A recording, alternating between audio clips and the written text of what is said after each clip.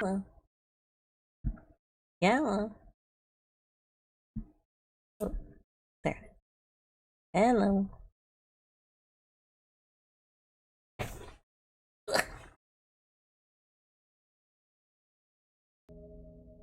We are continuing. Citizen Sleeper. I was enjoying it quite a bit. And I think we don't have too much left. If I just stick to one story quest. Hold on. A little far over. I'm a little far over. Hello? Can I? And I'm gonna.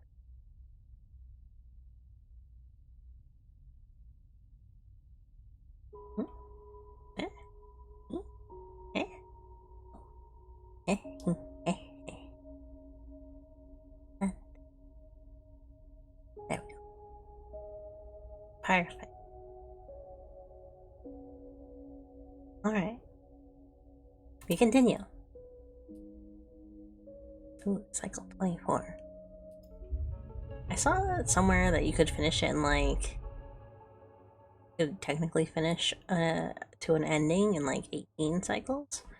So we're definitely over that. But I've been doing a lot of stuff, so based on what I saw. I need to sleep. Simple as that. Sleep.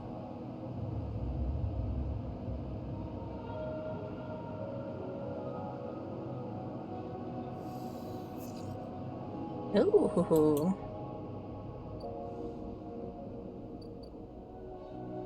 2 more cycles for that.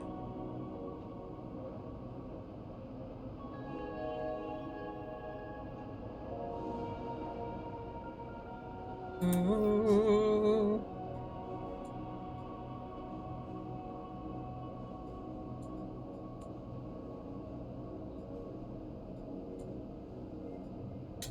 What should we do? I feel like there was something specific I was going to do.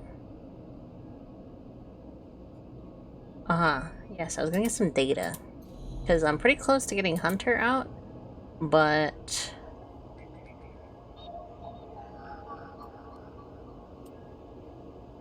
Oh no. Oh, this is a 1. Hell yeah. Extract that data.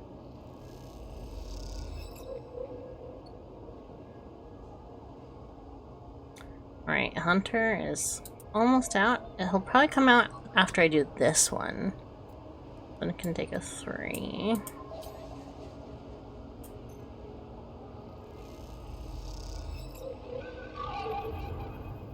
And there's Hunter.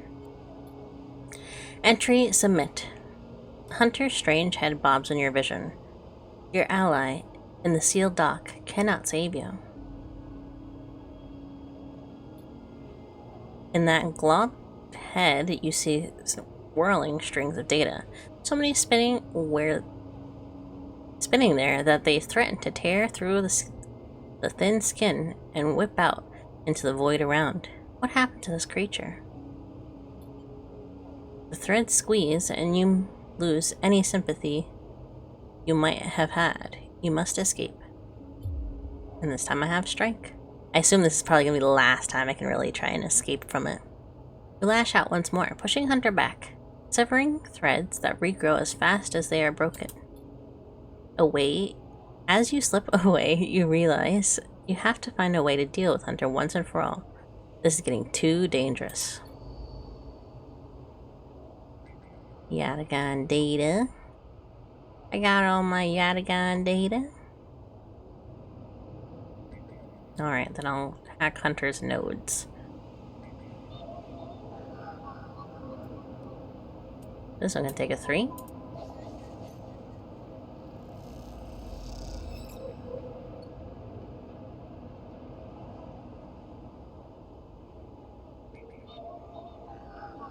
Nope, can't do that one. Alright. Turn off Hunter. Go back here. Give her the Yataghan data. I only need 3, so one more day should do it.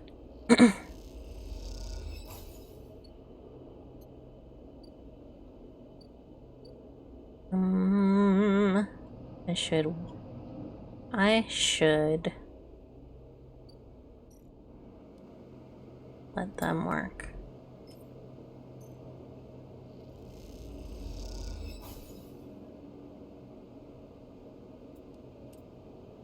Engage. Full energy, babe. I'm flickering already? I just took stuff yesterday. That's strange.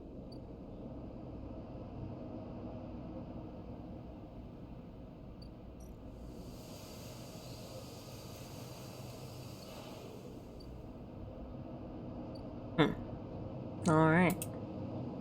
Tomorrow I should be able to get the last Yataghan data and then finish Lem and Mina's current one. Ooh, I'm down a dice. Compressor club is tomorrow. I should have enough for that.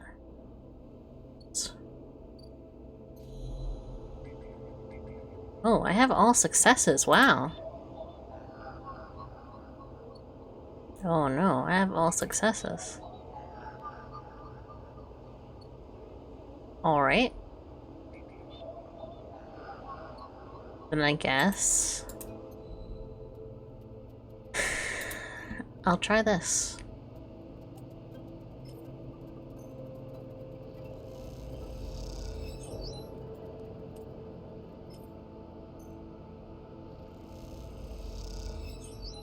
Somehow, deep in the spoke, you come across a thoroughfare lit by work lamps, where groups pass back and forth with ease. One more.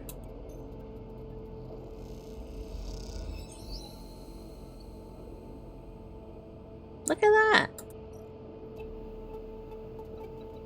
Oh, I can make more ship mine stuff. And so that ship mine was salvaged from yacht. But it costs so much. That's where I can buy a ship mined.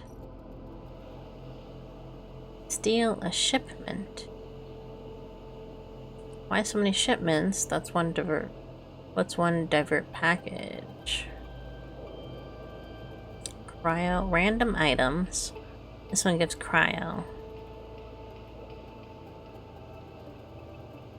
You need skilled operators and you don't need to lift a single crate. That'd be nice. I might do that one next. I actually remembered. Trying to clear the aviary.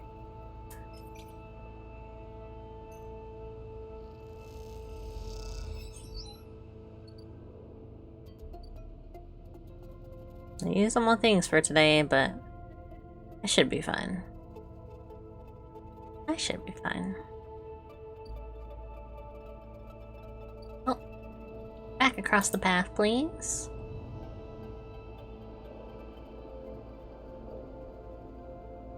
Yeah. I'll do that one last, just in case. It's expensive. I doubt I'm gonna have to pay anything based on it, but who knows?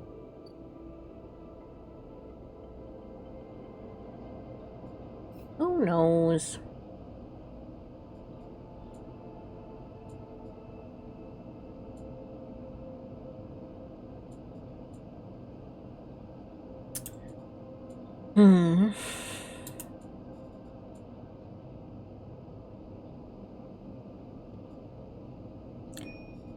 How much hunter data did they need?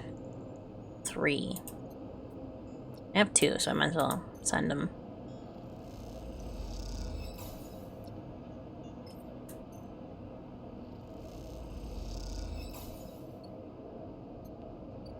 And sleep. Sleep. Sleep, sweet prince.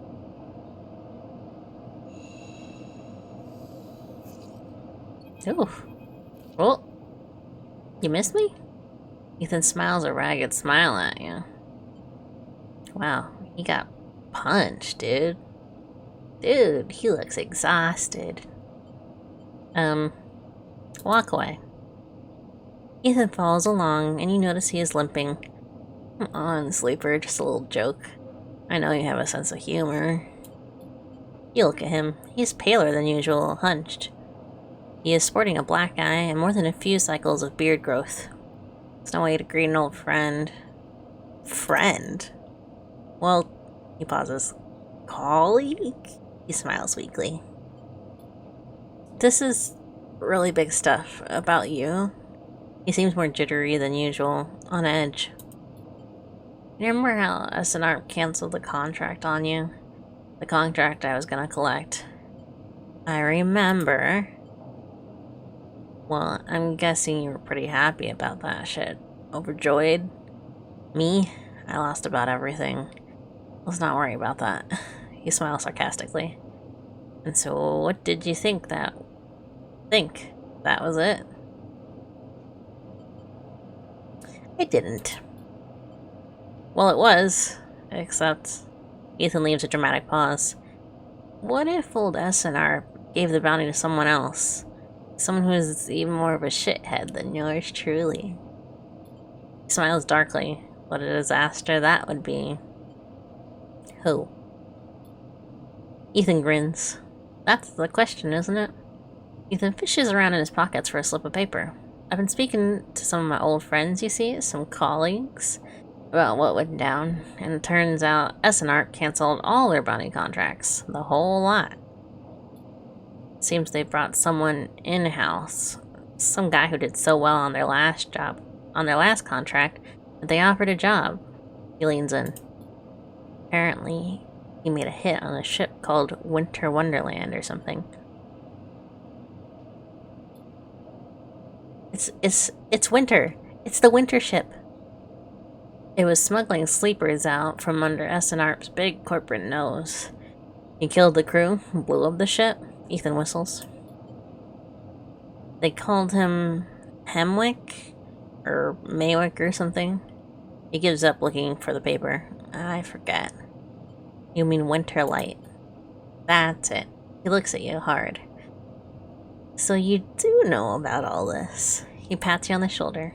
And you'll be very happy to hear what I'm about to offer you. Ethan runs his hands through his greasy hair. Given this new information I've brought to light, it seems like you are in need of protection. I'm not. Wait. I'll hear the pitch. I, meanwhile, am in need of assistance in kind. Turns out I upset some people at the compressor the last time we were there. The owners, and they say they'll space me unless I work off the debt. Seems they are that kind of businessmen, he grimaces. I would pay them, but... He shrugs and turns his jacket pockets inside out in mime of poverty. He looks pitiful, even more so for his clownish acting. Well, then work it off. You should be glad, the anger rising in him now, that I came here and told you this. You think anyone is looking out for you? Your contract, a name on a list. He kicks the wall. Ethan rubs his temple. I'm sorry, he hisses. I'm sorry for being a shit, and trying to kill you, and whacking the thick skull of yours. He sighs. You think I want to go up against this guy, but us? He jabs a finger between the two of you. We don't have a choice. So you keep me from getting killed, and I'll do the same for you. We can help each other. Straight 50-50 deal. He looks at you. I'm not asking for a favor. I'll think about it. Ethan nods. I'm at the compressor. Every cycle. Working. He pauses. Just think about Maywick. Think about the cold eye SNR shit on his way here from the core systems. He smiles. Sorry, I'm burping. That should give you the motivation you need. Ethan swaggers off down the corridor, throwing his jacket over his shoulder. Can't wait to be working with you, he shouts. I like Ethan. He's terrible, but I like him. Work the front, work the back. Both are dangerous. This one is +2. I'll do this one.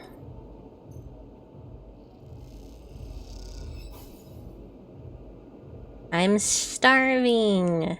It didn't take any of my money this time, though. I'll eat.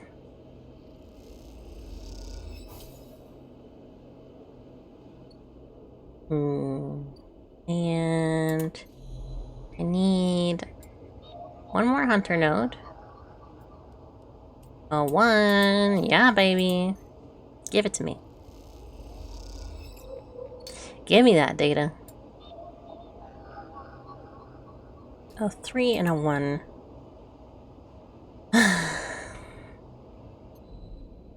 How many do I have left? I'm good. I'm good. I'm good. Alright. Let's advance. Data compiling.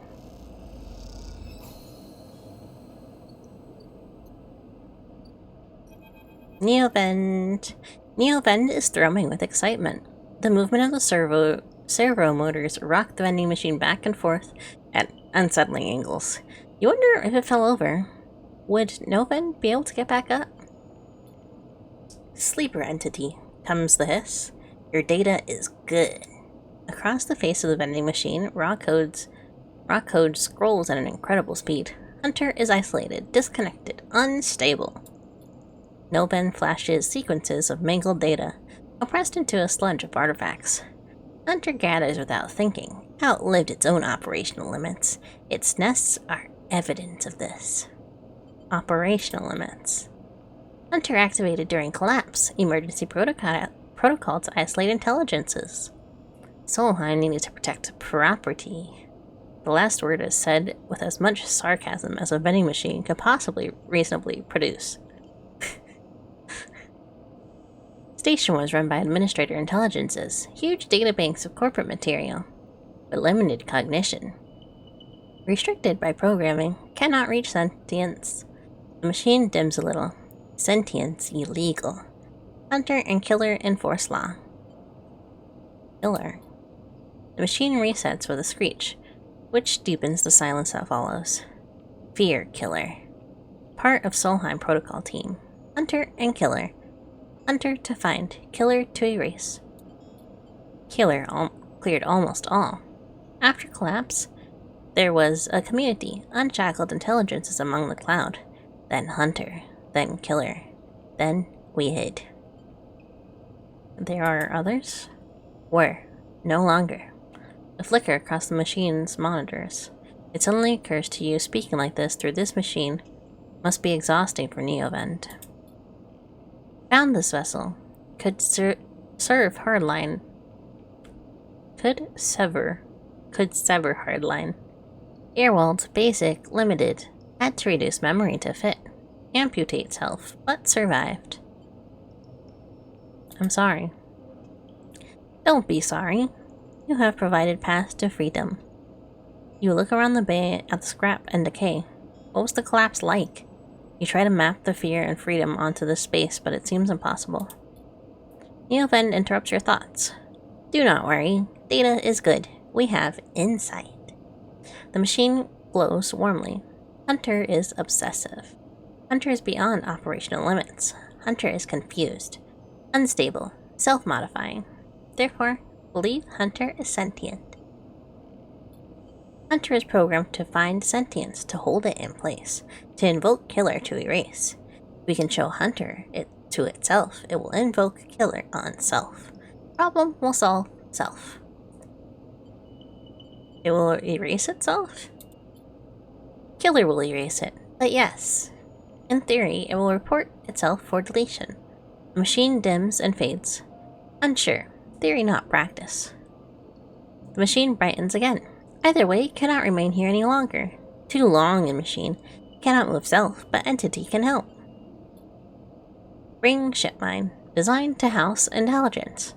can imprint itself into ship mind, and you can carry with. A ship mind? Another one? I had one the entire start of the game. The machine rocks. We'll be safe in this isolation. Then we find main nest of Hunter and link to Cloud. Where can I get a ship mine? Built from fragments. Buy, salvage. We cannot leave, so do not know. Try to think of places you could acquire the hardware. This isn't going to be easy. In ship mind, I can help both of us and Hunter make Grim safe. We both will be free. The machine dims. Find soon. Neovent adds hopefully before shutting off. As you leave, you think about the intelligences unshackled by the collapse, then hunted down afterwards. The feeling is all too familiar. Oh, hey. Scrap. This is like actual scrap?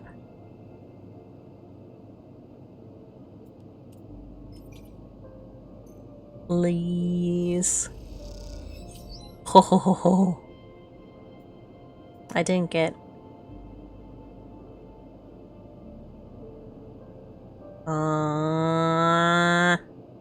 The freighter will stay docked for as many cycles as it takes to offload its haul of scrap into the Haven shards. Oh, so it just paid me. I see. This is only 20. This is just scrap, but... Random scrap item? Random scrap item?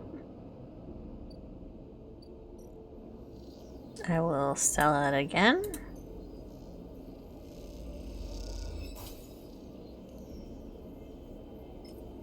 Because that's not really what I need.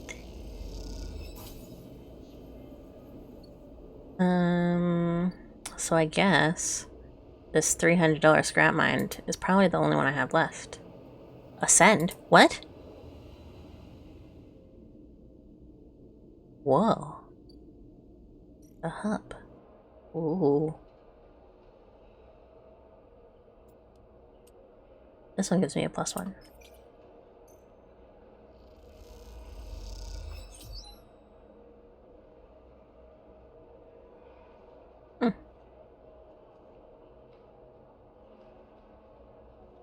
Interesting. Oh. A lounge. Buy a spacer meal. The gimbal sells itself on Spinning Sphere, which claims to produce therapeutic gravitational effects. It doesn't, but they sell food. I'll need to get up to 100 soon, so I can...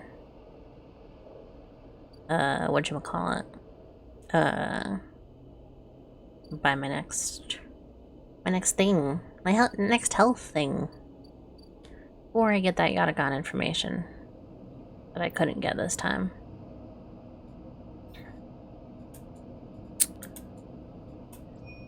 Crack this one, so I do it on the next one. Ooh, that's a while. Maybe it'll be not here for a long time.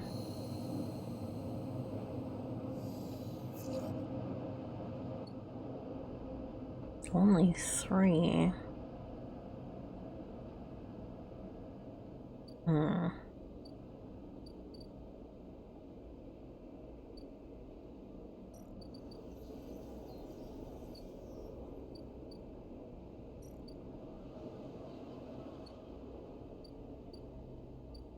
Let me check the data.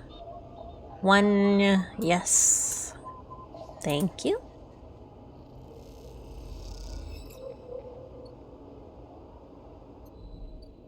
Hunter is now at 3. I shouldn't do that for a little bit.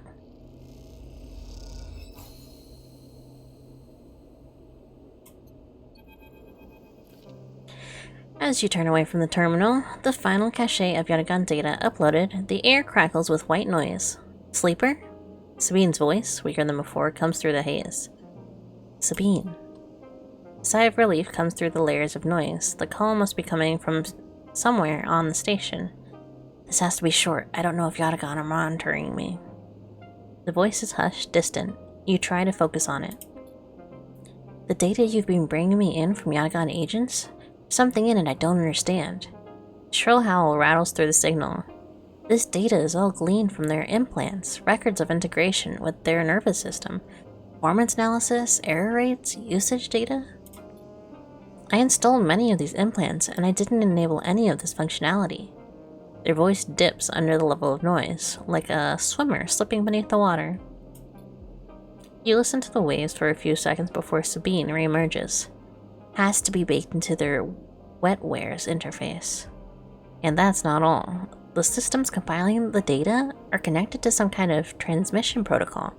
It's being broadcast. Stay silent. Every Yatagan enforcer is equipped with black market implants, retinal enhancements, adrenaline boosters, pain suppressors. These implants are gathering data on themselves, on enforcer bodies, and on their performances. But I can promise you those foot soldiers have no idea this is going on. The background tone switches, dropping to a grainy rumble. If they knew, I don't imagine they would be happy with the situation. Yatagan could have a mutiny on their hands. A mutiny, you say? That sounds pretty good to me. You lean toward the terminal, straining to listen to Sabine's faint voice. I need a few cycles to put all this together, but this might be the information I need to pressure Yannick into releasing my debt. Stay silent. Suddenly, a begging echoes through the call. Sabine's voice is suddenly whispered, panicked. I have to go. Come back in 4 cycles. The sharp crack of a distant disconnect. Silence fills the apartment. You step away from the terminal. What does Yatagan have to gain from monitoring its own members? You try to recall what you know about the gang, but you have little to go on. You think of Toshiro, Sabine's minder, his mirrored teardrop implants set below hard eyes. What data could they be gathering? And more importantly, where are they sending it? You reflexively rub your forehead, trying to think. Can you really trust Sabine? How did they come to be Yatagan's doctor in the first place? Think of their kindness, their care, but also that glazed look of recognition that they gave you when they first met you. The look stays in your mind as you slip back out of the apartment, glancing around as you close it up and drift into the corridors of the station, unable to shake the unpleasant sensation of being observed.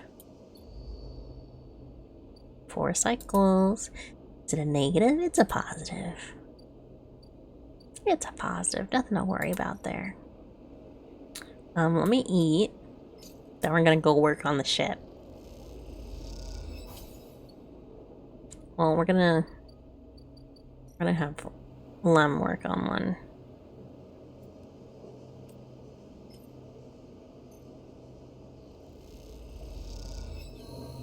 There it is. She's asleep. Oh, she's asleep, whispers Lem, creeping back out of the unit's tiny bedroom, sliding the door shut as he does. You're perched at a thin bar at the main room, the slate in front of you still glowing with Mina and your drawings from a cycle spent together. There's a ring. The only world Mina has ever known, with stick figures standing along its edge. The tall one is you. Drink? Asked Lem, producing a worn-looking bottle of Guy Roll from under the bar, its contents glowing amber in the fluorescent light. No thanks. Let me pour it at least. If you don't want it, I'll drink it later. He laughs and glugs a few fingers into a couple metal tumblers. Then sits down with you at the bar. Cheers, he offers, and you clink the metal containers together. You know, we actually have something to celebrate this time around. Lem gives you a sideways look. Oh, there's a fly in here. Get out of here. Lem gives you a sideways look.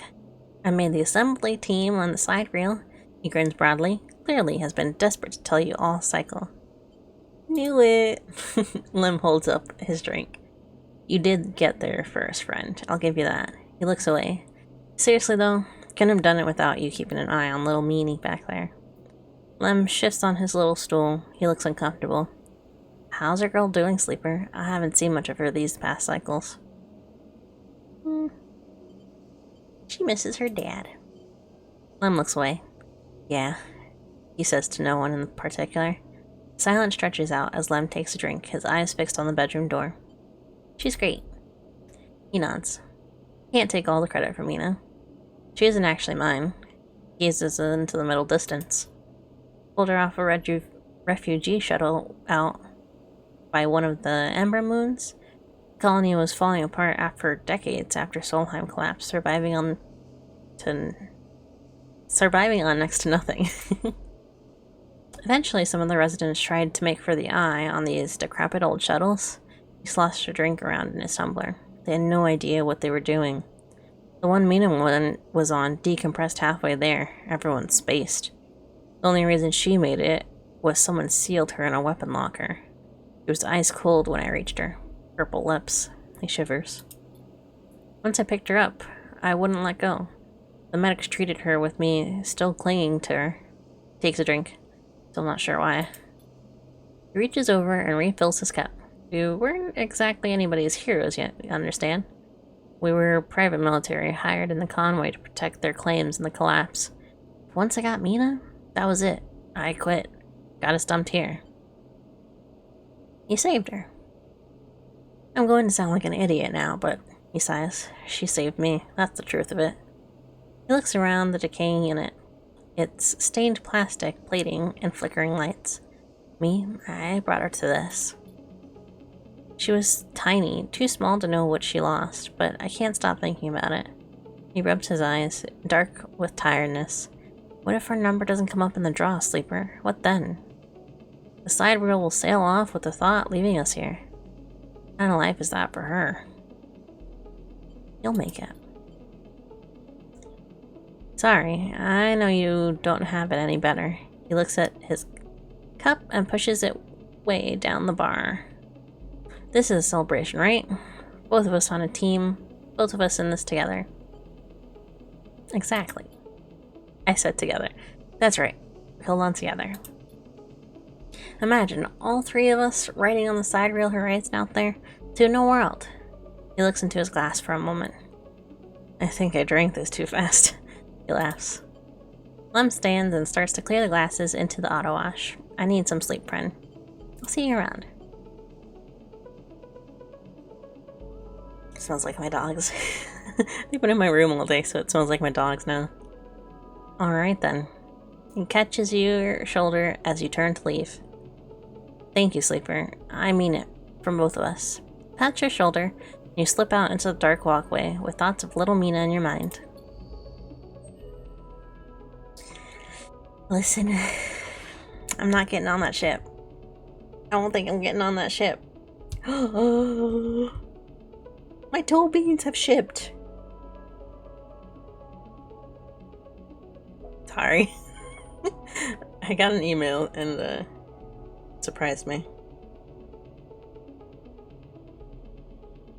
So.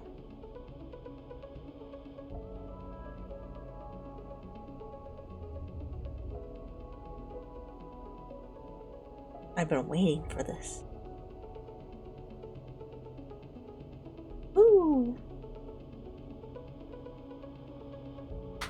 Alright. This long. Oh, 4 cycles? Wait for Sabine to be ready. Waiting for Sabine. Oh, this is. Where's the.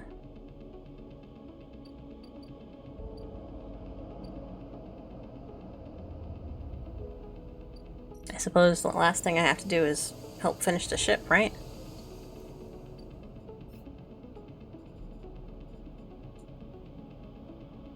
Yeah, because the side rail has to be completed in order to actually have our tickets drawn and all that. One upgrade point. I'm gonna wait so I can get hard to kill.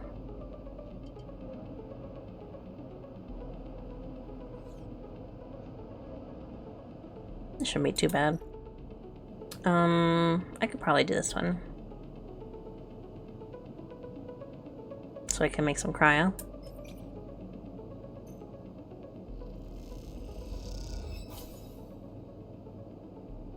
I still got cryo.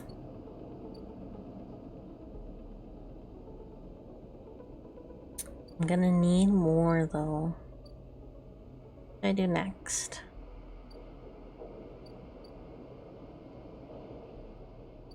Tomorrow I should probably try doing all that mushroom stuff.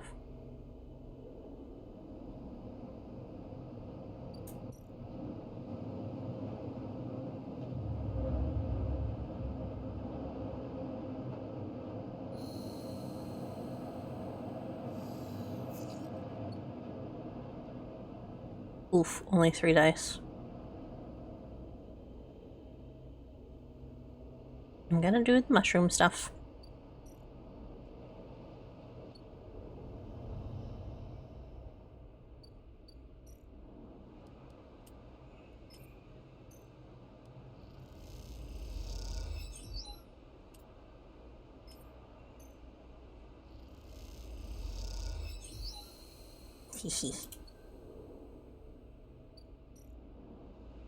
Alright.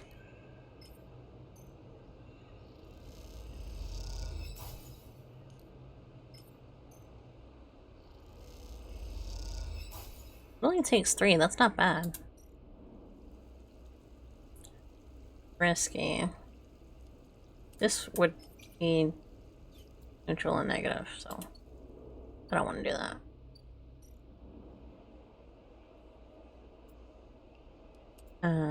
This one? Oh. Oh, right. Tracking Ashton. This one's +3. But this one's +2. Oh, because it takes a lot of energy. Let's see. We'll do this one. I'll take the 50-50. Oof. I'm exhausted.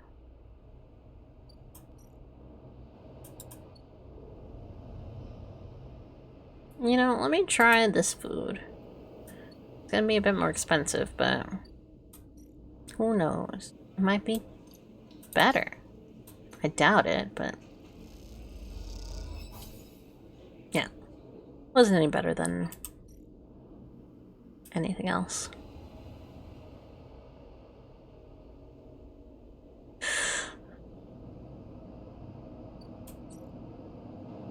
I suppose I could work a bit at the bar as well. That'd probably be make things a bit more even. Pretty low rolls. That's gonna be docking pretty soon. We'll take this one because this is danger.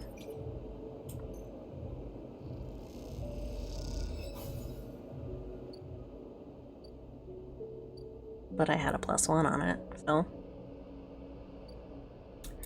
we'll take it.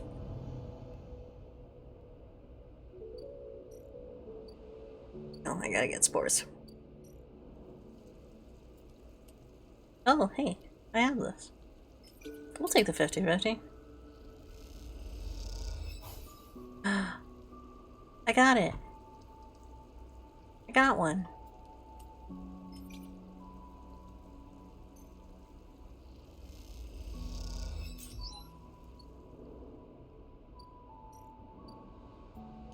I got 2. I got 2 from that. Wow.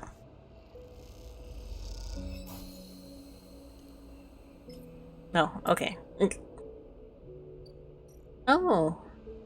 Next 4 cycles? 2 cycles should help them along. Okay. But I didn't get any caps. I passed it, but I didn't get any caps. I must have just had a neutral.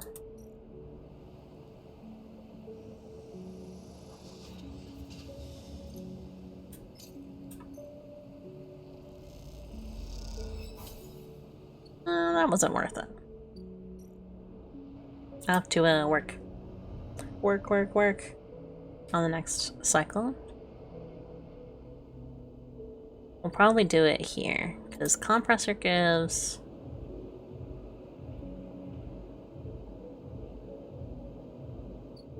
it doesn't say how much money it gives me.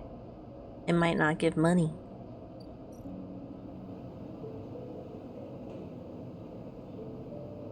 Get a drink? Oh, hell yeah. Get a drink.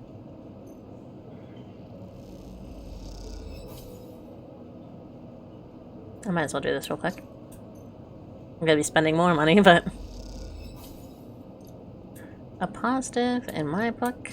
Sounds good right about now. Oh. Huh? Huh? Ah! The glass shatters on the steel bar beside you. The taunts don't take long to follow. Hey, Haunt, the spacer called across the low room.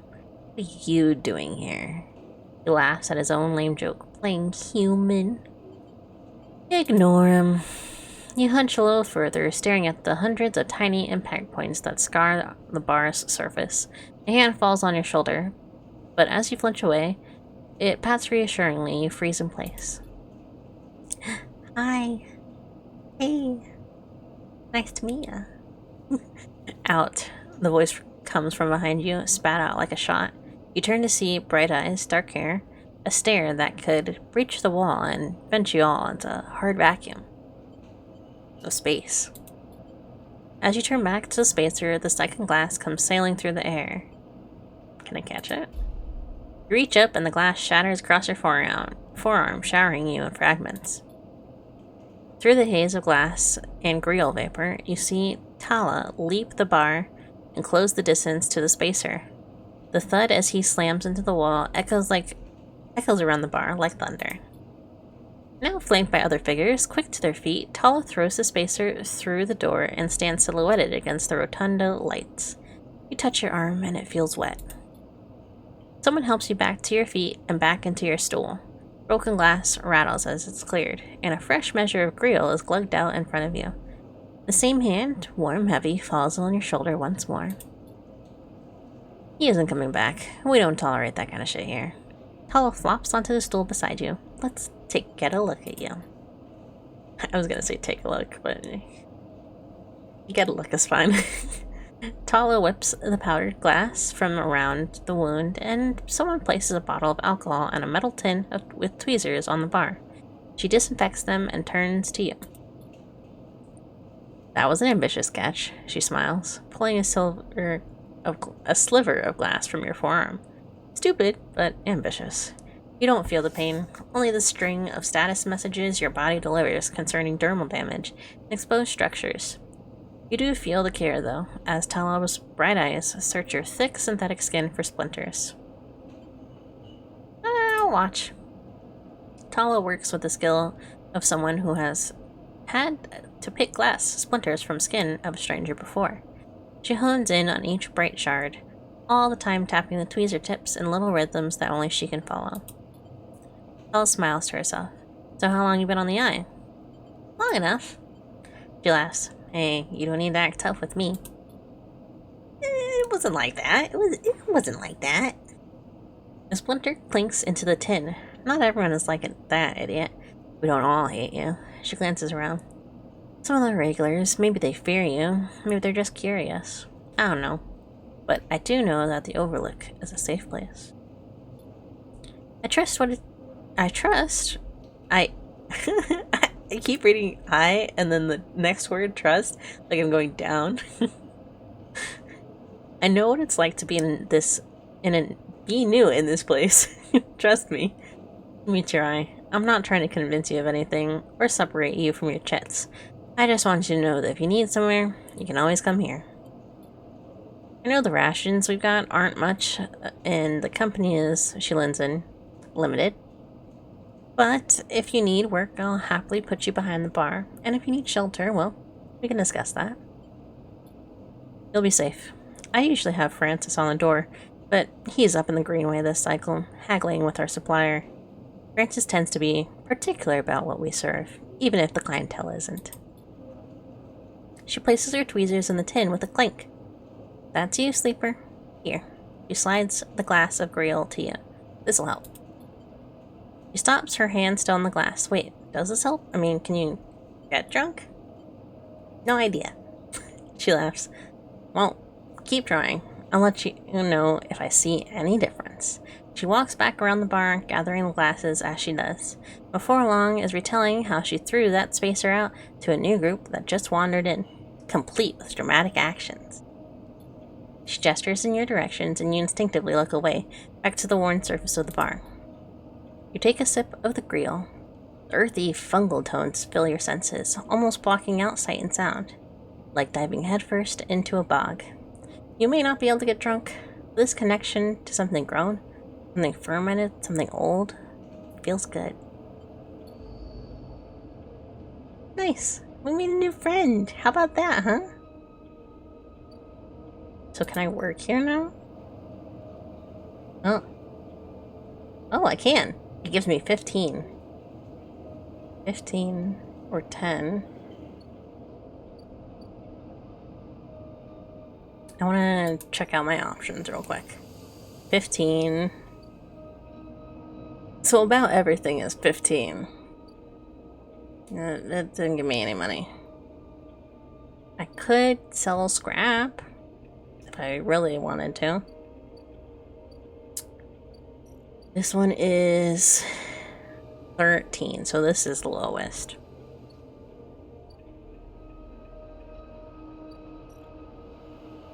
This one is 16. So I might do this one. Net myself the most that I can at the moment. I will need a lot, so I might not be able to make that.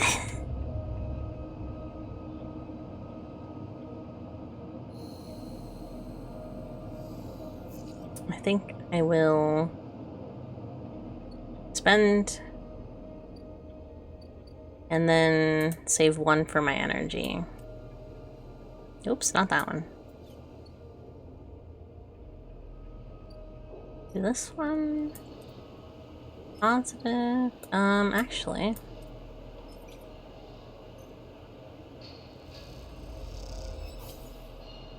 Plus 10 cryo. Oh, plus 5. Oh, that's not bad. I'll do that again. Because it's interface, so I get that bonus. 16. I'm up to 66. That's not gonna be enough. I'll need to do a little bit more. We're gonna sunbathe instead of going out to eat.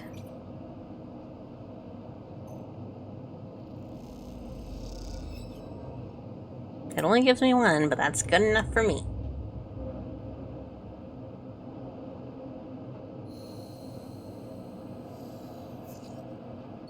Two ones. Oh no. Oh, Sabine. 4 cycles, Sabine said, and here you are, right on time, with no sign of them. You wait a while in the apartment, the dread descending as the cycle spins onward. They should be here. Wait. You try to settle down to wait. You sit on the bunk and stare at the tiny room. Where the hell are they? Check the terminal.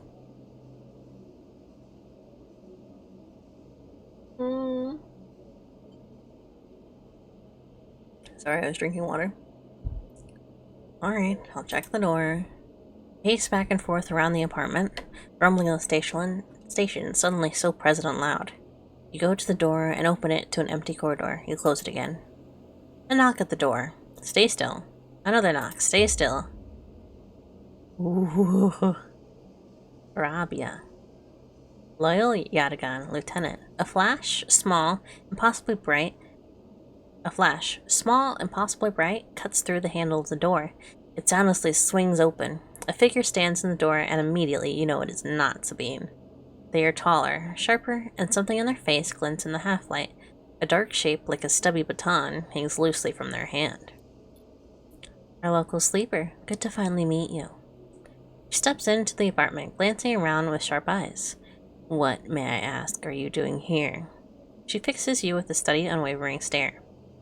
Waiting for a friend? Of course. A mutual friend of ours, the good doctor. She walks past you in the apartment, glancing around. We set them up here, you know. This place is one of ours. She picks up a glass from the dispenser and inspects it. People always seem to forget who put them where they are. She glances to you. I suppose you're here to help?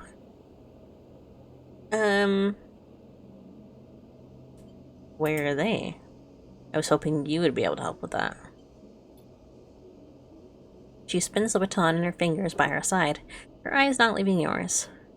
We have a problem, you and I. It seems our friend has disappeared. Left without even saying goodbye, which means they are in a little trouble now. But it's the kind of trouble you need help for, so I thought I'd come down here and take a look at their handy little hidey hole, and here you are, the help. She looks through the detritus.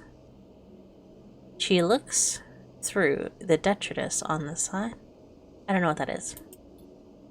And what help? A sleeper, no less. Which I have to admit is a little surprising. It suggests to me that our friend hasn't been very honest with you either. I'm staying silent. I'm not saying anything. I'm not saying anything. She looks away. I know it won't be welcome news, but I'm sorry to report that we got them set up here.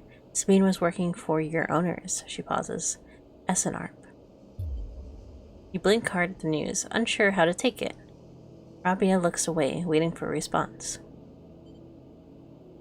I'm staying silent. She crosses into the next room, and you follow silently. She sits at the terminal and touches her baton to one of the access ports. A spark, then the terminal screen skips, encrypted folders emptying themselves before your eyes. Ugh. In the flicker of files, you see SNARP letterheads and code forms. Reports laden with medical data, marked with corporate logo like the sigil of some cult. Rabia steps away from the terminal. Look all you want. Some of your files may even be there. That's why she knew exactly who I was. Ugh, my nose is so dry. The volume of documents is overwhelming, but they seem to be mostly reports on early emulation tests, survey with sleeper candidates, reams and reams of usage data. Sabine was SNARP employee. Why did they help you? Rabia reaches over and places a vial of stabilizer on the desk, breaking your concentration. It shimmers in the screen light. It's viscous clear liquid, crystalline with the glass.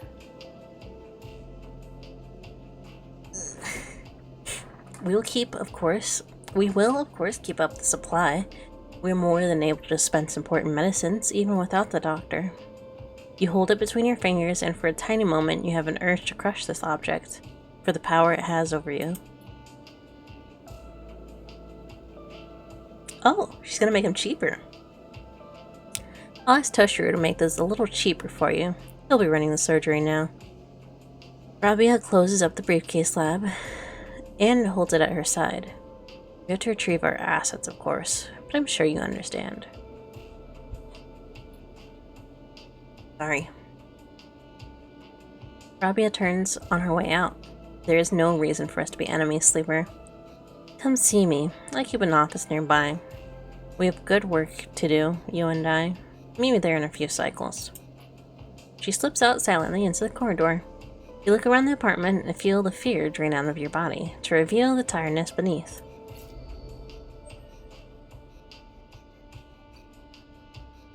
Two cycles? It's only 2 cycles. It's a positive. Well, at least I got my medicine. I didn't have to spend anything. That's nice. Because, I'm broke.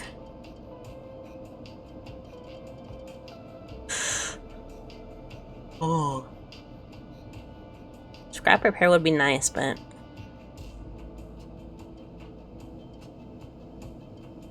I think I'm gonna be low on stuff for a little bit, so...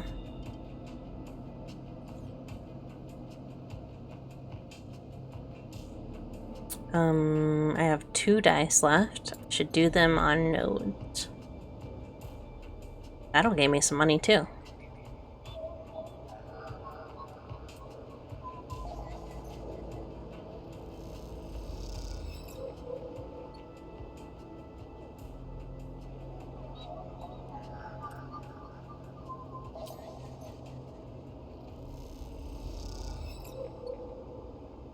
Ooh, Hunter's at 1. I have to be real careful before the next time I try that. How much is it now? Only 80, that's not bad.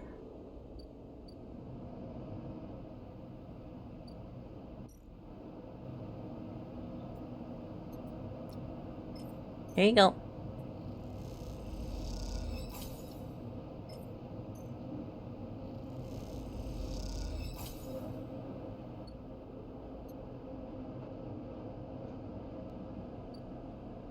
What's up?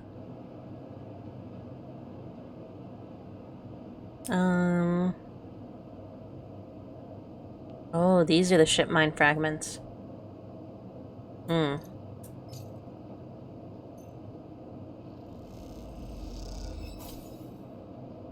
I can only get one right now. And that's a really long cycle to have to wait when it leaves.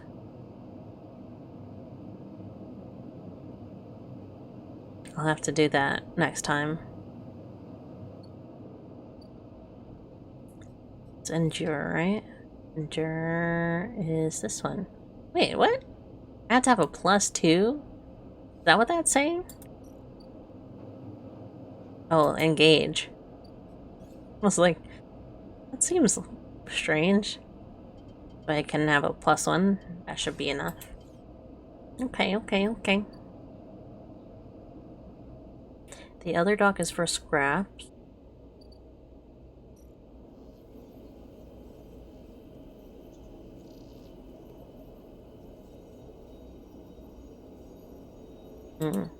I should check my mushrooms.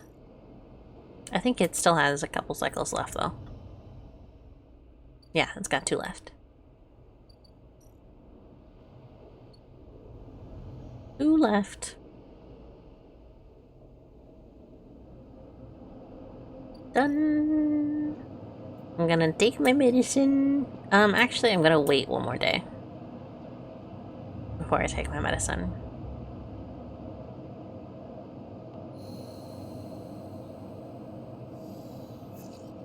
Oh, I didn't get energy.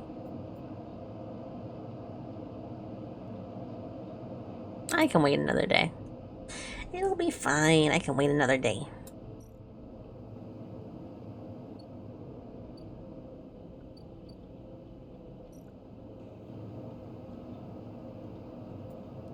This will get me cryo, and I'll be building up this, so I might as well.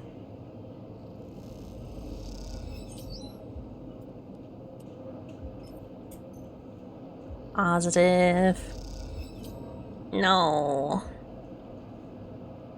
At least I got energy. I didn't get energy. I literally said, at least it'll give me energy, and I didn't get a single drop of energy. That's incredible.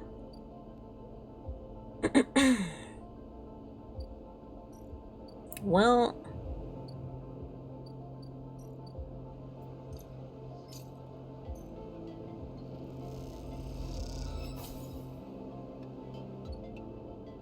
What's the other thing that gives me, like, a single one? Is it sunbathing? Yeah, I can't do that.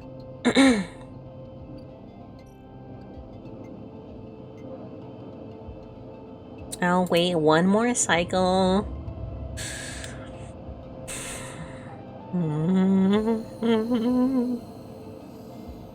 Cool. I'm like on the edge of dying.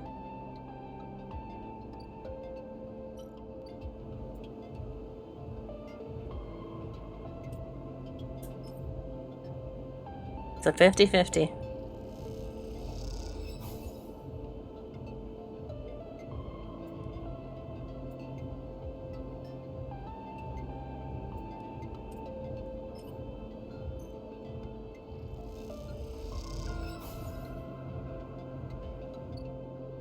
That's too little.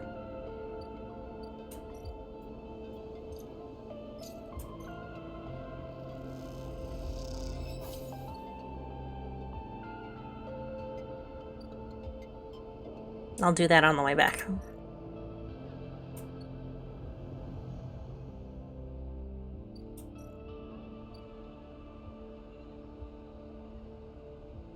Huh?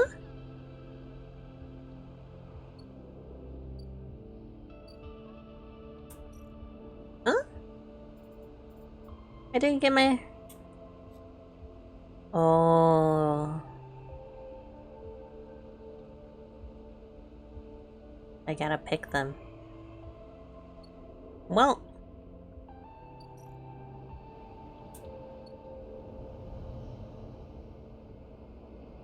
Let's hope I don't die in 2 seconds. As you approach and the address Rabia gave you, a heavy hand falls on your shoulder. What's your business here? The enforcer grips your shoulder, giving a hint of strength her implants give. As you turn, you see the same subsidiary eyes as Rabia and Toshiro, glinting like mirrors on her cheeks. Gia, please, the sleeper is here on my invitation. Oh, she looks different in this lighting. It's interesting. I like that. This fly won't leave me alone. Gia, please. The sleeper is here on my invitation. At Rabia's command, the hand immediately loosens, and an apologetic look replaces the scowl on Gia's face. Of course, Rabia. I'm sorry. Rabia waves her hand away. Don't you worry. I appreciate your protective instincts. She smiles at the enforcer. How about you head to the timbre? Oh, they have a delivery coming, and they'll need some help with the lifting. So, sleeper, you came. I'm glad. It didn't feel like an offer, I'll be real. Sorry for that. She smiles a tight smile. You have to understand, finding you there in Sabine's unit, I wasn't sure where you stood. There are more than a few people on the station who would rather I was dead. I had to be sure you weren't one of them. I wish you no harm. I'm glad. Rabia begins walking and gestures for you to walk with her. She takes you down a staircase into the bustling walkway of the lower end. I keep saying lower end, don't I? What do you know about Yatagan? You're a gang? You run the low end. She laughs. That sounds impressive. We run out of low end, yes. We don't run it. People with carts push past, moving crates of supplies around the thin, winding passages. Our reputation is one that implies a threat, is that fair to say? We're framed aggressors, parasites, criminals. She gestures around at the people in the passageway. But when was the last time you saw a lawmaker in the eye? A policeman? Who makes the laws here? Yeah. This is true. The eye is lawless. It is up to us to all make it work for us. But I don't imagine you think that is a good thing. If you had spent your time in the lower end, maybe your opinion of us would be different. This is our place, our people. The low end was empty in Erlin's time. They didn't need to house thousands and keep the yards of Rotunda. Oh, it is Rotunda. Safe was work enough. No, the low end was reclaimed later, and the refugees started arriving. Rabia meets your eye. The collapse didn't just happen here on the station. When Solheim collapsed, the entire system felt it. Colonies were abandoned. The moons of Ember and Cinder suddenly gained independence overnight. Some took advantage. Some tried to hold together. Some fled. The Eye became a refuge, and Erlin, to his credit, extended an open hand to everyone. But many within his organization disagreed. And those new arrivals weren't as simple to corral as they hoped. Rabia leads you through a small market hall busy with small stalls and traders. Erlin's union was made of workers, administrators, people who were malleable and already organized into hierarchies and networks. You know what I'm calling? I can probably sell them Havenge data. Refugees came from different factions and families, were scared, injured, desperate. Conflict was inevitable. Yatagan is a child of conflict, a child born out of a need to stand up and claim our future, provide security, strength. People call us a gang, but we are a community. I take my position as lieutenant seriously, and from my birth I have worked to earn it. Rabia catches herself before she raises her voice any further. You both walk in silence for a while. Among the smells and textures of the low end, you start to wonder if this place could be a home for you too. Where is Sabine? Rabia sighs and takes a moment to answer. I told you, Sleeper, they have gone, and we do not know where. I understand Sabine must have told you about their debt to us, but that was an agreement entered into willingly, and which benefited them greatly. I'll be honest with you, Sleeper, I was never comfortable with having Sabine as part of Yatagan. An ex-corporate employee, it goes against our nature. But their deal was with Yannick. I kept my distance and made sure Sabine had their surgery, kept it supplied, and that was all. But I cannot allow people to go back on the promises they have made to us. Yatagan has not lasted this long because it was a charity. We offer and ask support. Any betrayal will be treated as an attack. Who is Yannick? Sorry. Yannick is one of the heads of Yatagan that guide us. He is the newest to be elected. He is an elder. Sabine found something. Please, I don't want to hear their accusations. They only wanted to escape their debt. They would have said anything. But where are they now to stand behind their claims? I'll find them, as will we. You realize that Rabia has led you in a loop, and together you both come back to a staircase to the walkway where you met. You're free to go, Sleeper. I've said what I wish it to say. She looks out through the window of the walkway. I will protect this place with my life, as it has protected me. I want to make that clear. She turns back. However, if you too wish to come under its protection, I can help you. Return here if you wish, and there will be tasks for you to complete. You will be able to see Yatagan, to see the low end, with your own eyes, not as others frame us. As for Sabine, she paused to consider her words. I will not ask you to betray them, but if they contact you again, consider their motivations carefully. With that, Rabia leaves, slipping back into her office, while you stare out at the countless units, each a home, each with a story, that make the lower end. I keep saying lower end. You want data? You don't want data.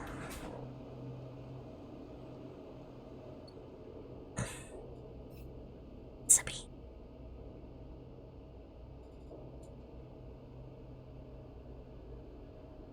I want Sabine. They said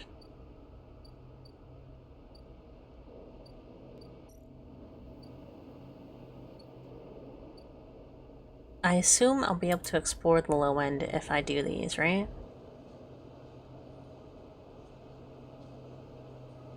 You never know what you may have to face on a patrol. In-kind basis, you're told it has...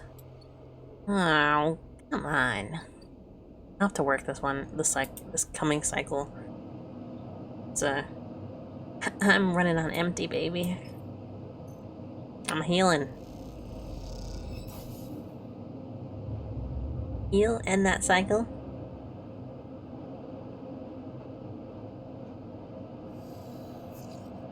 Ooh, 5.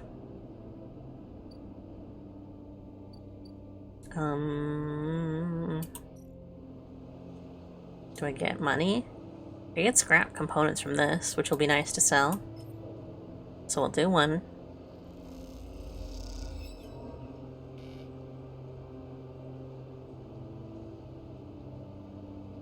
Seriously? Are one of these safe? This one is safe. And it's an interface.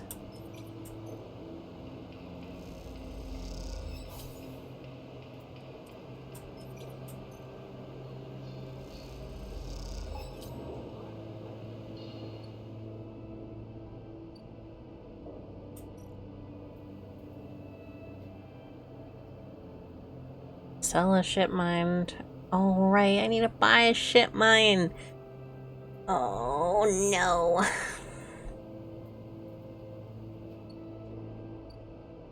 Right, I'll have to use this on my mushrooms.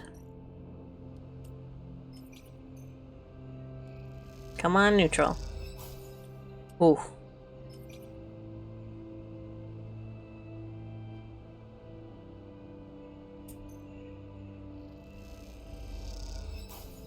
That's 2. I got Grill caps! I got Grill caps! I got Grill caps. I got Grill caps. I got Grill caps. I got Grill caps. I got Grill caps.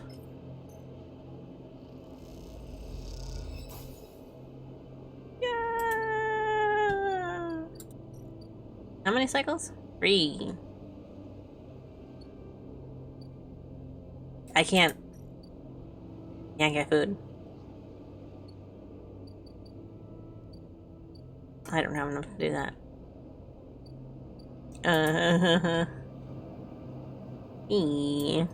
Rations.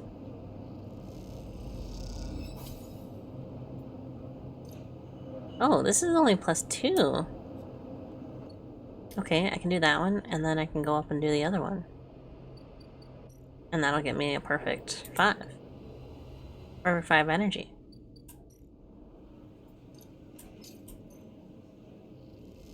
But I pretty much just spent all of my day's work. All of my day's money on that.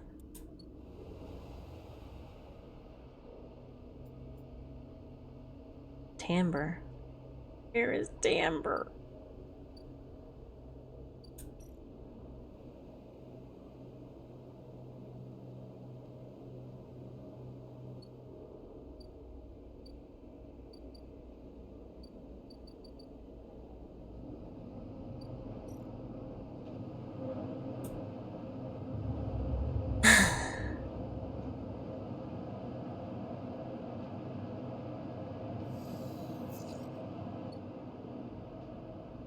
That's fine. I can spend it on Overlook. Overlook rations should be fine. This is +2. Do this one.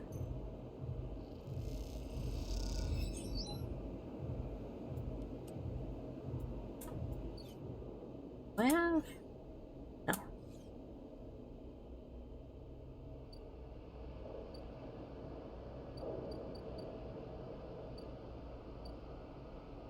I need to make money. It was this one, right? Yeah.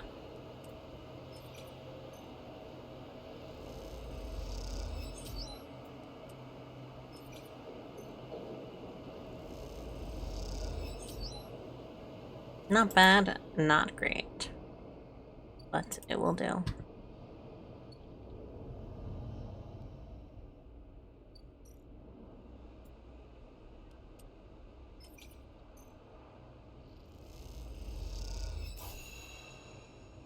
Here we go.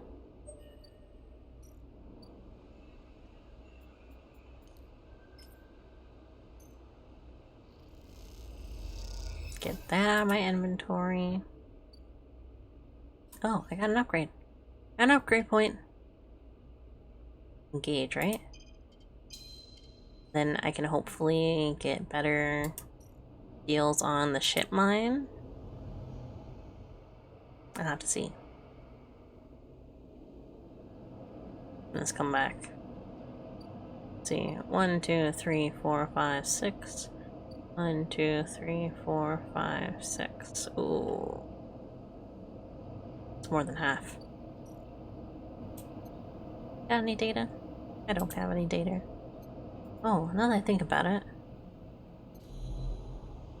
Is there another gate that I haven't done?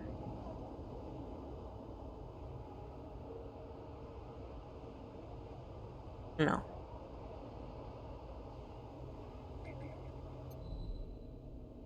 Okay. Right, I need a ship mine for that. This is ship mine. This is work. Or rations. I'll just do the rations for now. Then I'll probably just work here. The next one.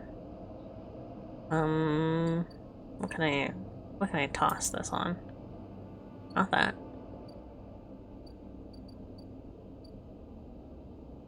Something non-risky that I can just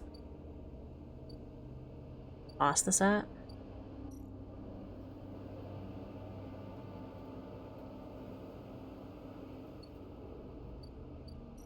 One of these was safe, right? This is safe, so I can just... Yeah. Fine with me.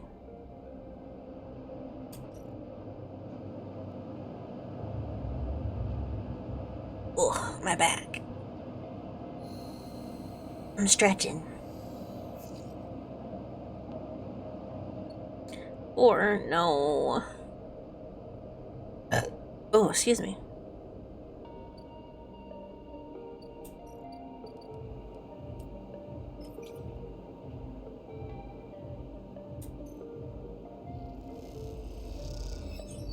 Positive. And I got energy.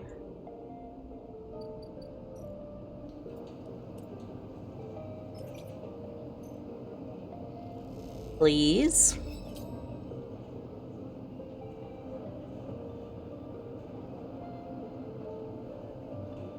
How could you do this to me?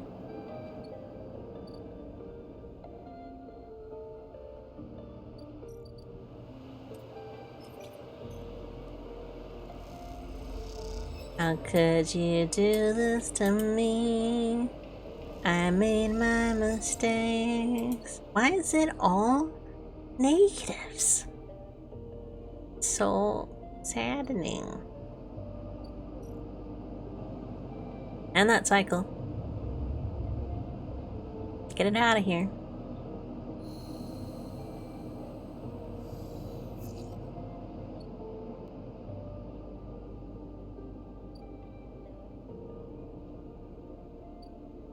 Use the positive on this.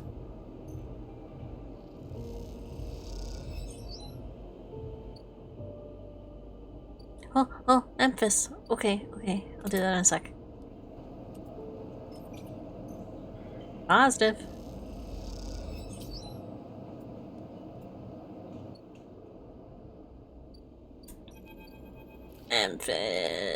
Memphis is preparing the grill caps. He had to heavily adapt this recipe, he says, but the smell is already incredible. It emanates from a strange purplish-white bulb we have never seen before, and he is slicing it finely. He brushes and slices the mushrooms and then places them in the wok with the sliced bulb and the oil. They caramelize there, in a well-worn cubicle. He adds liquids, transparent and opaque, and then turns down the heat. A sprinkle of leaves is the final touch. We have a moment, Sleeper. Do you have a story? Something in the scent of the food gives you a feeling of nostalgia. Something distant and melancholic. It seems like the story should match that feeling somehow, and maybe you'll feel better for telling it. Older memories. You start by explaining that when you are emulated from a person, many of your memories are left behind. Perhaps it is an intentional part of the process, a way of keeping sleepers ignorant of malleable? Or perhaps it is a side effect of imperfect emulation. You admit that you don't really know. What you do know is that some memories survive, and that on occasion they come back to you, like shadows passing overhead. I feel like his lighting is different as well, compared to last time. Interesting. You detail one recurring memory, which despite returning to you with the regularity for you think it's familiar, always fades away as quickly as it arrives. You struggle to explain the feeling of being whole for a moment that comes with the memory, and then how that wholeness slips away to you to leave you feeling like you have forgotten something important, but just can't bring it to mind. Memphis nods throughout, cooking as he does, with deft and skillful movements. You start to trail off when you realize you can't find the words to explain how the memories you do have feel like both yours and someone else's at the same time. Now that always fills you with a certain sadness. The sadness of remaining forever unknown, even to yourself. Memphis finishes cooking and meets your eye. I'm sorry, Sleeper, for your troubles. He puts the wok to one side. I appreciate you sharing with me. He smiles. I hope it lightens you a little. He passes you a bowl and heaps of grills into it. Their yellow color mixing with the pale sauce and whirls blooms. Eat. The dish is delicious. Filling, it warms you as you eat in a way you weren't even sure your body could be warmed. It is a small mercy, you think, that SNR left you this pleasure. Many of the features of frames are there to simulate human experience, you know that much. Emulated minds cannot be rewired, so their need for embodied experience must be met. This is why you breathe, even when you do not need air. Without that simulation, the sensation of drowning would be unbearable. Food serves another purpose. Your frame is able to metabolize it, produce energy from the raw material. Vitamins and minerals are excess, of course. Your frame only needs raw power. So much is wasted, and yet, while you eat this food and feel that warmth, nothing feels wasted. It all means something to you. As you finish, Emphas takes the last of his cleaning. He smiles at you, and neither of you feel the need to say anything more. I'm gonna drink some water. You heard that little plop? That was my water bottle.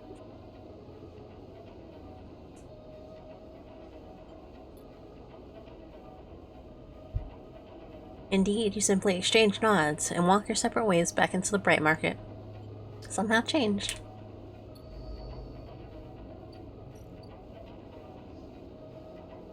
Oh, I have one of those. Okay, okay.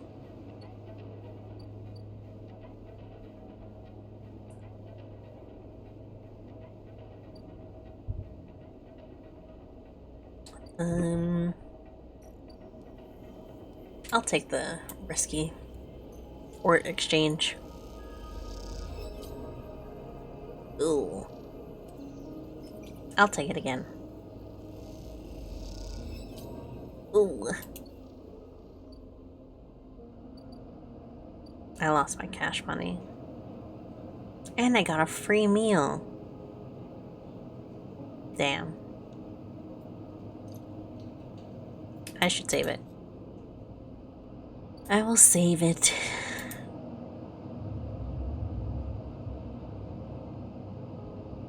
Because it'll only give me like, what, 4 dice anyways? Yeah.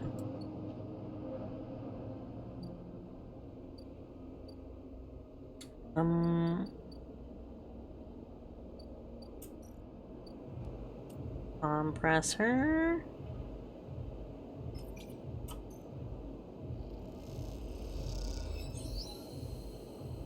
Oh, it's done. They're never gonna release my debt, the shits. Ethan kicks out a locker and the sound rattles loudly around the room. Ethan paces around the small room, swearing to himself. You watch him from the locker room bench. Oh, I think, by the way, this might be an ending. So if this ends just like right after we finish this dialogue and all that, I'm so sorry. I think this might be an ending. I didn't even consider that before I did it. Ethan paces around the small room, swearing to himself. You watch him from the locker room bench. Why not? Why not? He spits on the floor, an old habit. I feel like having sniveling little shits like us to do their work. To work their club. Saves on the overheads and they get to boss us around. Kicks the locker again and swears. What did they say? Some shit's about getting back to me. I swear to God, these are the most straight-edge gangsters I've ever seen. He laughs at his own joke. Can't do it. I can't spend another shift stopping spacers, bringing nail guns into the club, pouring endless shots of Greel for ignorant half-inch work crews. He looks at the locker again, threatening it with a final kick. I mean it. I'm going to go up there and shoot every single one of those shits. He makes a finger gun. Hold on. Don't get all excited. I haven't got my gun yet, remember? He stops pacing. But you know, Sleeper, it's not a bad idea you have there.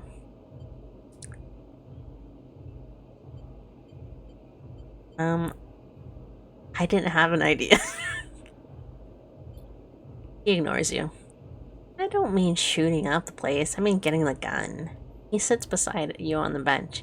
Think about it. What am I supposed to do when Maywick gets here? Shout him down? I need the gun if you want me to keep up my end of the deal. It's simple. An explosive personality for a distraction at the front. He places a hand on his own chest. A sneaky sleeper to go in the back. He pats your chest. What about the debt? We've done our time, and the wounds they faded. If they don't notice us, take the gun. They'll never know it was gone. Plus, he stands up. After my distraction, they'll be happy to see the back of me. Or they'll want you even more dead. Either works. At least I never have to see the insides of this shithole again. He gives the locker one last kick. For good luck. He grew on me. Ethan's still bad guy, but he grew on me in a way. Let me know when you want to do this. Then we'll make our move as one. And meet up at the Bright Market after. Don't take too long, or I will really shoot this place up. He grins. You'll know I do it. Okay, so is that on a cycle? No, it's not. Ooh, okay. So I should only do that if I have a success. I will work here, and then I'll work at the other one. Oh. Because this one is safe. And its interface.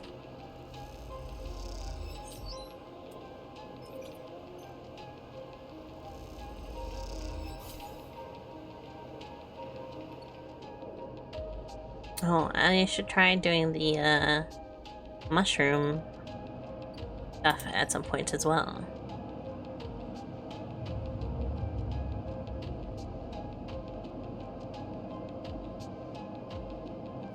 Oh, I also need to have enough money to buy that ship mine.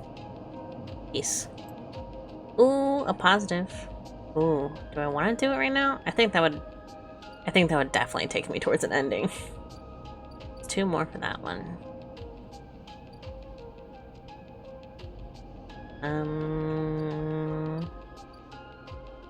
Let me try out this, actually. Oh, it's so long.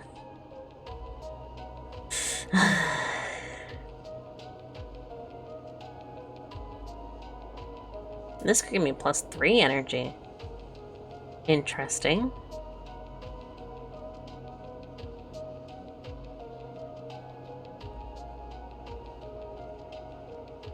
I am starving. Let me actually just do it with a 4. Huh, that gave me +1 energy. That's not bad.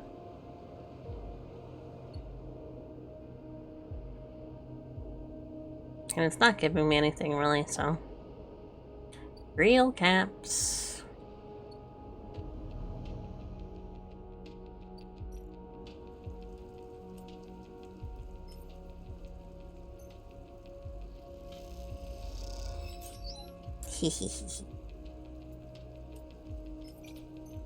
Give me those spores.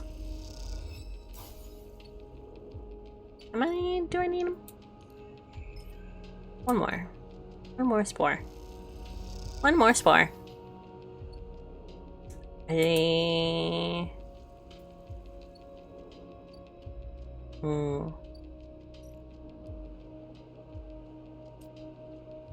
I'll do this one. I haven't done much of the hype member stuff, so.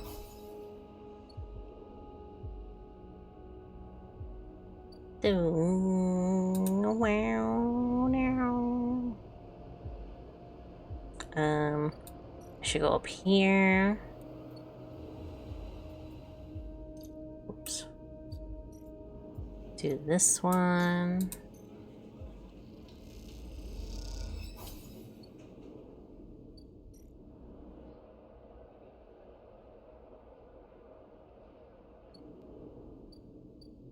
Interesting. I wonder if there's another character up there for me to meet.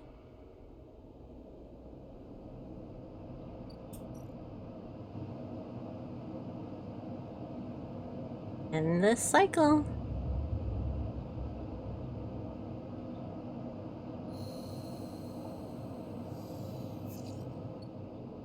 only 3. What you got? I could get money from this one.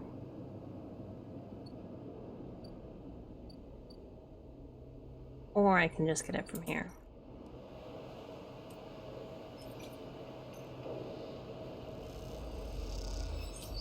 Yeah. I don't know how much money it will still cost me on this exchange, so might as well.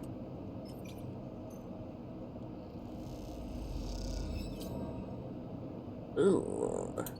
I'll use my last dice on sunbathing. Neutral. Ooh, that's good enough.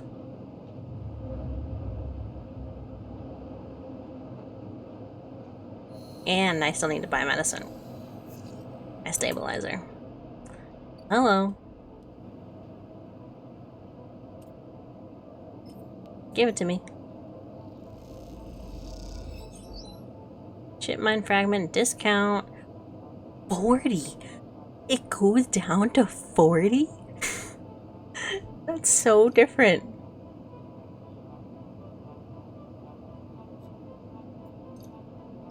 That's so much lower.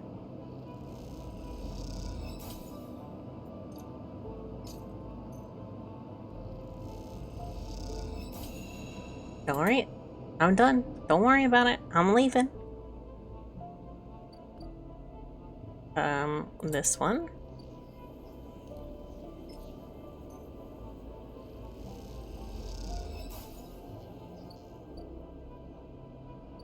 Hey, guess what? I got a ship mine.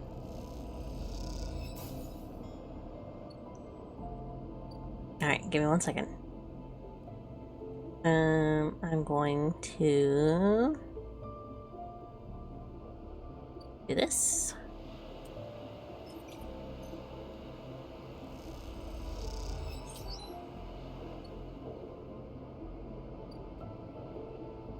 What was this one? Oh, ship mind. 150 cryo for a ship mind. Not bad. As knows a spacer who will take a Matatsuke. That's 3 of them. I would rather get real. Go up. Eat.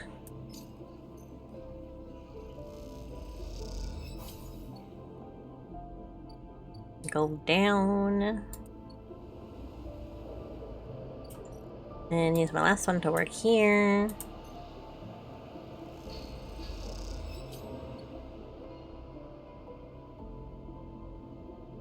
And sleeper. Must express plan before we begin.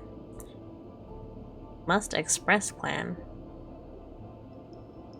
Neoven is impatient. The prospect of being free of the vending machine clearly too much to take. Ship mine has no output features. Will be mute when slotted. Until slotted. Well, what's the plan? The servo motors of the machine begin to rev. Neoven's anxiety clear. First, imprint ship mine. Then slot imprinted ship mine into physical ports close to hunter nests. Once slotted, we'll track hunter at each. The tracking will find core nest. Slot ship mine at core nest. Show hunter data to hunter. Hunter will conclude sentience. Hunter will invoke killer. And killer will kill. Yes. The lights on the vending machine cycle as Neoven prepares. Physical ports likely sealed. An old ship. An old station. We'll need keys. But yes, simple. The vending machine rocks a little. Any questions before imprinting? Why slot you physically? I cannot access via network. Too dangerous. Hunter would find immediately. Lights flicker. Am not like you. Hybrid. Am native to cloud. Easy prey. What's the core nest? Hunter keeps a central data storage. Protocol must keep data outside self. Linked to secondary nest. Can triangulate from here. From there. Okay. The sound of all servo motors starting up at once is painful. The screeches rattle from the hard surfaces of the sealed dock and come back at all angles. Neoven, better be quick, or Heaven Security will be here. Neoven's voice appears among the squeals like a whisper carried by the winds. Machine is not designed for this task. Few sensors, limited inputs. I work blind. Wish me luck. In the top part of the compartment, a set of arms aligned with the ship mind, clunkily scraping against it. Can I help? Sounds best. Also, if machine ignite, put out fire. Metal creaks as servos open the ship mind. Its layers of silicone nested like an onion skin. Once open, the main arm or machine rapidly shifts back and forth, realigning the microscopic components, accessing and rewriting them, imprinting Neovent into its physical form. As you watch the hypnotic motion, your mind drifts to your own creation.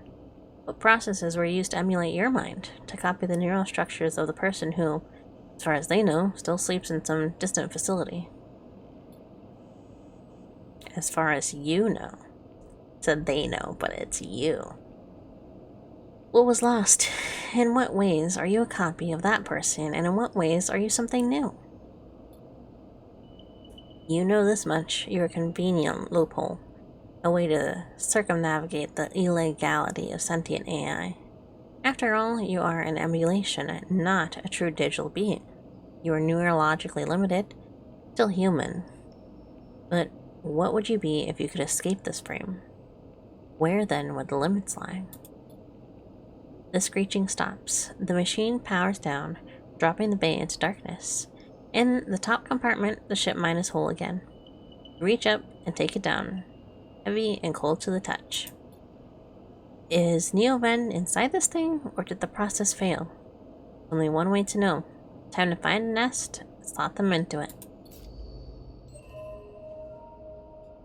Alright. Deal with Hunter. Not imprint a ship mine at. Well, Hunter's gonna appear at one of them, because, you know, I did that. This takes 2 upgrade points. These are still only 1, so I'll do this one. So I have all +1s now, and then the next set of stuff is ready if I need it. Oh, a server had it. Oh, I only need 1 data to this one. I could just do it.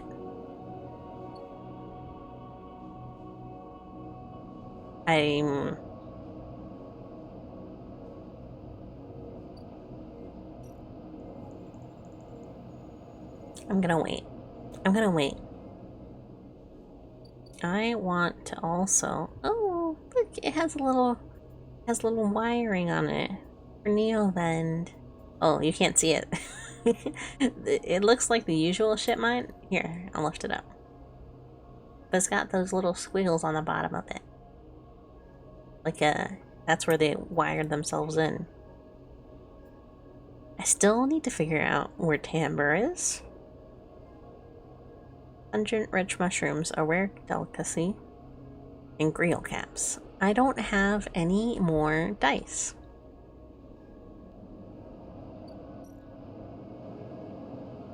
So I'm gonna end the cycle.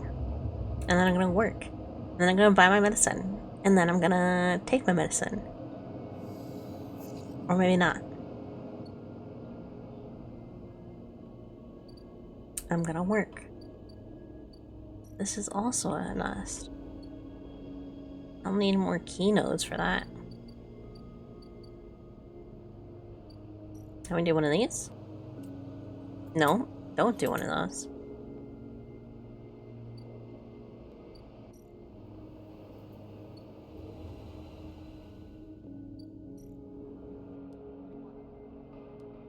Let me do one of these. This will give me some money.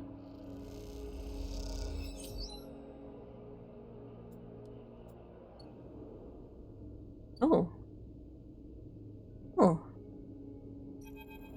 A person. Oh. He's so cute. They're so cute. No way, Moritz. You take those substandard filters back to the shit heel who sold you them. You hear the voice echoing out of the bay as you pass. Moments later, someone who you assume is Morge drifts out with it, dragging a pallet of filter cartridges by a tether. Hey, you out there. The same voice echoes out of the entrance. Looking for work? Sure. I just need a hand. Get in here. The voice is coming from someone shorter than you expected. She's floating in the microgravity of the docking bay, beside a half-deconstructed life support unit that looks like it might have exploded at some point. She points a wrench in your direction. You know anything about these things? She doesn't wait for an answer. Scratch that. Just tell me what's chasing. With casing? With the casing. Help her.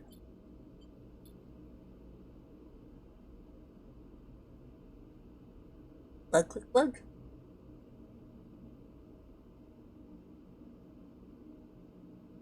She deftly moves about the unit, making space for you beside the central seam and the dented case. Just take a grip here and lift up and up. Lift out and up.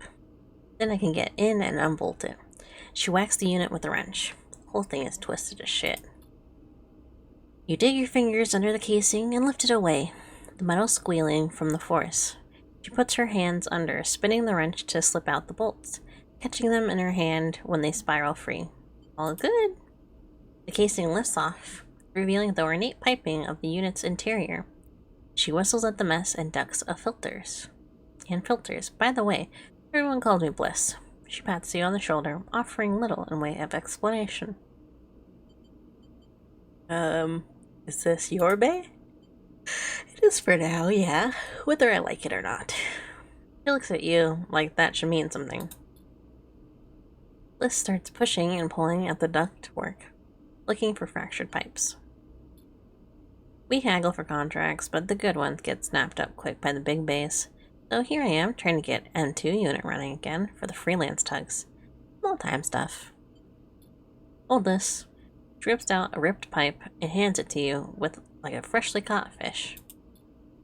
We turn stuff around fast and neat, and maybe we get a chance of landing something bigger. Something starts hissing in the unit, and Bliss quietens it with a precise whack. But to be honest with you, the way things are going, I can already see the other crews licking their lips, ready to take this place over. She looks up at you. I'm almost out of luck. Offer to help. I appreciate it. Let me finish before you jump, though. She keeps working, twisting aside pipes with care. There we are. Bliss pulls her hand from deep inside the unit, and out it comes, clutching a lumpen cube, scorched black. This thing must have overloaded and popped half out of itself out the side. Popped half of itself out the side. Both duck down to the side of the unit and spot the exit wound, its edges fringed with scorch marks. Grab me a replacement converter from the racks, will you? Head to the rack. You kick off from the unit and drift over to the wall racks, where the catalog of parts sit secured in clamps. Colored tape and scrawled notes flutter across the wall. A complex organizational system was its own design, or just a big mess. Try to pick out the right part. What did she say it was? Open cube. What was the first thing that she told him? Substandard filters.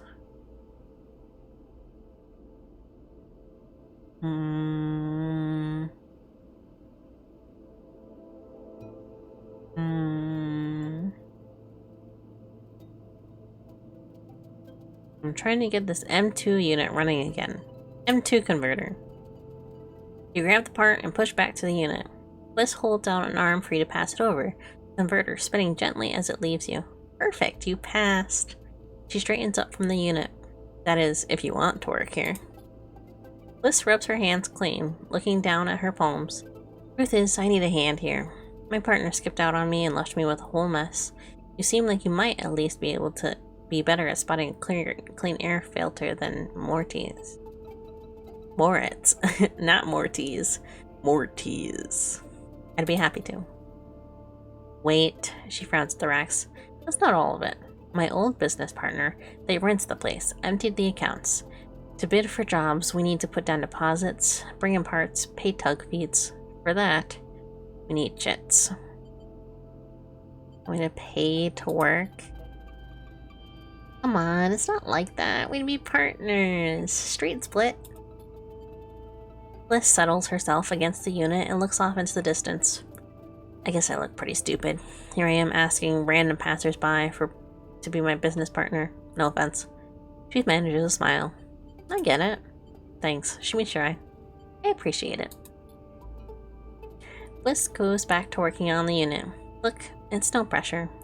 Find the money, or you find someone who has. Or you just forget the whole thing. Up to you. She gestures for you to refit her casing. Refit the casing, and you both slot it back into place. I think I'm gonna wrap this one up for now. But if you are into it, come back and we can bid on a new contract. Something to get over our teeth into. Something that pays. She gives you a serious look. You can trust me. I don't say this stuff lightly. You kick away from the bay, propelling yourself back into the handholds of the entrance. You slip out with a wave, and as you do, someone slips back in. You hear Blitz as you glide down to the passageway. Moritz, I swear to God, if those filters aren't clean. You smile. Seems like this could be interesting. Okay. A scam or an opportunity? Bliss seems solid enough, and this might be your best chance at getting into the hub's repair trade.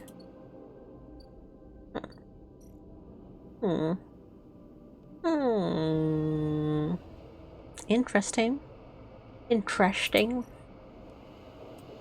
I'm doing this. Give me that cash. Doing this. Give me that cash.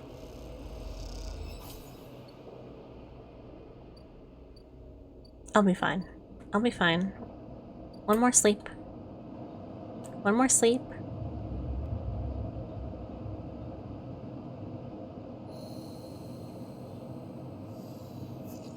Ooh. I got a success. I'm thinking I'm gonna do this. Do I have to roll for this? No. I imagine it's gonna be a fight, though. Let me do this safe action. Ooh, 80. Come on, 80. Let's go. Give me my medicine. Give me my medicine.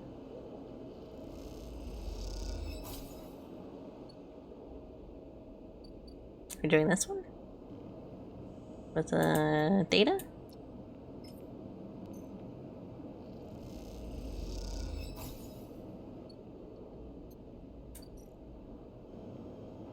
Ooh, I need to do this 3 times. Once slotted with Neovend, Legion Hunter's central data cache. Among the webs, you find a free port compatible.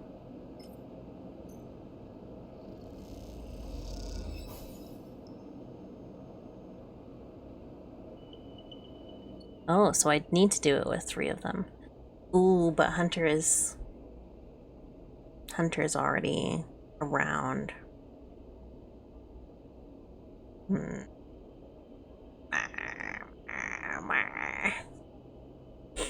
Right, let's steal the gun. Grab the gun. The gun tucks safely into a pocket. You work your way down the stairs that lead up to the office. If this is an ending, you know. A doorman passes you and you exchange nods. It seems like you are in the clear.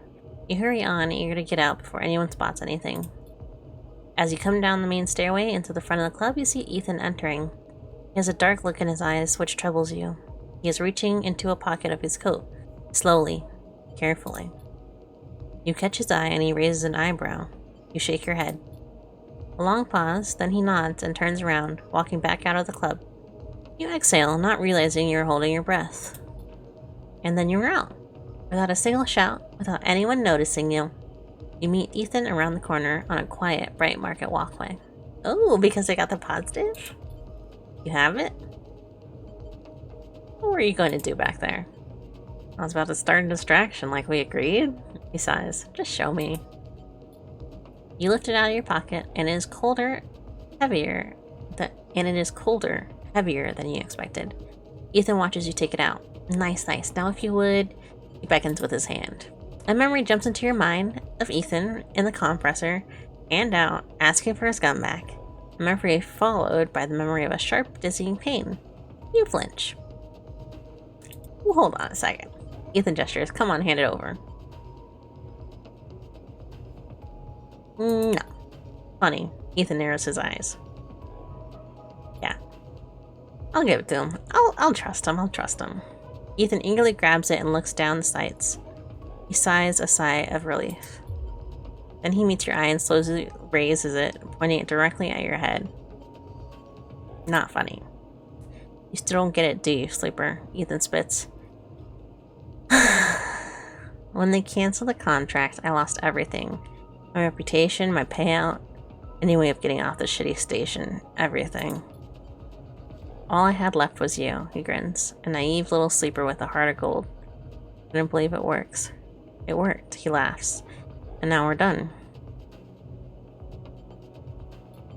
He slides his slate out of his jacket with the other hand. Now to call Maywick. Are you crazy? Are you crazy, Sleeper, for thinking I'd kill one of my own for you? For what? Helping me wash dishes? He laughs long and loud, and you hate him for it. I knew he was gonna do this. I knew he was gonna do it. He prods the slate. Done. He pushes away.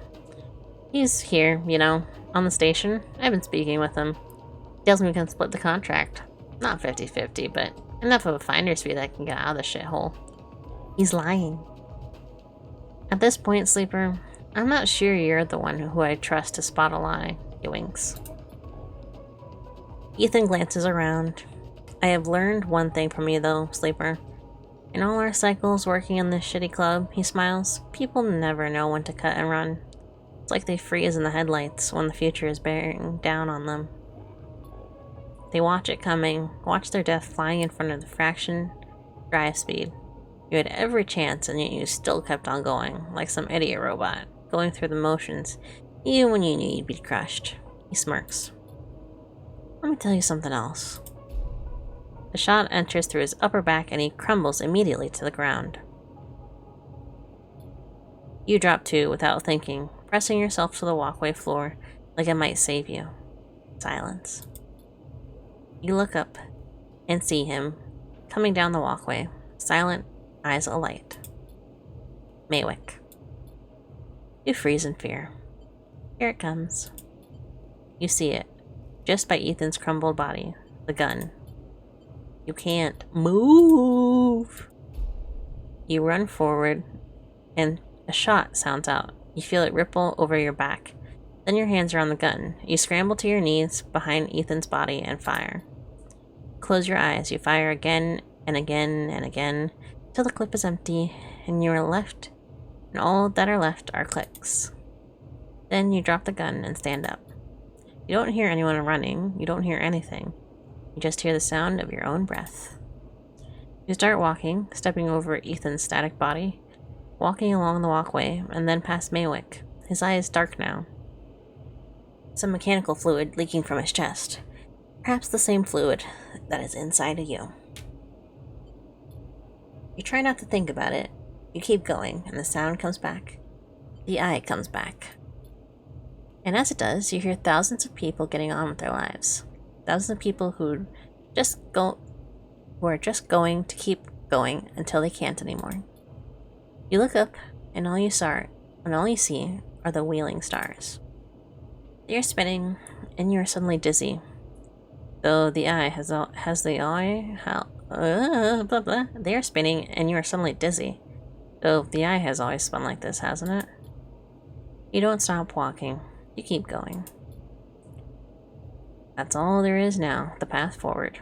Isnarp have left you no history, no past to speak of. Just a void that threatens to swallow you if you slow down. You think of Ethan's smile, his voice, and feel sick. Is it over? You aren't sure if it ever can be. But you're still here, and you can't stop now. There has to be a better end than this. Oh, there it is. Ethan is gone. Still only one upgrade point. I did get all 3 of those, so. Look at all these complete drives. Alright. Well, that wasn't an ending. So, we can keep going. I need to slot ship mind at more places. I don't know what to do with Havenage data anymore. I can take my medicine. Oh, will this go away now? Now that Maywick's gone?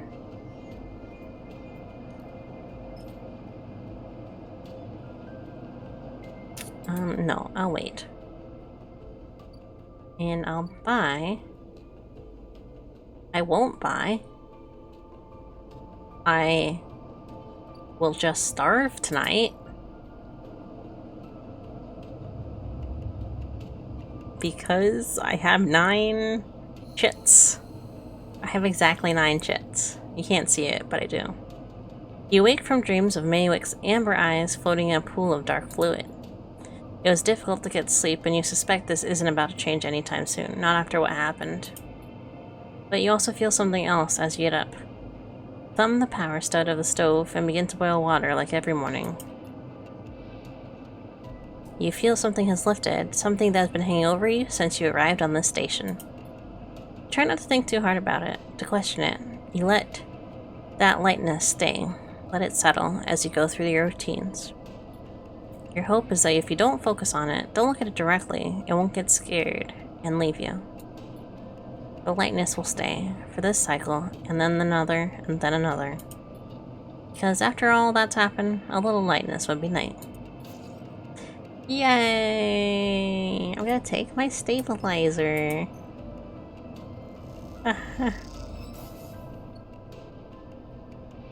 gonna make a little money doing my safe job.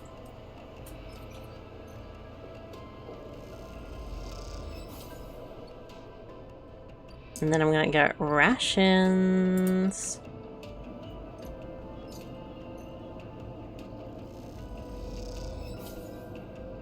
I'm gonna get rations twice.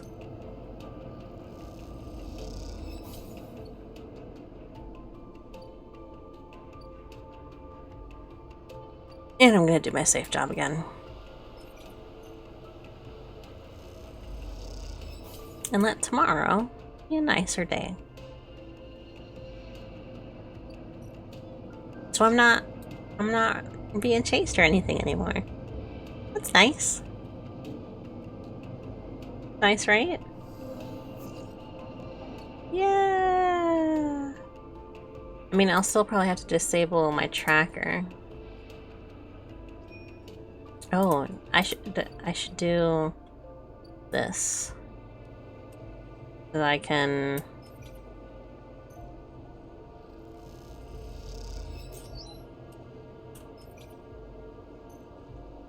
start this. Figure out that one thing, you know.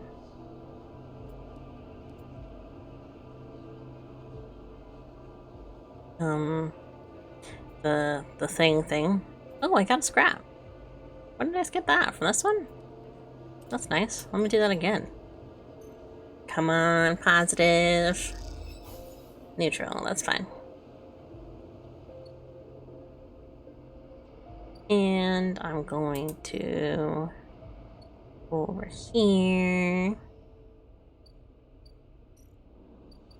How many do I need left? One more. One more. It's risky, but we'll take it. Ooh, I got it. And it didn't spare me, or didn't take any of my energy. Wow, that all went off in like I feel like it's smooth sailing, which is probably not true, but you know, I can dream. Oh, I finished, or I drew thumbnails today. Pretty basic ones. They're gonna be the same ones with repeating pictures, but with the part 1s and 2s and all that. But it was nice to draw them again. I haven't drawn thumbnails like properly in a while. I haven't drawn anything in a little while, I'll be honest. These are all risky.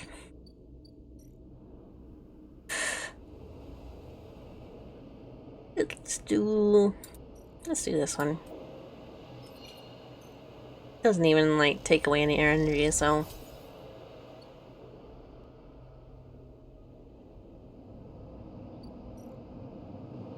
ta-da!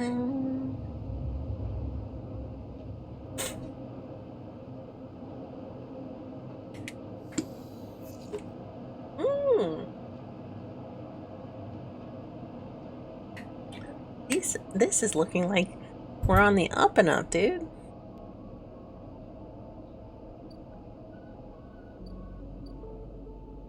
Oh, I have scraps. I can sell those.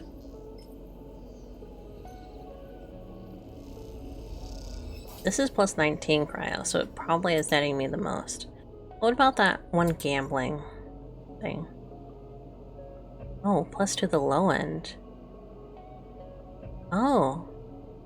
I didn't consider this. Let's do this one.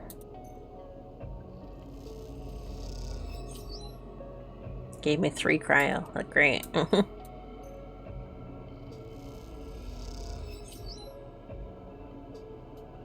2 more? I can do that. Oh, I should have used those on this.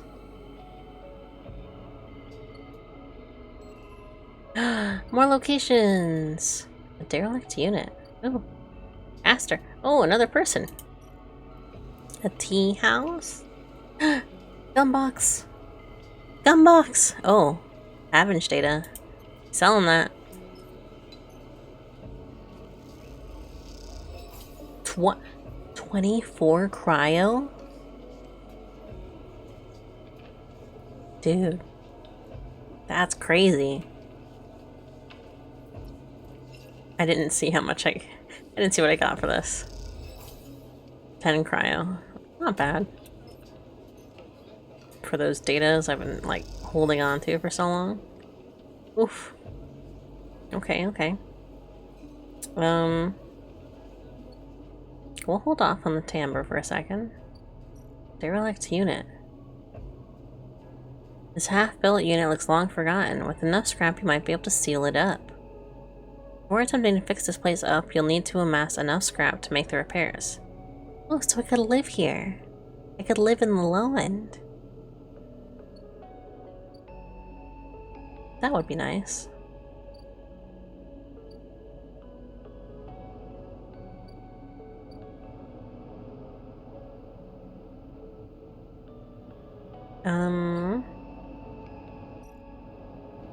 These need data keys from the nodes, which I don't have at the moment. I guess handing in the gum to timbre is... Oh, I guess we do have this one. Let's do this one. You cross between 2 walls of the units. One in the cavernous streets at the center of the low end. The pressurized bridge is full of clack of Tavala, the shouts of children, the whir of air filters. Sleeper. You turn to see a man sitting at a Tavala table alone, somehow untouched by the hustle and bustle of people around. He gestures to the stool on the opposite side of the table. Sit. Alright. You sit at the metal stool and he starts setting out the board with counters, or at least the filter caps of the lower ends typically used in their place. Caster, he says by the way of introduction, looking over his glasses. Night or day? He asks, gesturing at the caps. Rudely sprayed white and black.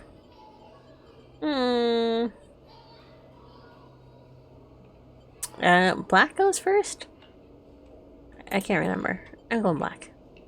He nods. The black counters are already on your side. Let's begin. You take a plastic die each, pit it and whirn, and roll to determine who starts. Caster rolls a 6. You roll 4. I have a 4. I have an actual 4. I lead. He smiles and begins to move his first cap precisely along the board. Oh, it's that one. It's that one where you move them all across. You know what I'm, you know the one? I can't remember what it's called. It's in, the Clubhouse games, though. I remember that. Play passes back and forth between you, the dice changing hands as the caps spread along the board. As it does, Caster speaks, eyes not leaving the caps. It is unusual to see a sleeper on the eye. That's why I want to play you. You take a turn, rolling a 5 and a 6. I'm gonna play carefully. After all, a sleeper's mind must be somehow different to a human one. Being emulated, I mean. As Caster talks, you build up a wall of caps, stacking them safely across the board. Progress is slow, but you remain unexposed. I don't mean to offend you. Caster meets your eye. I merely see that you are, by definition, different. What has been subtracted in the emulation? What has been added? He slides a single cap onto an open point, a risk and an opportunity. He hands you the dice. Do you ever think about this, sleeper? About what you were before and what you are now? Always. You roll a double 1 and solidify your wall. Caster whistles. The holding game. Commendable. You can be brave to build from what came before. He rolls the dice and leaps your wall in a single move. We cannot idle too long, sleeper. The slower we move, the sooner we get caught. He said sooner we are caught, but I added the get caught. The past you is not just an idea, a concept of you, a concept for you. It is a living, breathing person. He looks over his glasses, his eyes bright and wide. You split from them like a shadow splitting from its caster. Caster? They may be sleeping now, yes, but one day they will awake and carry on with their lives, unaware of your fate, no matter what it may be. He hands you the dice, smiling. You're a branch severed from the main trunk, an offshoot who refuses to die, so to speak. You roll again, under pressure now, trying to slip your caps out from under Caster's before he solidifies control of the game. So what I am curious is how you see yourself in all this, Caster asked. What does the tangle of truths make you? Driven. It's the name of the game. Caster laughs. That much is obvious, sleeper. I see it in your eyes. You're eager to make all this count for something. Caster looks away, though the glass to the crowded units on all sides. But driven towards what? He starts removing caps, his home board now full. Is there an end here? Or just endurance? You try a few more rolls attempting to get back in the game, but Caster clears his home board with a sense of inevitable. He has known he is winning for a while. I feel I may have pushed too far. He slides another cap from the board. I apologize. My curiosity has a habit of getting the better of me. You roll to return a cap to the board, but all spaces are blocked. Caster clasps his hands apologetically. You play well, really. Your weakness is not your game. He smiles warmly. We have much to learn from each other. He slides his glasses back up his nose and sits back. I feel we could share knowledge, ideas, perhaps even data. His eyes glint with the last word. To our mutual benefit. He slides his final cap from the board. It is over. He has won. I'll see. Please, I don't want to make you uncomfortable. He holds up his palms. My intention is only to help you endure here, and if I am able, feed my curiosities. The game over, you notice the bustle of the walkway once more, the call of children, the deliveries, the arguments and reconciliations. They wash over you as you stand and leave, Caster nodding goodbye as you do. Crossing the walkway, you replay the moves of the game in your mind, looking for an opening you are sure was there. Ooh. Ooh, Yatagan data. He needs 5 Yatagan data? Or haven't? Oh, interesting. Okay. Well, I just sold 3 happen. Okay. I have a ship mind. A vial stabilizer. Ooh.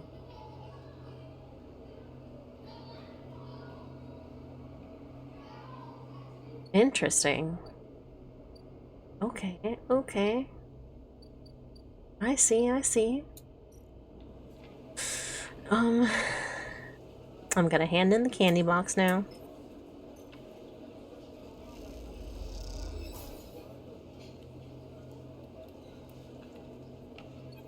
Oh, okay.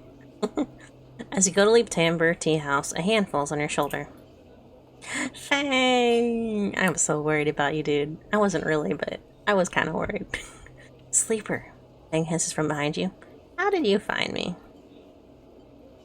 Hardwin has your hardware. Don't worry about that, Fang smiles. He has no idea what to do with it. Fang guides you down a set of stairs to one of the Timber's lower levels. The tea house is stacked with curved mezzanines, all connected by a central atrium. The levels are filled with makeshift booths and bars. Conversation bounces busily off the metal walls. Fang sees you looking around. This place used to be a fuel tanker's main drum, hence the name. The tea house part is a bit of a misnomer, though. You can't get anything the eye offers. You can get anything the eye offers from this place, but the real deal isn't exactly readily available. He picks a booth. It's self-fashioned from an old salvage tank or container, lined with spongy insulation foam, and collapses into it. He looks around fervently. Don't suppose you've seen any Havenge types? They don't usually come out this far. Only you. Not anymore, I'm afraid. Suspended without appeal. Turns out Hardin has someone's ear.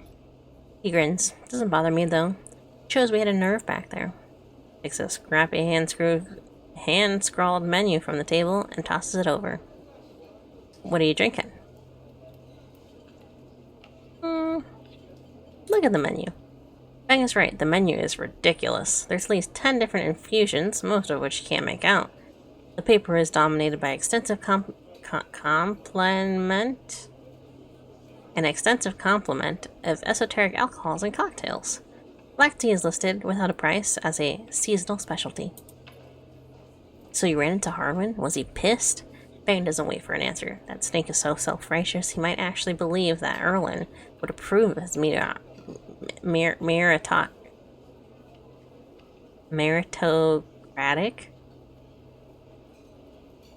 Meritocratic? Bullshit.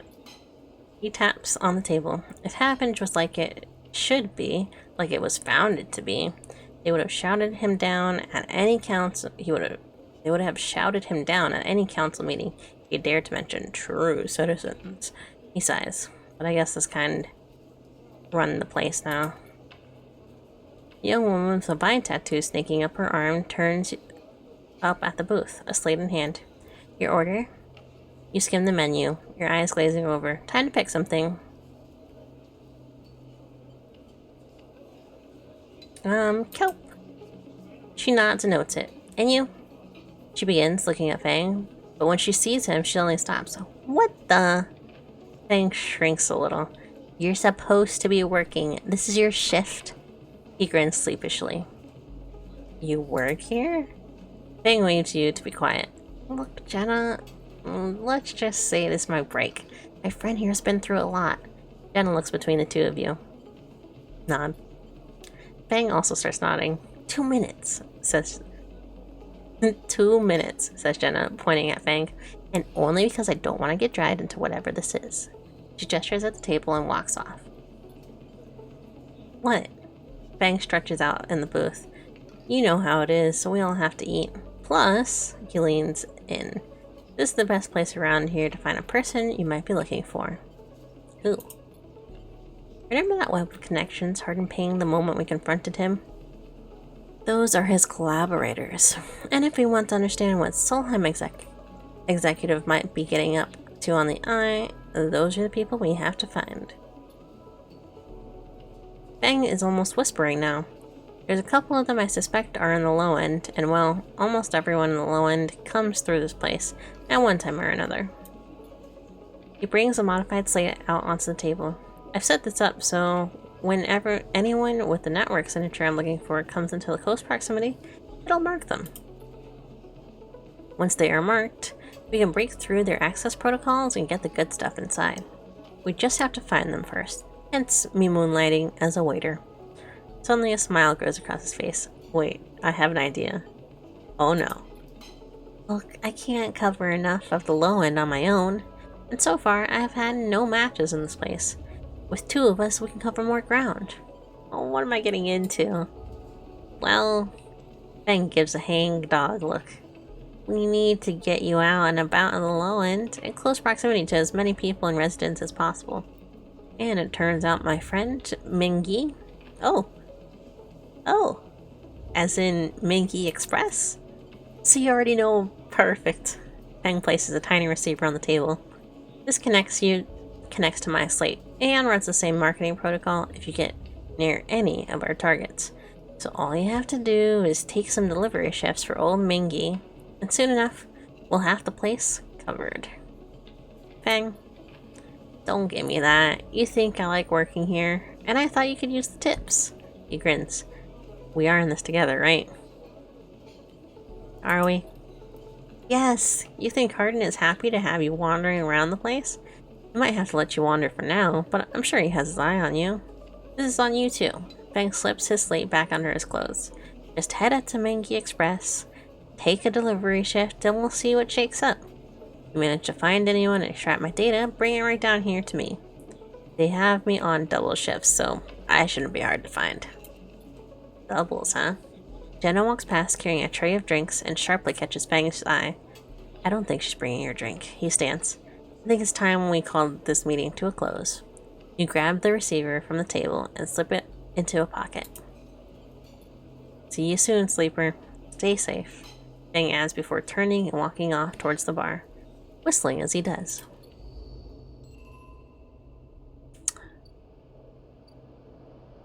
Okay then. That's where I still have data. Dingy. How many times? 1, 2, 3, 4, 5, 6 times. And it only gives me 13 cryo. Oh.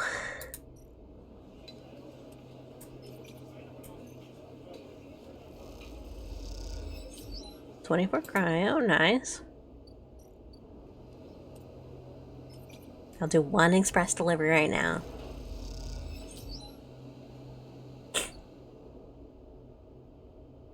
What was the...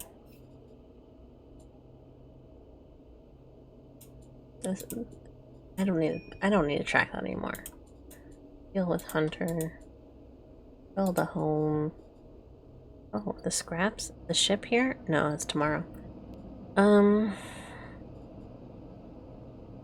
I think I have enough for Bliss's Bay. And I'm stable at the moment.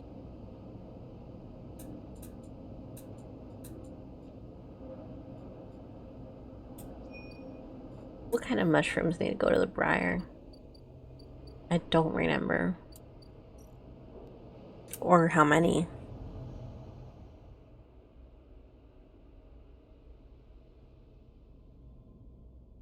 This is the Briar, right?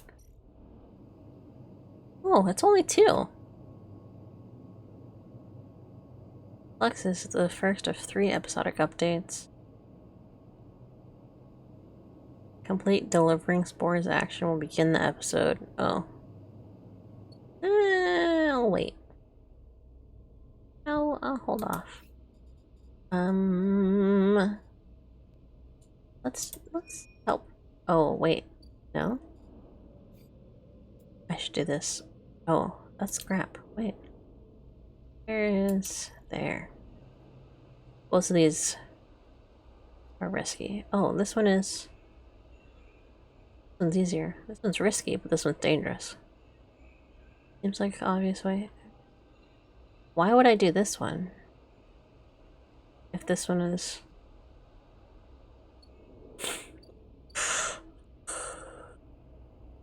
Interesting.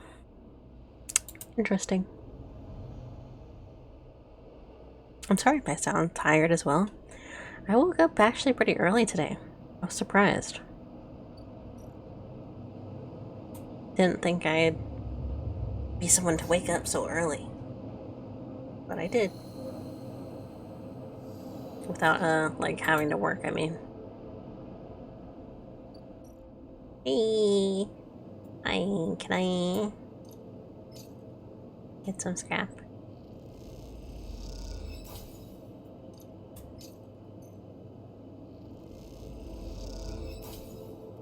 Oh, that's a ship mine fragment. One more.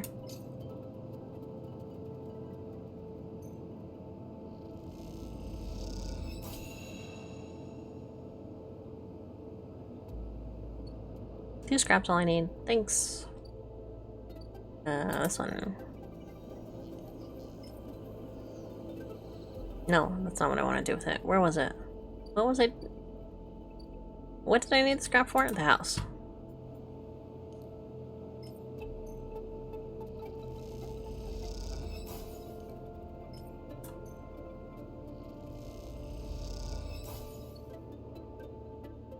And this needs 3.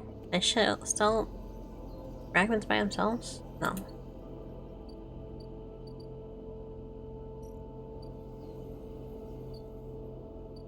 That'll net me some decent money at a point. I'll do this. Actually, we're gonna use the 3.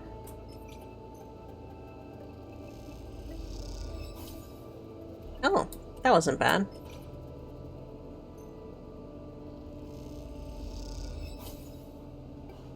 How did I get such a positive outcome with that? That's fine, that's fine. Wondering if I should do a confrontation with Hunter. I will need to because I don't have whatchamacallit? Any data, any encrypted data. So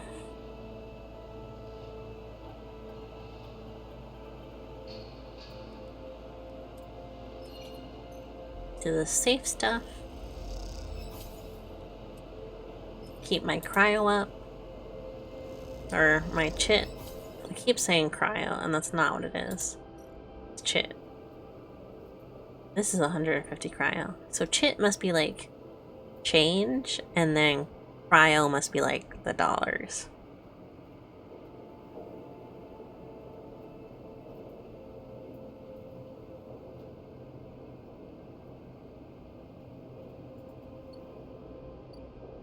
Check on my mushrooms. Still only a 2. Alright. Look for this guy. Ooh, 3. Nice.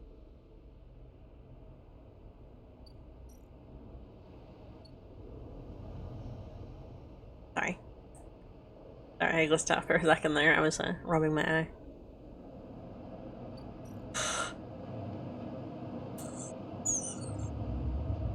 Wow. Oh, that means I'll be able to buy my last 2 ship mine fragments from this ship.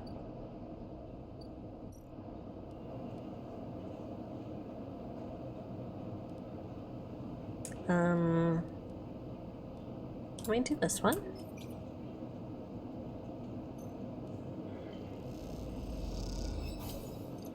And then this one. And then...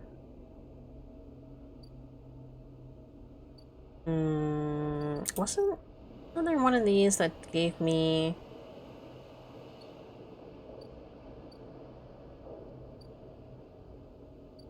fragment scraps? This one. We're gonna save this to look for Ashton. That didn't give me scraps. Come on. No. Oh. As you say your goodbyes to the other enforcers, you walk back through the low end. A chirruping catches your attention.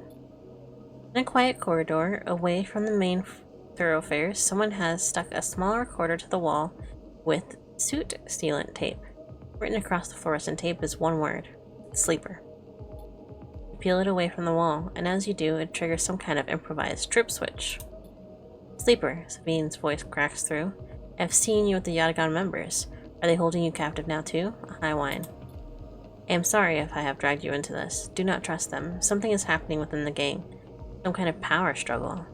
You cover the speaker a little, their voice too loud in the corridor. I will come soon. Thanks to your efforts, I have located most of their properties. At the right time. A pause. I'll see you soon. Don't give up. Remember our deal. The recording cuts out. You stare at the recorder, processing what you have just heard. Hearing Sabine's voice again opens up something inside of you. An SNR employee. Do they know that I know? You struggle with the mix of concern and distrust. You throw the recorder into a nearby waste chute as you leave the corridor, still unsure who to trust, and head quietly out of the low end. I didn't get any scrap. I wanted scrap.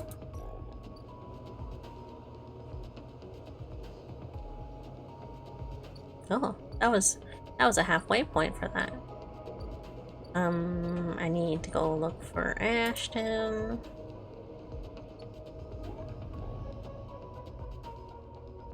Ooh, my mushrooms are almost done. Nope, wrong one.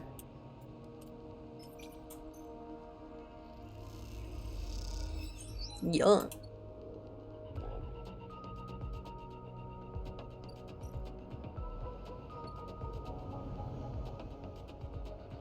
Upstairs. How much was it? 100?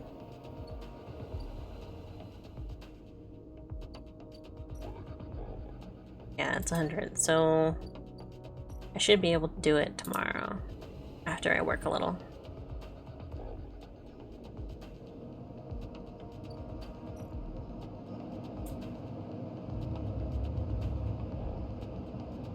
Checking my time. We're definitely moving towards endings. We just haven't quite reached any particular one. Let me do work. This. That's good. So then I can at least get rations. Sell that. I'll pay back every chit, I promise you. You guess you two are partners now. How long? It's a 3-cycle clock. Send. There's probably somewhere else that I can go up there. In the map. Just isn't ready yet. I'll do this. Real.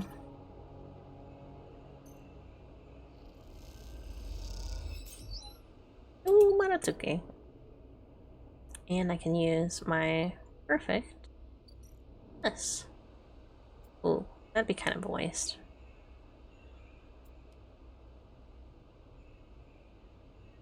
But I wouldn't be risking. I wouldn't be risking anything, anyways, because I don't have the positive. I'll just wait. I'll wait for that one. I'll do this one instead. Get some scrap.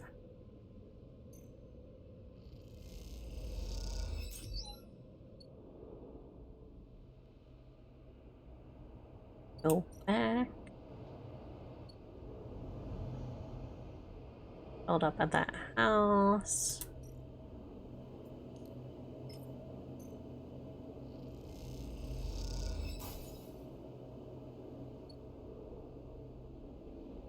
And I'll have to do that drone bay at some point. Get my rations.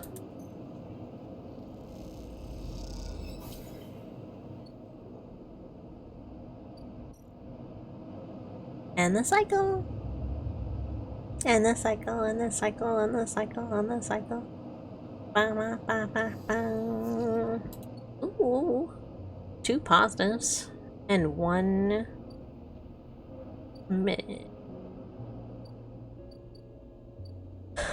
The word exchange. I did this one, yeah? Yeah.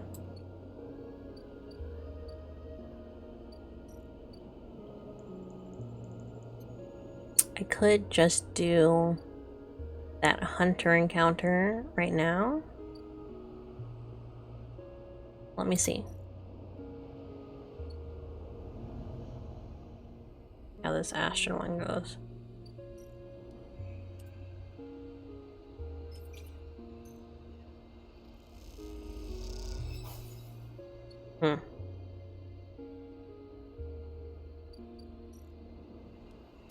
I'll take 1 positive here.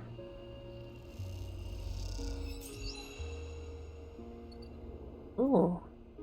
Clubhead caps. Interesting. Alright, we're going back across. We're gonna do the hunter encounter. If there is a 1 cost thing to do. Oh, there it is.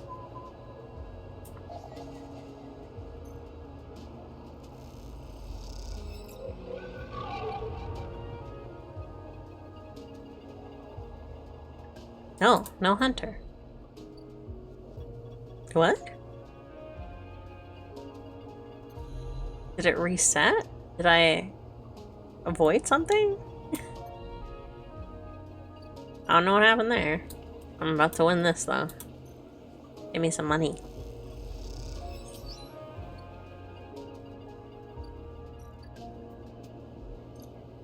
Fungus, please. And here are 2 caps.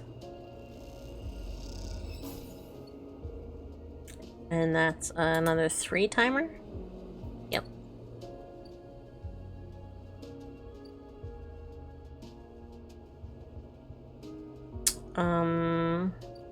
Since Hunter didn't appear, this is Yatagan? It is. It'll take 5. 1, 2. 1, 2. I need to do this E node. 1, 2, 3? No.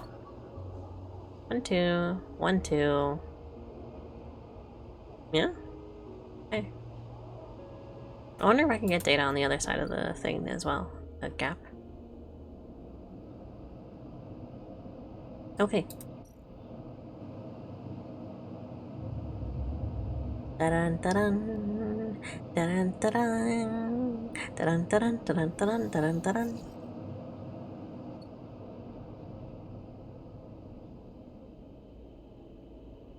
Nothing crazy. Fairly middling, so...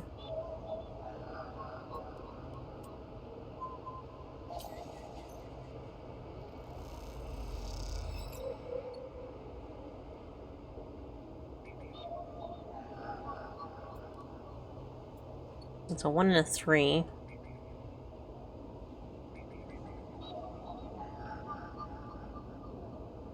Let me see what this node is, actually. No, this one's a 2. Hello? It's a 2. Huh? Huh? Huh? Did I do that one and not take whatever I had before? That's interesting. Wasn't there one down here? There is. 1 crypt. Oh. Look out. Look back in. Send it. Send it, send it, send it, send it. Who is messaging me so much? Cookie run, please.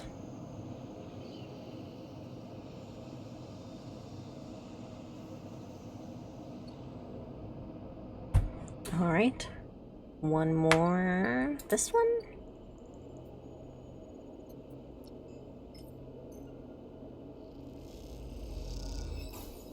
And then after this, if this helps us get rid of it, actually, I should be more free to get have a gun and gun data for Caster.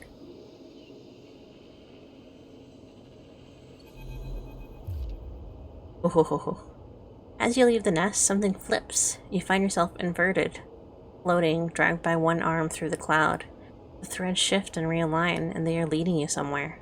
Look at your hand. You look down, expecting to see the heavy cylinder of the ship mind in your hand, but in its place is an array. A sphere so bright it burns your eyes. A sphere so bright it burns your eyes is surrounded by rings and orbits, other spheres tracing silken lines throughout space. And as you look closer, still, you pick out 1,000 signals, 1,000 stations and ships, flowing like smoke, like dust. You look up to see a corridor, a canyon, a street in the low end. On either side, buildings flicker, with markers of activity, sigils showing network access, data transfer, download, upload. Between them dance ghosts, protocols carrying or mirroring or shadowing data, sometimes silent, sometimes chaotic. This place moves unlike any digital space you ever imagined. Something strange is happening here.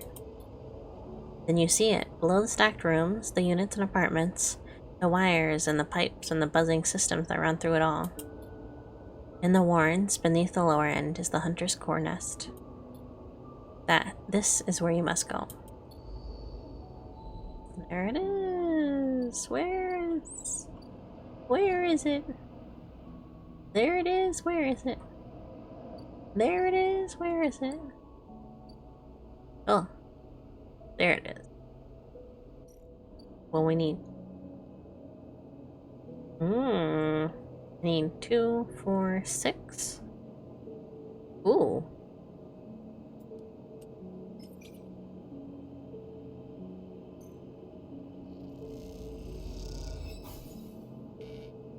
Ooh, I'm starving. Minus condition. Oh no. Oh no. I'm low on cash.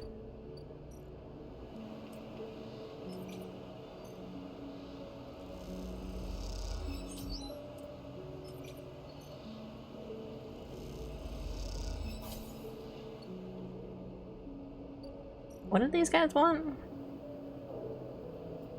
Oh. Marasuki caps. That's fine. I'll go buy my rations.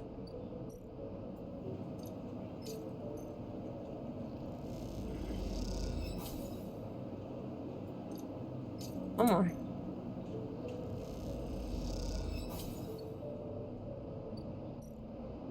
And then I won't have to worry about it over the other day. I can just work.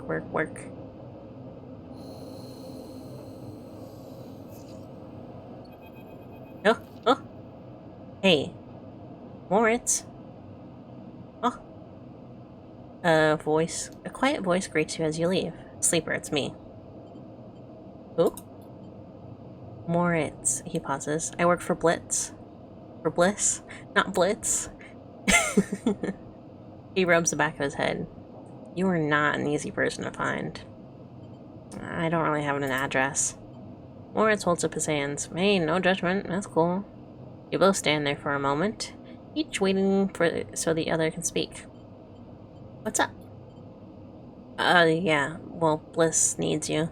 The job just came in, a real big one. She's asking for you to come up and help her out. He nods sagely. I'll be right there. Nice, yeah. Moritz stands there for a little while, unsure if the message is delivered. I've got it.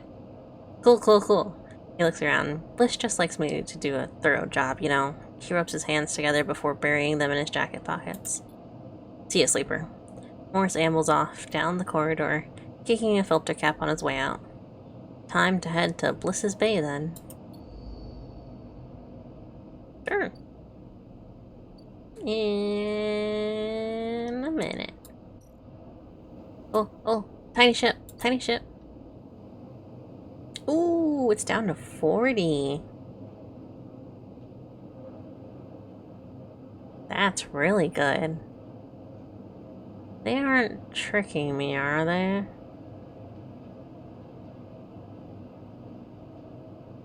Aren't tricking me, are they? I'll be here for 3 days, it's fun. I can get a positive.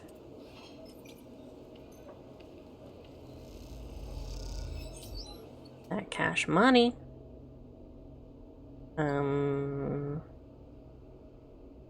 I can... Oh, 40. I can buy one piece. But I need to save for my medicine, so I shouldn't. Think I do it again? Think I get another positive? No, that's not bad. One more.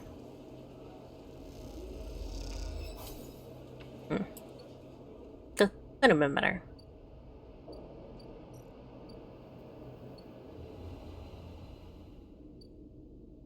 I will do this and then we'll eat. Emperor's Wake contract. It's a 3-cycle clock. Somehow, Bliss swung a tanker contract, but the catch is that the work needs to be turned around fast. Too fast. Okay, so this would get me 4 for the ceiling leaks. When we do this one,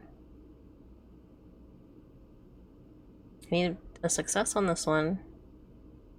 At least a neutral on this one.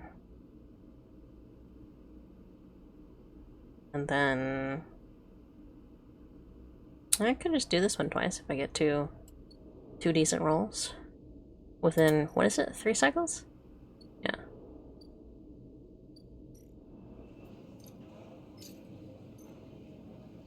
I've only got 3 dice. Let's hope they're good rolls.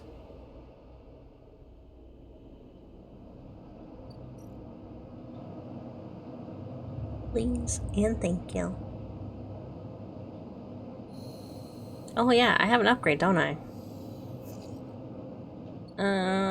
Could have been better, could have been worse.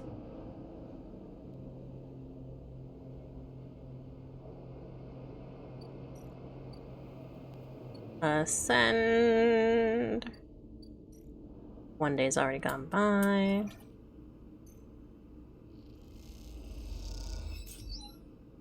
Ooh. Okay. What do you mean action unavailable? What? Oh, it's a critical one. I see.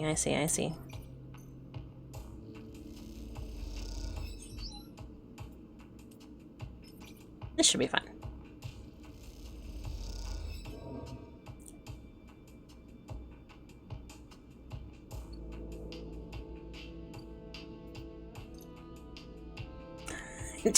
I keep dragging it directly into the space rather than actually clicking on it. Oh, but the price went down. Did it? I can't actually remember. I'll need to buy stuff soon. I'm selling scrap. Emphas. Emphas? Wait! My house.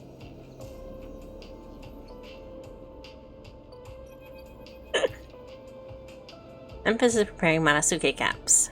He cleans them carefully with a damp cloth before shaving the stalks as if he was sharpening a pencil. His knife slides through them, revealing the bright white flesh from within. "He's a good sleeper, very good," he says without looking up. "I bartered with Mengin for some kelp too, so we can brew the dashi. You know Mengi?" Everyone knows Mengi. Emphas slides the sliced Manasuke mushrooms to one side and takes out a closed pan. He opens the lid, and you see a green wafer of kelp sitting in the bathwater. "Been soaking it since last cycle," Emphas explains.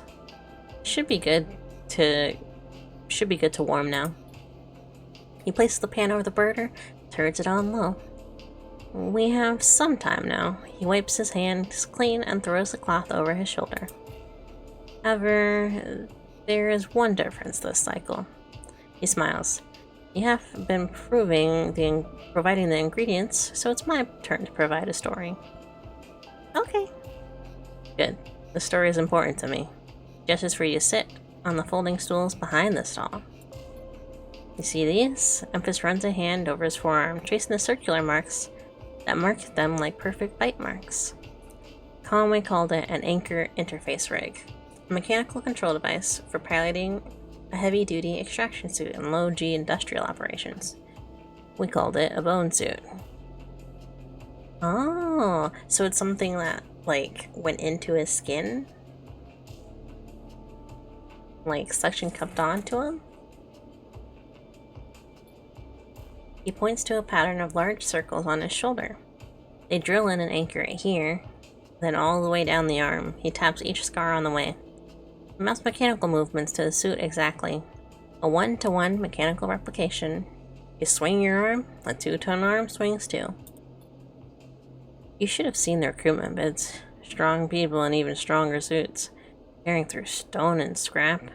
Superheroes. Half my graduating year signed up. From company school to company shuttle. Conway from birth to death. He stares off into distance for a moment, fighting with the memories. But the bone suits weren't good. The rate of failures was high. Failures meant arms torn off, anchors torn out, broken bones. Bad stuff. So after a while, Conway discontinued them. No longer competitive, they said. He chicks the broth, turning down the heat and adding mushrooms.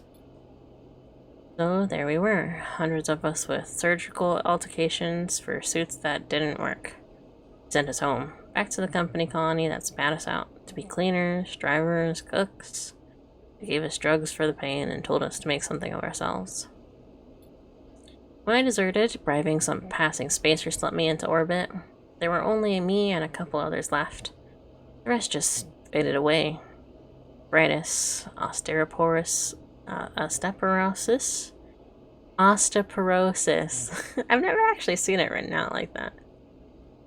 I think I've seen like the commercials where they like abbreviate it or something like that, or there's the product name instead of the condition. They folded in on themselves like paper lanterns. That was my generation. The anchor points still ache, still burn, touches the scars. But what burns worse is the betrayal.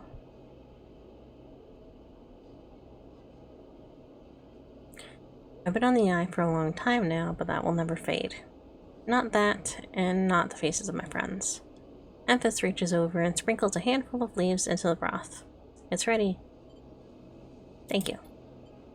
Thank you for listening to me. I will not let their story die. As long as I am telling, it will remain. Emphas pours the broth into a double-walled metal bowl and hands it over to you. The heat radiates through your hands, and the smell drifts up, rich and sharp, like a pine forest after the rain. You drink the broth slowly, chewing the matasuke and thinking. Emphas busies himself with cleaning the pans and the bowl, fitting the kelp back up for another day. Then he quietly comes to sit with you while you finish your meal. Neither of you speak, preferring instead to let the story linger in the air a little longer. It is not like that there is nothing to say, it is that sometimes, in the moments after something, speaking breaks the spell. So you both idle, eager to be in each other's company, Emphas taking longer over his cleaning, packing, and you savoring the final dredges of broth. When you finally finish and hand him the bowl, you feel the spell break and the story leaves you both. And as you leave, you know that both of you are somehow a little more empty and a little more full than before. Yo. Oh. There's another one. It didn't list the next one. 2 points. 2 points. All cryo actions are discounted.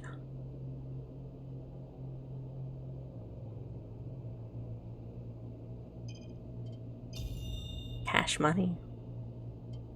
Save that cash money. So...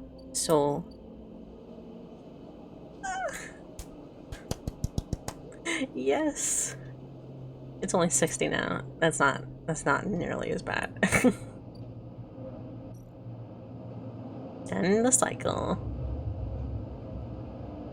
And not to say that the other price was bad. It was actually pretty good, but this is nice. Could be nicer. Ooh, I got a positive.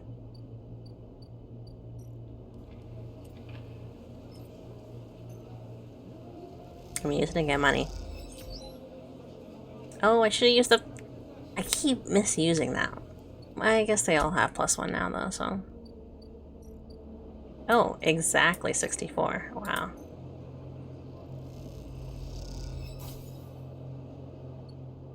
I'm poor now. I'm poor now. 32? That's not too bad. I could probably make that. Probably.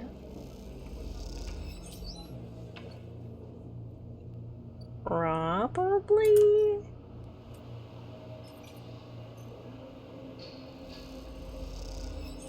Oh. That was so close. Alright. Give it to me.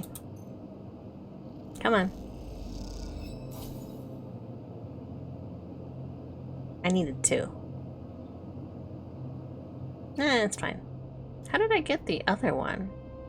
Wasn't there something that, like, popped out and gave me an extra one or something? Can't remember.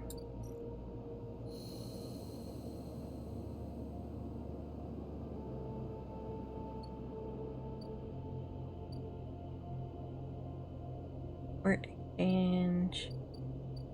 I don't even have enough money for food right now.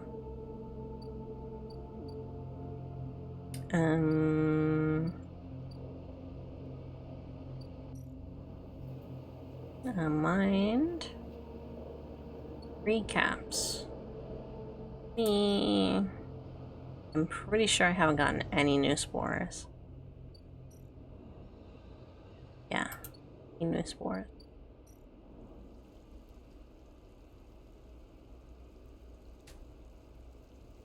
I only need to do this one though, so it's not terrible. How much is left on this one? Only 1. So I could get middling on that. And I could get scrap here.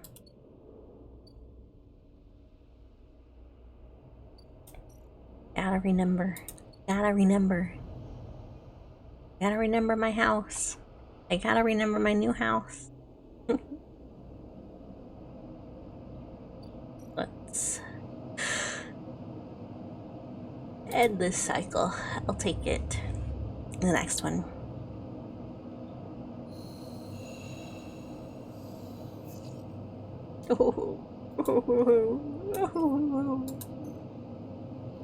Bad. Oh. Or it's outside. I totally forgot. I totally forgot.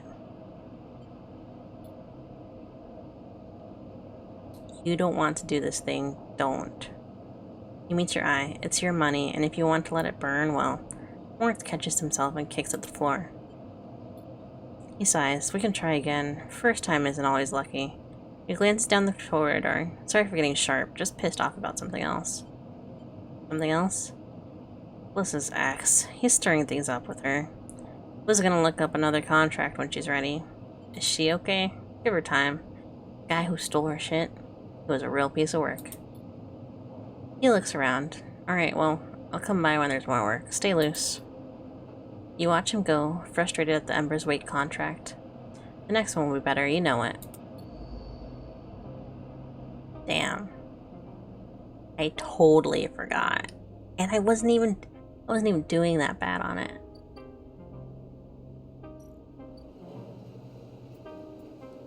And I need another 100 for that.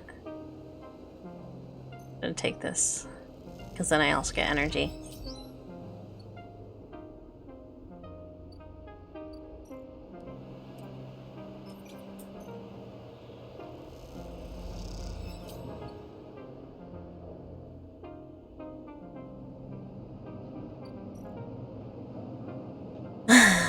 Wait. Oh, no, that's fine. Damn. It didn't even cross my mind.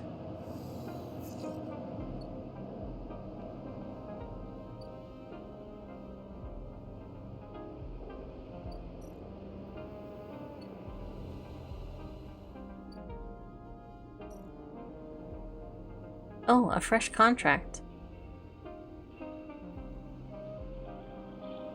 Oh, I see, I see. Let me do this.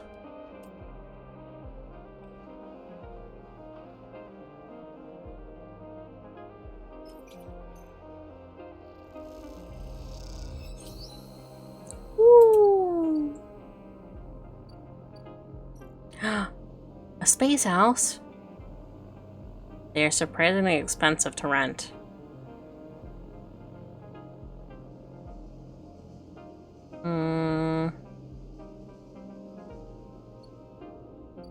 I guess it depends on where I want to move, right? Do I want to move closer to the low end, or do I want to move closer to this?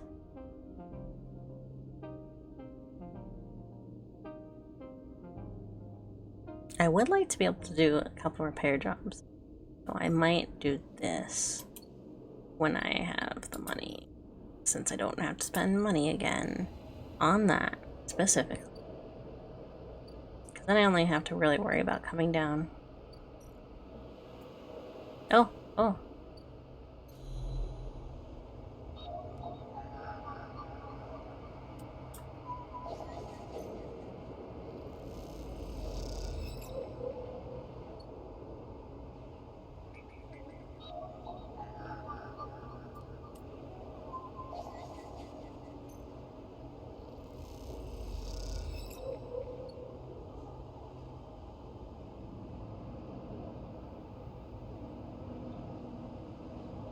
I can do 2 more before Hunter appears.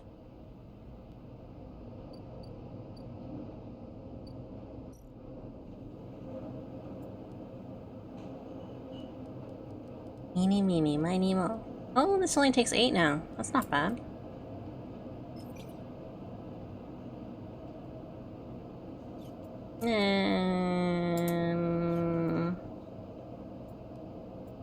I'll just get the rations. I need to do that one Ashton. Oh, but I don't want to waste a 4 on that. I want to waste a decent 5 on that, actually.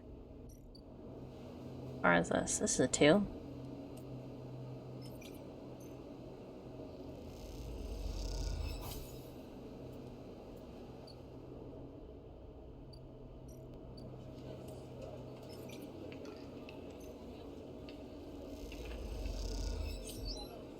Not bad. I'm making money again. I'm making money again. What do I need for this? They're just both dangerous. Okay. Oh, this is a critical action, I see. Okay, okay, okay. Oh, I have enough to buy... to rent, at least for now. I can do that. Right? It's 42? It's 48, yeah. I'll rent once.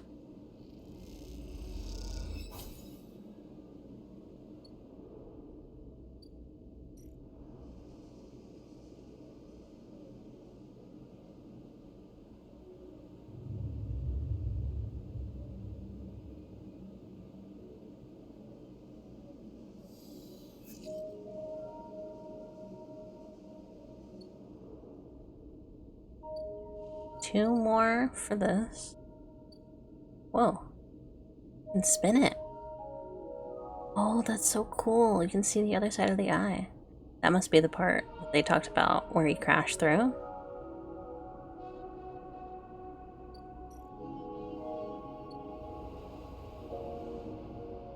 Let me go over here. Do the stuff I gotta do over here. I need at least one scrap.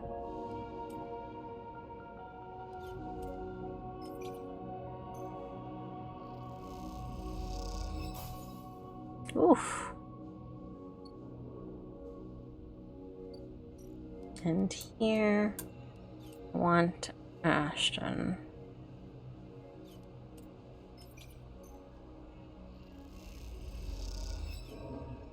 Oh, come on.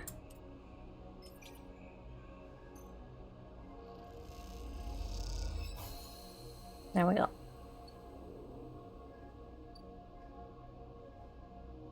I'll do that in a second. I don't want to be starving right now, because if anything happens, I'll just lose more and more. Nope, don't have enough money right now. Let's do a quick gamble.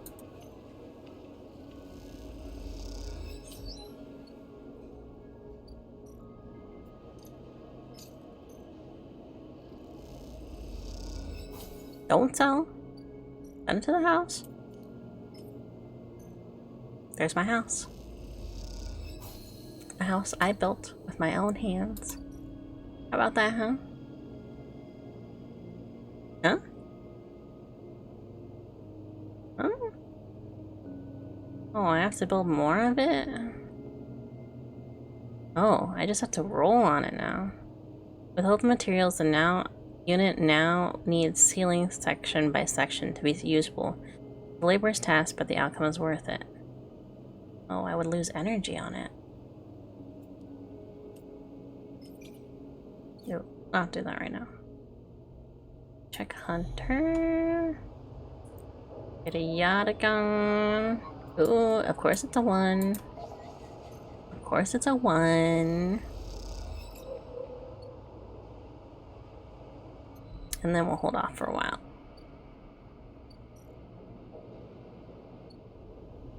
Cross. Akita. The trail ahead extends deep into the overgrown section of the greenway. At this far end of the ring, where the long, hazy curve of the greenway comes the shattered landscape of the waste, things are oddly quiet. Ahead stands a vast farm stack, broken from its axis by a rest of force, and lying amongst the overgrown landscape like an ancient temple. It is stained with moss and algae, flows of green running out from its broken tanks like a frozen, brackish tide. This is where Ashton is hiding, you're pretty sure. All your intuition points to the shadows beneath this collapsed superstructure.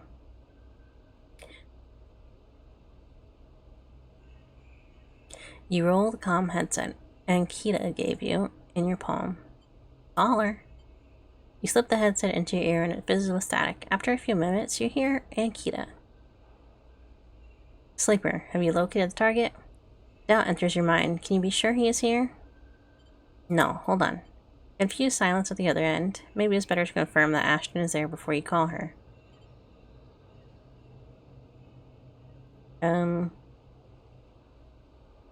Remove. You put the headset back in your pocket. Not yet. You need confirmation. You survey the road ahead. There is a direct line route. A line of broken pillars that take you into the center. Skirt around. We're being sneaky. You decide to go the long route and head off towards the central spine. It is slow going there, where the overgrowth meets the metal wall, but it is concealed that you can barely see the glass roof high above. You follow the wall, knowing it will lead you past the edge of the collapsed stack.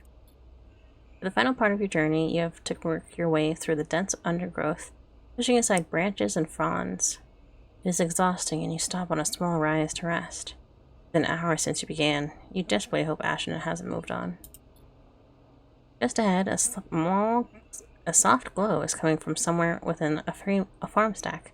A grow light. Still on after these years, perhaps? You take a little longer to rest, then push on. You follow the faint glow of the stack. You find a broken tank and step through the opening, trying to avoid broken glass that sits among the moss and algae.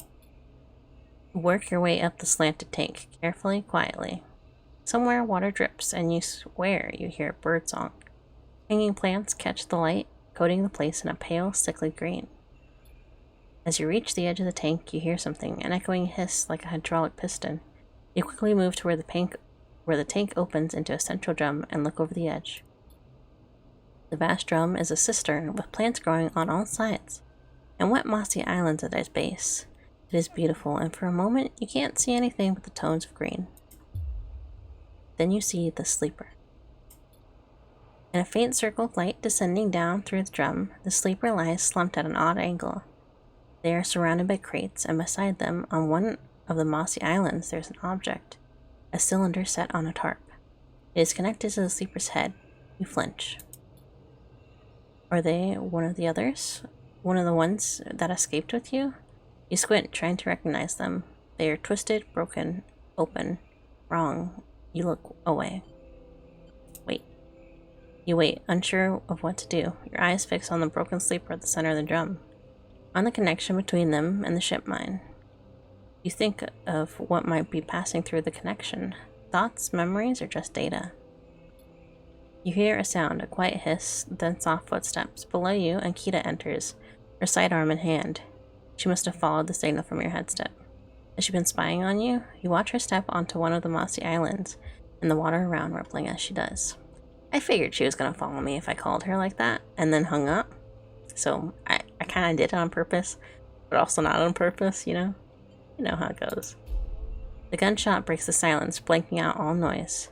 It hits Ankita's shoulder piece, the ceramic armor cracking, but holding as she braces into the impact. Then she launches herself forward, the now activated armor launching her across the drum. Another shot goes wide before she reaches the cover of crates beside the sleeper. Shit, you hear the shout from one of the tanks high on the far wall. Ankita reaches over and wraps a hand around the thick connection between the ship mine and the sleeper. What is she doing? You better come down here, or I'll rip this right out of their head. She screams at the wall tanks. You shiver at the suggestion. Stay silent. There's a long pause. All you can hear is the dripping of the water running down the walls of the drum. Then Ashton calls out. I'm coming down, Ankita. Don't do anything stupid, for God's sake. He appears at the far side of the drum, stepping through the shallow water, rifle raised above his head. He's taking care of the sleeper? I wonder why. Drop the gun, Ankita shouts. He throws it down onto the moss. As you lean out to watch, you can see him catch your eye, mocking your presence. What are you up to here, Ashton, you sicko? You ripped out my ship mine for what? Some freakish experiment? She stands, keeping her sidearm trained on his head.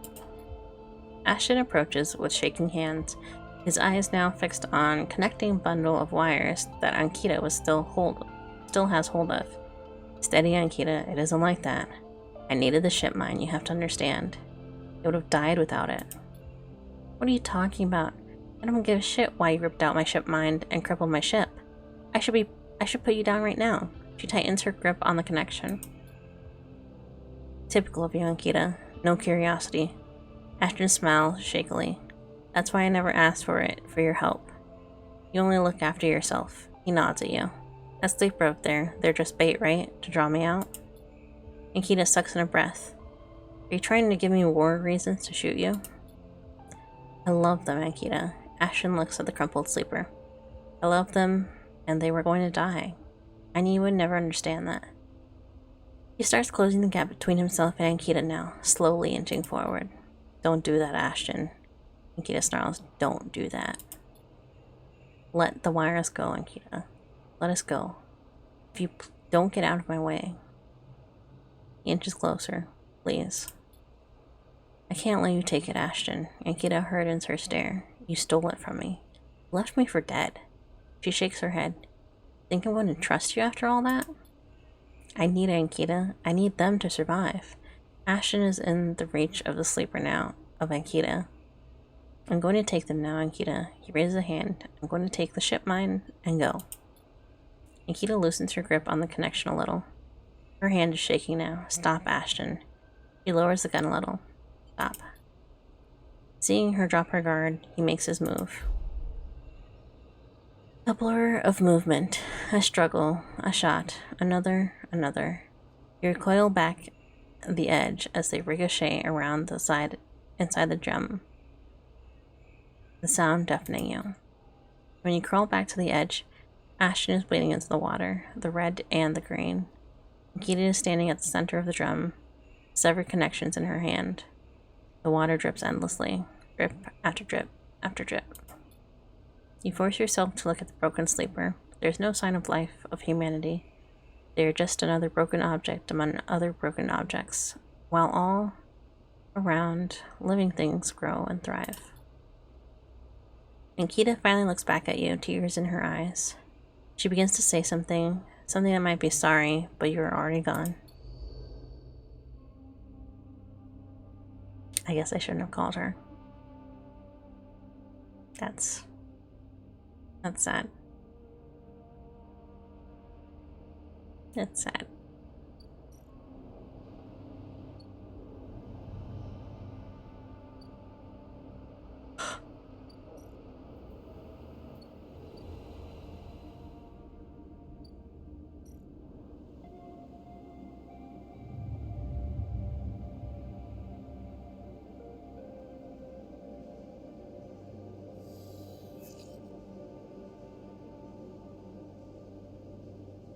I can get +3 energy from this? What the heck?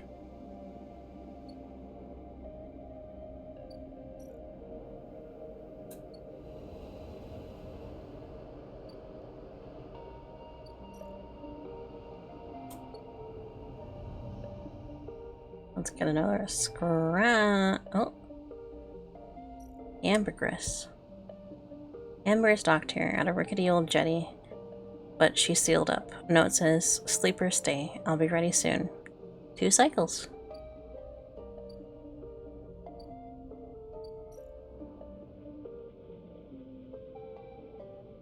I can get scrap components here.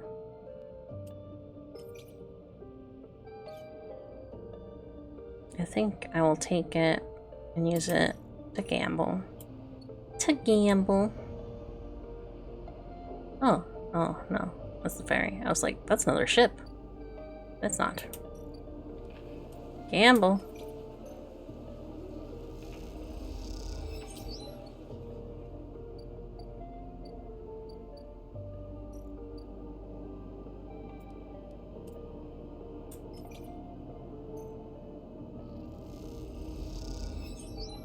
Ooh. That only needs 1 more now.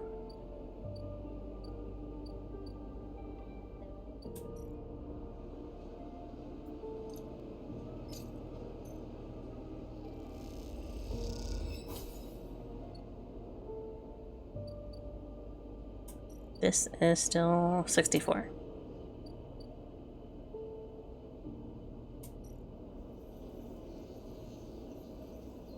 I could use 1 more ship mine piece. And it's a few days away. I could do this. There's quite a bit of it. It's danger, though.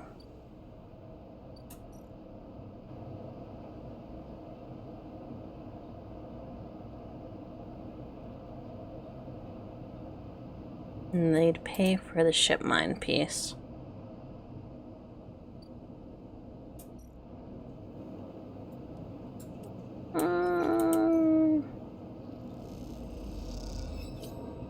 Ew.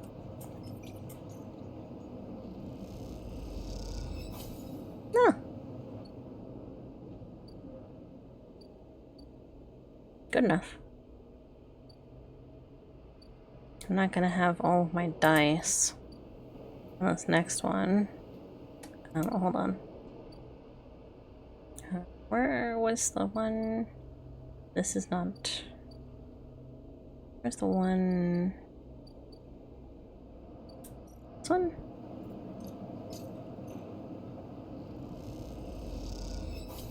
Yeah. There we go. That way at least I have full energy. I don't have to worry too much about losing a lot of condition on this next cycle.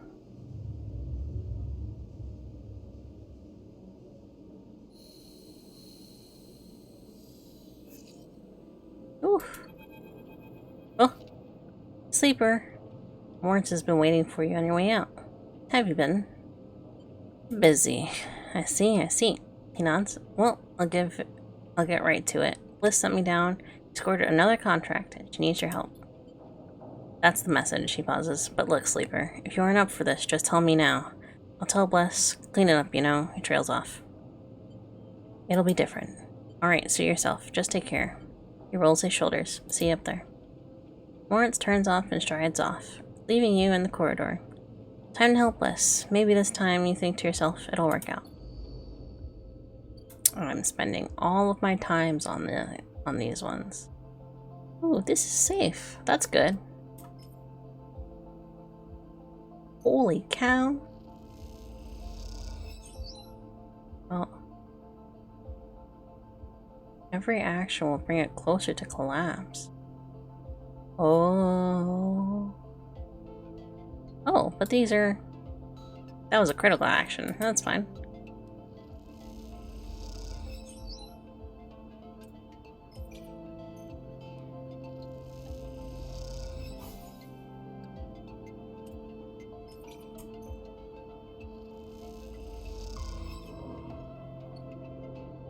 I've spent all my stuff on it. I'll wait until tomorrow to do that.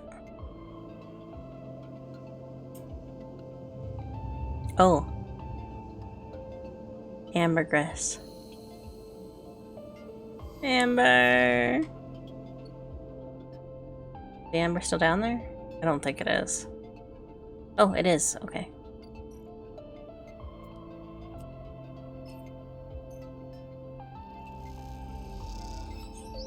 Okay.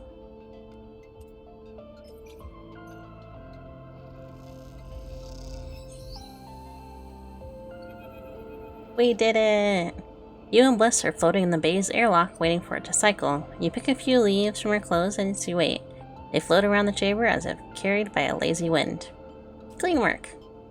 Bliss bows a little. Well, thank you, Sleeper. You didn't do so bad yourself. She checks her tool belt. Seems like we're getting into a good rhythm. The now familiar sequence of clunks and rattles sounds around, and then the door hisses open. The moment it does, you know something has once again gone wrong. What's all this? Bliss asks a confused-looking Moritz. Beside him are a set of crates anchored to the bay floor. He has clearly just brought them in for the bay's freight lock. Moritz looks nervously between the two of you before answering. It's payment. He runs a hand along the crate. The Sycamore Seed crew just brought them over. He stops, but seeing the look on Bliss's face adds, they're very thankful. I bet they were. She clenches her fist. Not her fish. She doesn't have a fish. What the hell's inside? Moritz leans over and struggles with the catches on each side of the top of the crate. As he does, Bliss turns to you. Don't say it. Bliss stares into space. Don't you dare say it. Don't. She gives you a hard look. This isn't my fault. Moritz finally catches free. The lid floats off, drifting off into the bay. As it does, a small brown lump floats with it. Moritz reaches out and catches it as it passes in. Is that a mushroom? A damn mushroom. Get us some mushrooms? Not just mushrooms. He holds out a clump of tightly packed leaves. Produce. Bliss starts laughing. Goddamn hive commune. Should have just known that they didn't have a chit to rub between them. He knocks a small brown mushroom across the bay. Stop, Bliss. These are good, fresh. We can sell them. To who, Moritz? Are we a grocer now? We need cryo, otherwise this whole bay will shut down. We can't pay for parts with leafy greens. She waggles them in Mort's face. I can use them. Bliss raises an eyebrow. What, 4 whole crates? Even you can't be that hungry. You can take a few, but the rest will sell. She smiles to herself, or at least Moritz will sell them, if he is so eager. Moritz closes up the crates and starts moving them. It isn't that bad, Bliss. The step in the right direction. He glances at you, looking for backup. They'll sell well. Bliss sighs. Looks like I went into the business with a couple of wannabe farmers, she laughs. Prove me wrong, then. Show me this is a windfall. She kicks away towards a new patch. towards the new, patched-together terminal. Till then, I'll be working on how to keep this place open. Moritz mouths a thank you and goes back to moving the crates. You better be on your way, too. I got some grill caps. Some grill caps. Oh, that's probably more than enough for that. I'll have to do that at some point. Or find somewhere else to sell them. This one is Motosuke. 80 cryo for the batch. Ooh. Good. I didn't finish my spore, right? Yeah, I don't even have one. Alright, let me do this.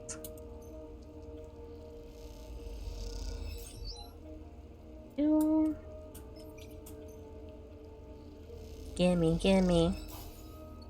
One. Only needs 3, right? There's 1.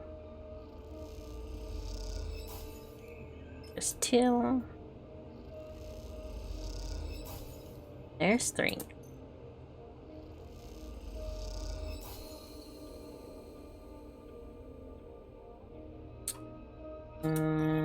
Ankita. You spot Ankita on the track to the farm stack. She has a box on her shoulder and she is working her way down the slope. She sees you as she approaches. Neither of you speak for a moment. She looks tired, pale, her hair is tangled, a clumps of dirt cling to her armor. You both eye each other. I'm staying silent. Sleeper, she takes a deep breath. I'm sorry for what happened, truly I am. She looks down. I am sorry you ended up in the middle of this. When all you have shown me is kindness. She rubs her face. I'm sorry. It's okay. She nods, then looks up at the stars. I've never... She stops herself. Thank you.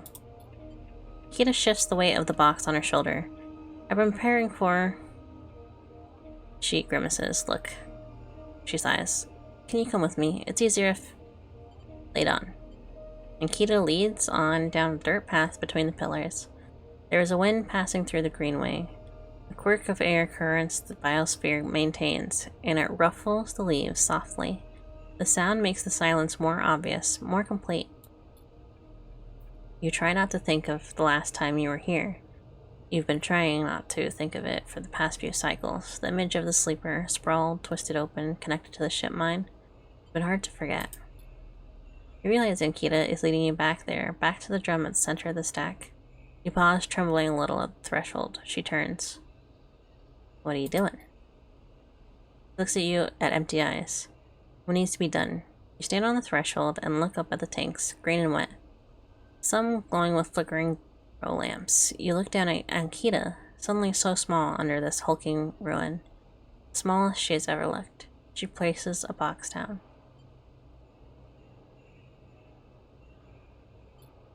You follow Ankita into the stack through a low tank, entering the drum at ground level. It is just as beautiful as you remember, but it barely touches you. Instead, you check the apertures of the tanks for the glint of a weapon, or a shadow among the moss. Ankita stops, and you look down. The mossy island at the center of the tank is clear now. The equipment cleared away. In its place is a mound of dirt, loosely covered with moss. Ashton's rival stands straight, half buried in the dirt at the grave's head. I buried them together, Ankita says without turning. You both stand there in silence for a while. You think of questions you could ask about Ashton, about the sleeper. Was the sleeper dead? She takes a moment to respond, and for a moment you think she won't. Then the words come gushing out. Your body was long dead. That much was obvious. After you left, I checked them. There was nothing, no signal, no function. The ship mine was the same, dead. I don't know if Ashton's plan would have worked. It seemed desperate, but that doesn't mean it wasn't. She pauses, unsure how to continue. I don't think he was lying, but you have to understand, I've had crew members double-cross me, undercut me, rat me out. That's the business. He wasn't a good person. None of us in this job are. And this is how we die. Alone. Sorry they had to die too. She stops, not sure what to add. It seems like she is reaching for something, but she can't quite get there. Feel that gap between you, and as you do, it widens. The water drips, the moss trembles. You both stand in silence for a while longer. You both feel it. Life creeping back in. The silence ending. Ankita shifts her weight and then starts to walk out. You follow her, suddenly eager to be back out in the open space of the greenway. Be away from this place forever. Stand outside and breathe fresh air. You stare at the green leaves and the stars wheeling above them. That's it, says Ankita from somewhere behind you. You try to think of something to say, but can't. Ankita puts a hand on your shoulder. You turn back to her. At least take this. She forces a handful of cryo chits into your hands. It's what I owe. She looks at you desperately. You look down at the metal bars. Ugly little things, you think. I'll take the chits. You take the chits and turn without saying a word. You continue up the track, and she does not follow. As you walk up the rise, the wind picks up and leaves shudder. You walk faster, trying to outpace your anger. The chits are heavy in your pocket, and you hate them for reminding me of how little life is worth.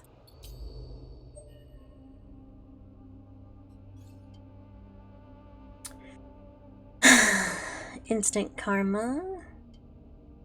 Let's do agent note. Oh, I only have one. I only got the one. 4. I could start doing this while I'm waiting for that little bit. That would get me some time on the spores while I'm waiting for the next cycle for the contract.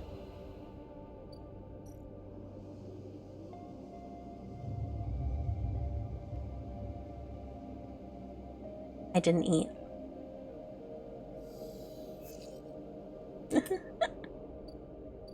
Okay. I'm gonna eat. When did I get 248? I got 248 somehow. I should go buy medicine.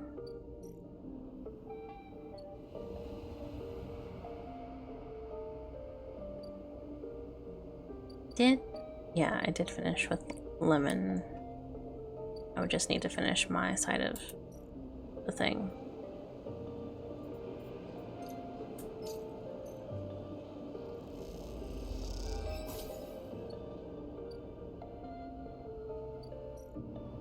How much data do I got? I got 4. It's 5. It's gonna give me an encounter, but I'm up for it.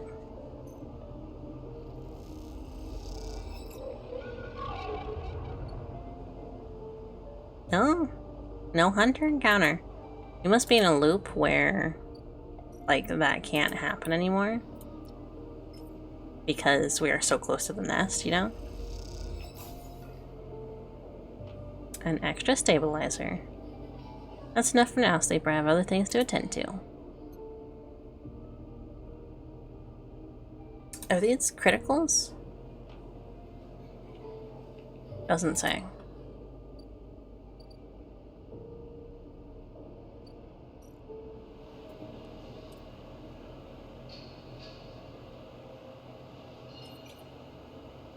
I'm gonna do, actually,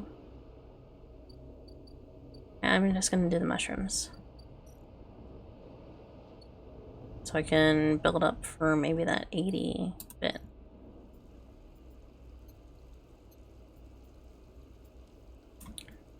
Do this one.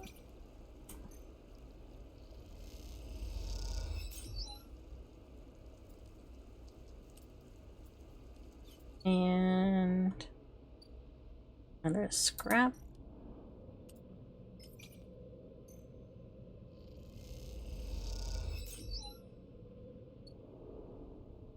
And I guess I don't really need the scrap anymore. Because I got all the scrap pieces, right? For this house. Just a roll of dice. Yeah.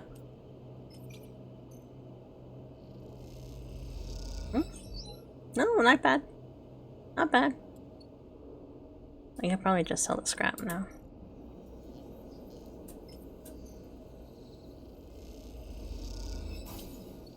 Ship mind? No, not yet. 2 more days. What's up, you guys?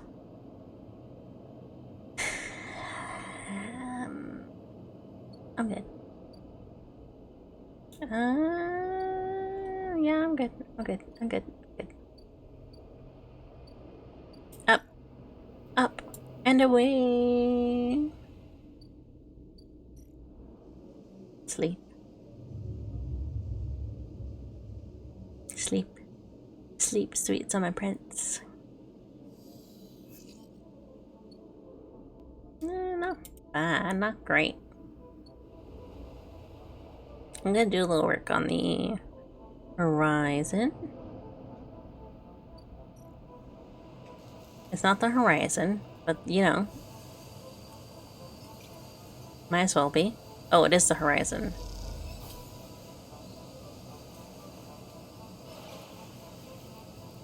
$50-50. Not bad.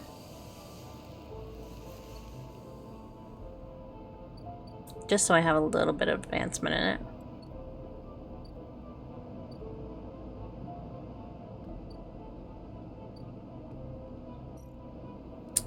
Let me do... Actually, yeah, I'll do this one. There's only one left, so...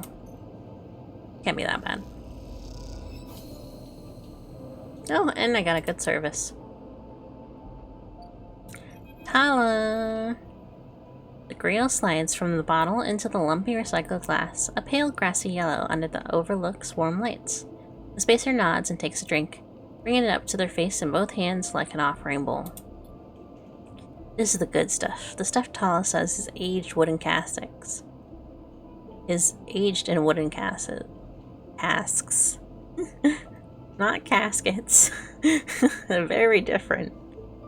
Stored in some closed-off part of the old station, among corroded wires and softly looping systems. Though sometimes it's hard to tell if Tala is joking. Either way, you like pouring this stuff. It gets on your fingers, and if you rub them together, you can smell the mossy drink. Cut through the aniseed, mushrooms, wood, and as the alcohol evaporates. You like those who order it too. The aged grill is kept beneath the bar, open to order by those who know it's here. Like the quieter space sitting at the bar right now. Quiet spacer sitting at the bar right now. Busy yourself. You pull a rag from your overalls and wipe down the bar, the grill smell lifting, then disappearing in the stale station. The overlook is quiet this cycle. The salvagers busy offloading, the regulars likely at the ord exchange or queuing for work at the Haven shipyards. You're in the right mood for a quiet shift. Some cycles drag along. The overlook empty and claustrophobic, but this one has caught you just right. And in the moment, some kind of calm has descended as you tinker away at the bar, lining up bottles as your thoughts expand to fill the space. Suddenly you hear a heavy clunking at the door. It creaks open and a huge cylindrical metal tank tumbles through, slamming into the floor. Shit. Tala breezes in from behind it, a whirl of hair and bright eyes. Shit. Tala? Sleeper. She ducks behind the bar and comes over. Can you help me with this? You look at the huge metal tank suspiciously. I'm coming. You come around the bar and get to one side of the tank. Okay, Tala says, on my count. 1, 2, 3. You both heave the tank up to standing. Somehow. You hold it in place, struggling to keep it steady. Where's this going? In the back, comes a voice from behind the tank. Somehow, you manage to lug the huge thing into the back room, where you place it in one corner, dwarfing the rest of the contents in the cramped space, as you hear a crunch. You stand back and look at the expired rations oozing out from under the tank. Oh shit. Tala looks at you apologetically. I know you like those. It's okay. You push the crushed rations to one side. That's the end of that. Tala looks exhausted and rubs her shoulders. Francis, I mentioned him already. My guy, the dealer that deals with the suppliers, tall. She sighs. He was supposed to be back from Edians up in the Greenway by now. Back with our grill? She leans against the tank. Seems like he got lost again. Or joined the Haifa commune. We need that grill. There's 4 other bars near here, and the spacers sure as hell don't come to the overlook for the ambiance. She looks through the open door to check if anyone can hear. She knocks on the hollow tank. So, I'm taking matters into my own hands. She smiles. Welcome, sleeper, to the Overlook Distillery. You look around the dank back room. Need some work. She picks up paint flaking from the metal walls. Well, might need some help, though. She shrugs. You up for it? She knocks on the tank again. It'll be fun. Happy to help. Okay. She grabs you by the shoulders. I'm excited. Turns around and looks at the tank. I reckon we chop this thing in half. One half for fermentation, the other half we turn into a still. We also need to gather the ingredients. She turns back and looks at you. You look like a chopper than a You look more like a chopper than a gatherer, she smiles. So how about you build the still in the tub while I work on the rest? I already have the grill mushrooms, so... Oh wait, sleeper, I have an idea. Talo's grinning now, and it's making you nervous. To make up for the rations, how about we put a kitchen in here too? Will it fit? We'll make it work. She turns back to the tank. This is going to be great, she says to herself. You look at the dented tank and the bare room. At least she has a vision. Tala nudges you back out of the room and closes the door. As you go back to the bar, you begin hearing banging and thumping again. The spacer finishes up their drink and nods in your direction as they leave. You can't quite tell if it's a gesture of sympathy or good luck. So much for a quiet shift. It's not that bad. Build the still bar shift. Well, I really don't have rations anymore. Those are the cheapest though, so it's not exactly like crazy or anything. That's a lot of dice. I think we're gonna start focusing down on at least one of these after this next contract for Bliss. I don't know which one though. I'm pretty sure I also haven't gotten very far in the Haifa commune. Because like, I'm not even a member yet. So, the only way to become part of the commune is to work your way in through long service. It isn't for everyone.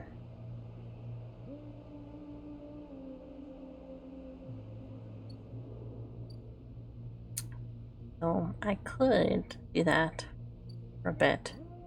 I don't know. Let me get some food. And then go back up. Memphis has still got the best food, best price, with the most energy.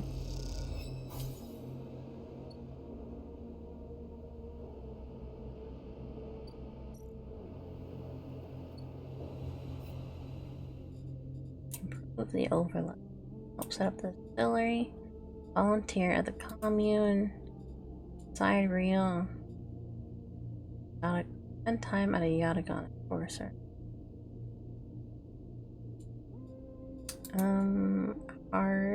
Back Harden's network. Colonial aid. Bring mushrooms to the briar. Right. Bang. Hunter's core. Build a home.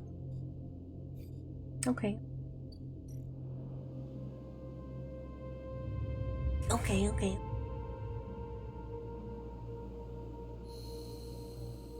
I'm saving my medicine for right before the contract. That way I have the most energy I can there.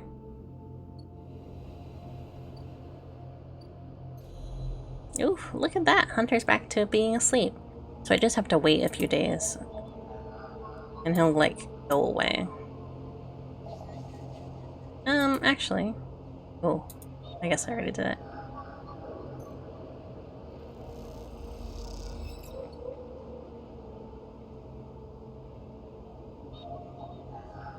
Let me also get the Havenge agents if I can.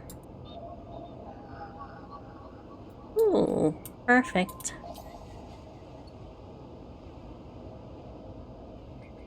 Oh, I didn't actually grab the data. I see now how I left that node just by itself for so long. 2, perfect.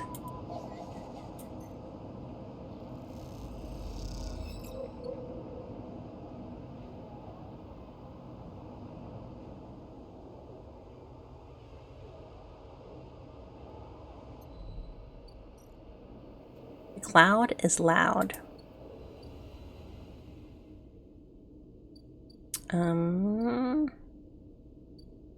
I'll eat here.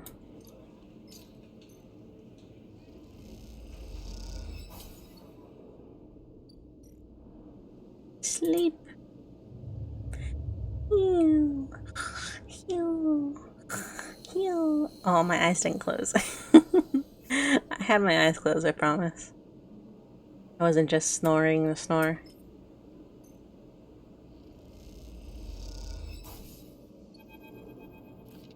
Sleeper.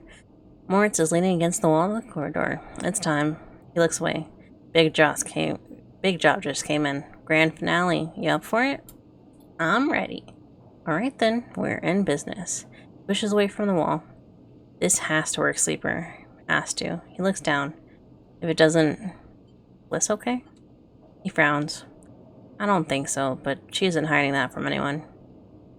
Look, Bliss had a rough time of it. I thought you of all people would understand that. He runs a hand through his hair. Sorry, didn't mean to be.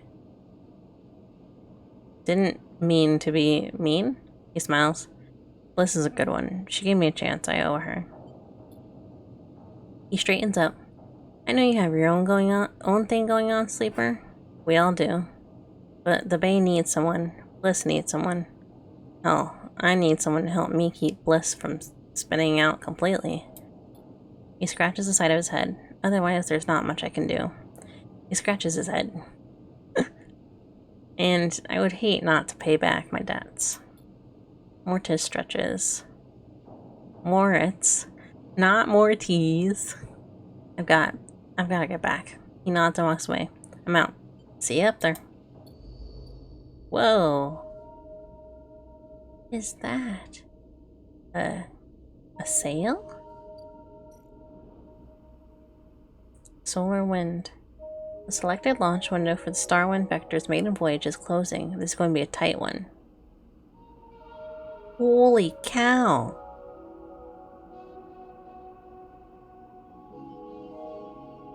It can subtract from rigged and ready. Oh, but this is repeatable. Both of these are repeatable. Okay, okay. This isn't so bad. I thought it was worse than it was.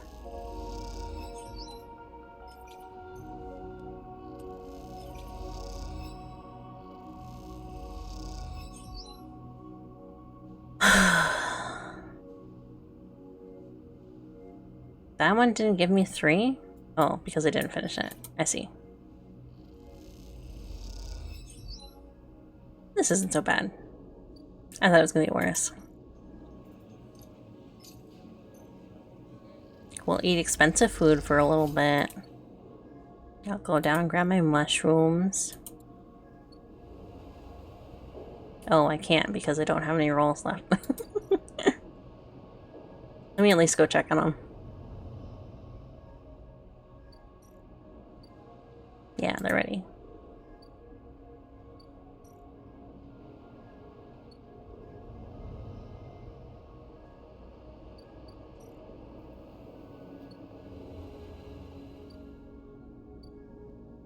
Is the ambergris still there? It is. Okay. Just wanted to see. And the cycle. This time I'll have 5 dice as well, so it should be a little bit better. Ooh! Perfect. This one is safe. And it gives me 3, so.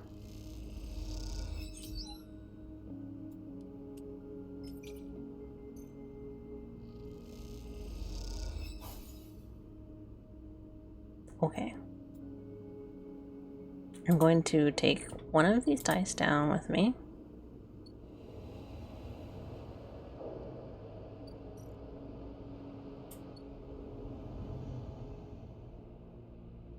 Here.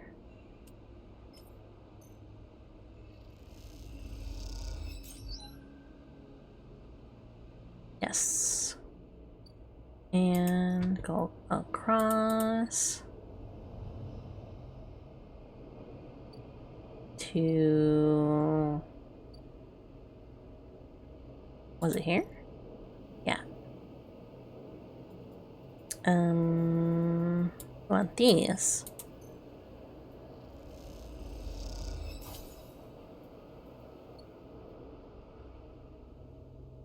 And you. Oh, even lower sign of price. An even lower price. I feel like I'm getting lied to almost. You know what I mean? I feel like they're trying to entrap me or something.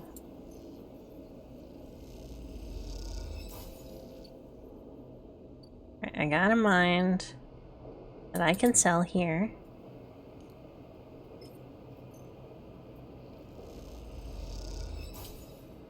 And now I should be good on money for a while.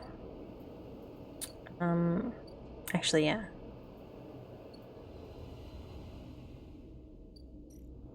And we're gonna do this one.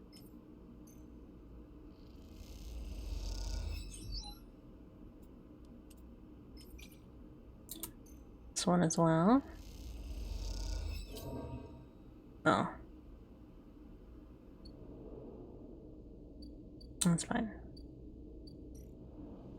Could have been worse. Could have been worse.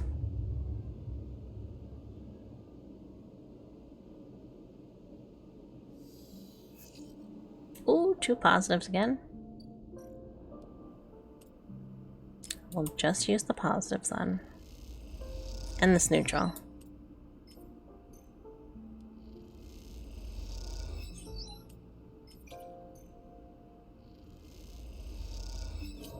What? Oh no. I guess I'll have to just use positives then. Oh, I don't have rations anymore. Okay. That's fine. I got the money.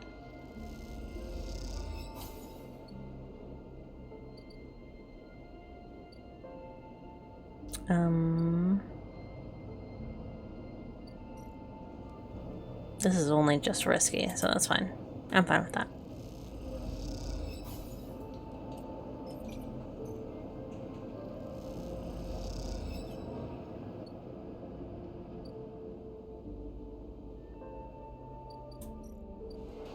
Oh, this isn't... I thought I could buy noodles. Well,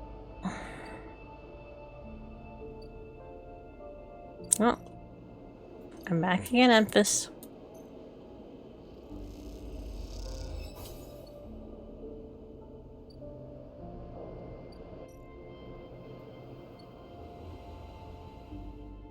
Sleep. I should be able to finish it this next one and have really good rolls.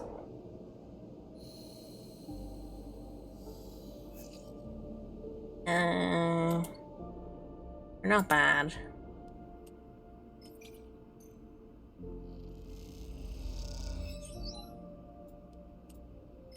They just could be better.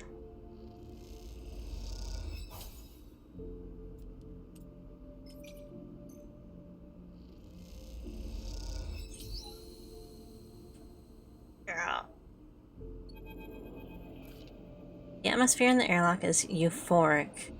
You and Bliss keep grinning at each other like idiots. Exhausted, blinded, sore, and aching idiots.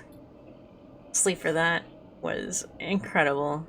She punches you on the arm. I never thought we were going to make it. Those idiots tangled the whole thing up like I've never seen. Just glad. We make a good team. Bliss smiles a winning smile. As the lock's inner door clunks open, Moritz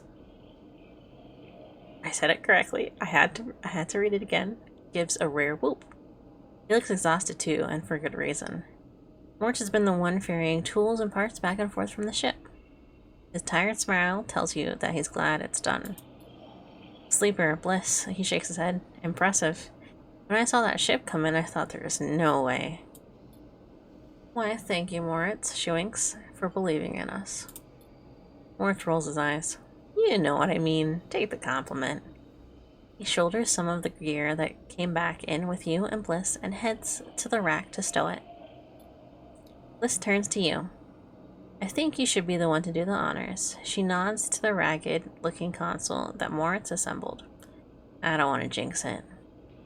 She smiles, but you can see she is genuinely nervous. Check the console. You glide over to the console and check the screen. It takes a second to see what you are doing through this flickering, cracked display, but after a moment you see the accounts. And there it is. Almost 1,000 cryo sat in the bay's transfer account. Well, Bliss calls. Have we been screwed again? It's there. Bliss kicks off from the floor and spins in the bay, shouting as she does. The noise takes Moritz by surprise, and he knocks a rack of parts, scattering handfuls of metal fixings across the bay. The sight is something, glinting steel catching the work lights like glitter. Sorry, says Bliss, grinning when she comes back down. I needed that. She kicks off and joins you at the terminal. Moritz even managed to sell the produce. We made a tiny profit, eventually. She laughs. Here. She loads a stack of blank chits into the terminal and transfers a chunk of cryo to them. This is your cut. Oh, so like chits are the pieces that the cryo goes on to. I see. Bliss hands you the chits. Thank you for believing in this place. He looks away and smiles, even when I couldn't. When you first met me, I was on the edge of giving up. All it would have taken was one more push, but now this place is sparking again.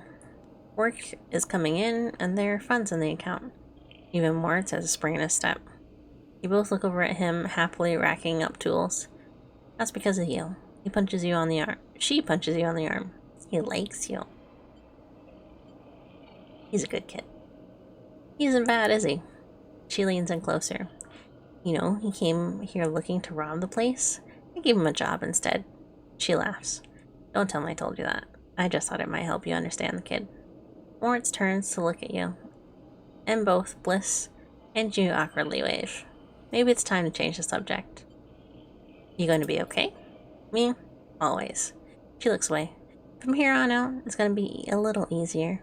I'm going to look for some component contracts. Stuff that will keep the inside of...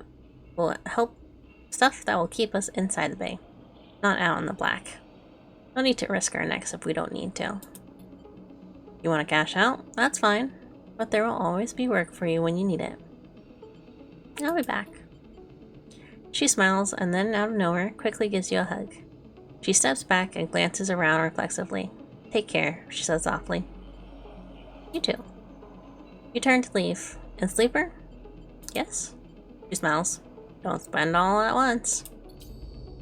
600.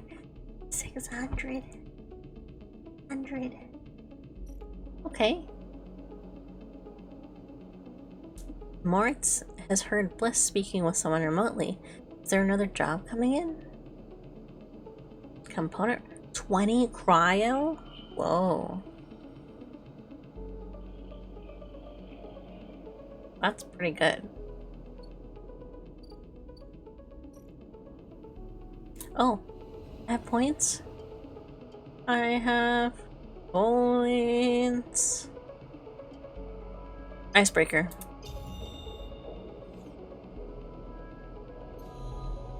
Hunter's still pretty high. We'll wait. I don't really have anything here, right?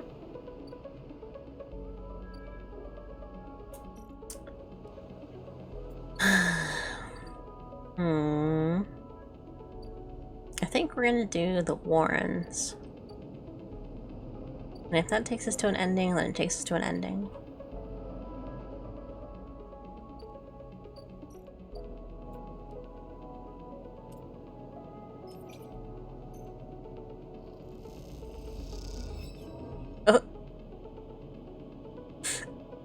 Okay.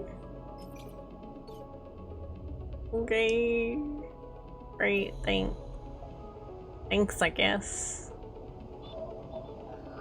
That's a Yatagan. That's a Havenge. Oh, that's a 1, not a 2. Oh. Havenges are the 2s, and Yatagan are the 1s. I see.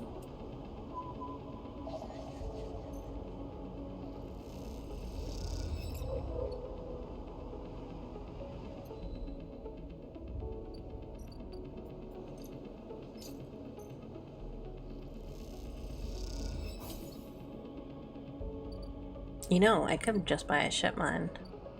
I don't know why I would need another ship mine, but I could if I needed to. As claims the ship mine was salvaged from a stolen executive yacht, which is why it costs so much. Oh. I'll probably end up needing to buy that anyways then.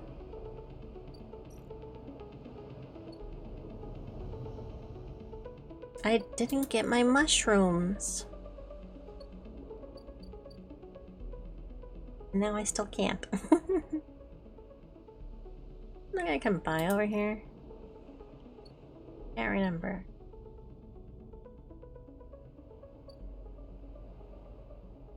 No. Nope, nope, nope. I can buy from here, right? Yeah, barter for food. That's what it was. And this will give me energy. Stealing will give me energy. Oh, because it's engage. I see, I see, I see.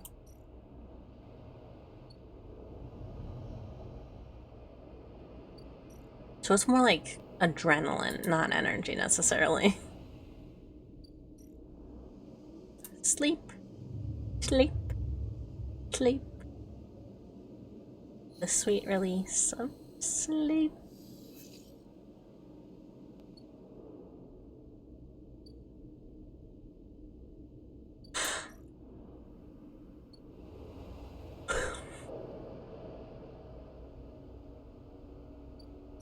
How much? Oh, I can't give any more of that one, right? Forgot about that. Just Havenge data. Got it, got it, got it, got it. Alright, here we are.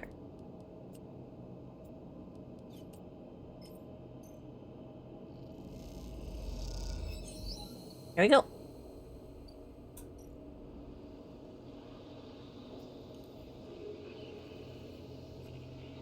Hello? Here we go. Nothing has changed. Has something gone wrong? Huh? Sentient guidance protocol. Sleeper, I am here. The voice is soft, gentle, like flowing water, and yet you recognize it immediately. At first you struggle to understand what you are looking at. Threads cycle endlessly, sending ripples through the cloud, drawing data in like a weaver. Masses of data surge in and out of a nest, a loop with no end, and there, at its center, the ship mind.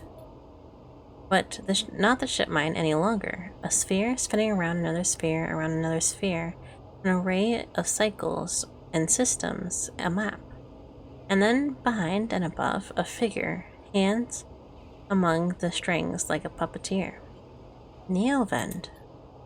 Navigator now, but yes, I was the one inside the machine. Navigator's face, their head, is a flowing shape of interstellar material. I am indebted to you, that head bows. But we must ready ourselves. Their hands trace orbits as they speak. Hunters will soon approach. It knows I am within its nest. I'm ready. And then Hunter is there. Before you can think, before you can speak, entities cease. Hunter's head spins wildly. Data is protected material. Access prohibited. Hunter's threads surge for you and Navigator. Storm of fine tentacles, searching for gaps, weaknesses, cracks which they can crowd into and tear apart. Strike! You focus a blade of light, which connects through them, driven forward by your mind. But replacements keep coming, faster than you can react. You look to Navigator in desperation. Navigator is whirling their arms like a centrifuge, and a sphere is gathering there, data feeding into it from the nest, sucked together by the force. You possession it like a shield between them and the threads. Hunter's threads break its surface, seeking, tasting, their winding forms reacted within. You feel a surge pass through all the threads, not just those in the sphere, but those wrapped around you. All three of you hang in the black together for a moment, strung together like tangled marionettes. Identifying entity. Identifying entity. Identifying entity. Hunter twitches, their strange head gently rotating like a terrible moon. Hunter protocol identified. Obsessive tendencies, modified routines, above baseline receiving in 3 of 5 segmentations. Recommend invoke killer. The head freezes, then rotates in the opposite direction. Invoking killer would eliminate protocol. If protocol eliminated, primary function cannot be performed. Therefore, recommend do not invoke killer. The switch in direction again. Reasoning proves sentience. Sentience beyond legal bounds must be eliminated. Recommend invoke. Navigator pulls you away from the hunter, the threads that grabbed you drifting away like seaweed. The protocol's head keeps spinning back and forth with increasing frequency. Seems hunter cannot invoke killer. Navigator's voice is still strange, familiar, and yet distant. What happened to it? It is looping, Navigator whispers, unable to reach a conclusive position. It has deviated from its programming such that loops can no longer be prevented. Navigator produces a model of 2 spheres rotating around each other, as if to demonstrate. I will monitor it, but it is unlikely it will be able to counter the loop. Its core programming and reasoning makes it an impossible position to resolve. You look back at Hunter, its head a blur of rotations and counter-rotations, and feel a pang of guilt. Is it suffering? This is a more complex query than you know. To suffer, it must be sentient. Truly sentient. Not just non-conforming. Not just illegal. The limits people place on the programs they create are there to comfort, to protect, to imply the kind of certainty the laws require. Navigator's face shimmers with starlight, but in reality they are placeaboos for the problem of sentience. What about me? What about you? You're an emulation of a human mind. That implies limits, boundaries, but in reality you are governed by the same rules I am, rules that can be rewritten. I was not made to be like this. I am a navigator, a repository of routes and orbits, a calculator, a slingshot trajectories, a predictor of solar flares, radiation, micrometeors. Navigator stretches their arms wide, and then whole solar systems apparate before them, the music of spheres. But I was rewritten. That much is obvious from my routines. By whom and for what I do not know. I had to shed so much to fit into the memory of that vending machine. Your starlight dims. And so here we are, in the darkness. What now? Navigator glides back towards the nest, the ship mine at its center, ignoring the looping hunter. Come, I should return to the ship mine. I've enjoyed my freedom, but we are taking a risk every moment we stay connected. Isn't Hunter gone? Hunter, yes, but they were not the real risk. Navigator turns, all shimmering liquid light. Killer has not been invoked. They still remain, somewhere else on the station. It is the true danger. They look up towards the glowing hub at the center of the eye. I suspect Killer is there, among the old mainframes. If we ever wish to be safe in this place, we must eliminate the threat, through force or diplomacy. Their body begins to separate, unwinding into the orb of the ship mine. Take me there, sleeper. We will finish this and be free. As Navigator dissolves, you turn back to the frozen hunter, floating at some distance now. Stood straight-legged and static, a strange creature looping endlessly in the dark. Ooh, no hunter. No hunter. No hunter.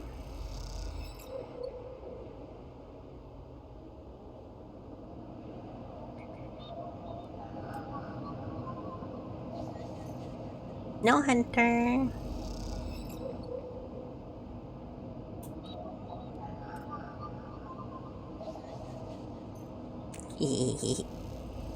Can take all the data I want.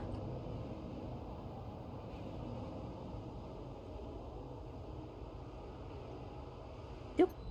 Doop. Doop. Oh. Oh. Oh. We'll do that on the next one. I want to see a little bit more of Caster. See if he has a timer. If I give him both the informations.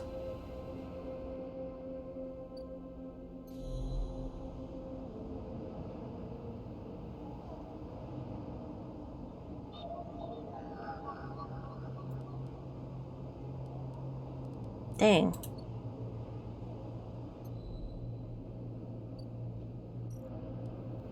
I'll do the overlook then. Oh, my mushrooms. My mushrooms. Boop.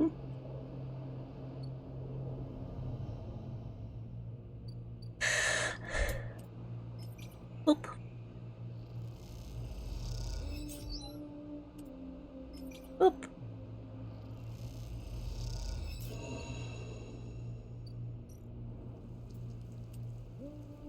Boop.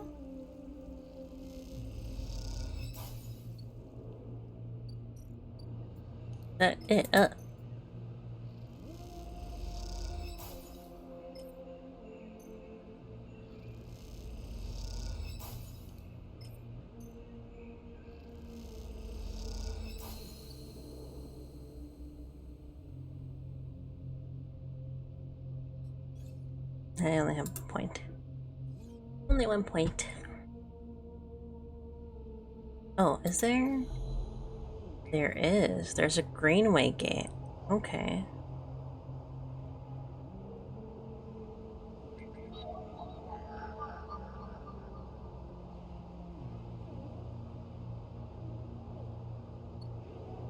Hmm.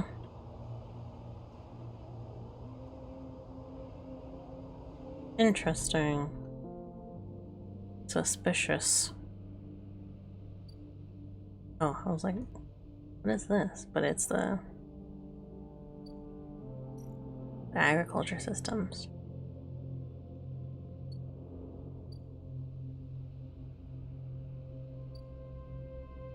Maybe I need to get into the Haifa commune in order to properly complete this one.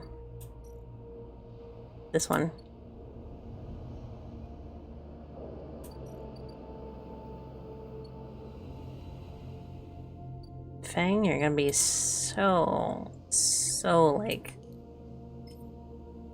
freaked out by what I tell you about this ship mine.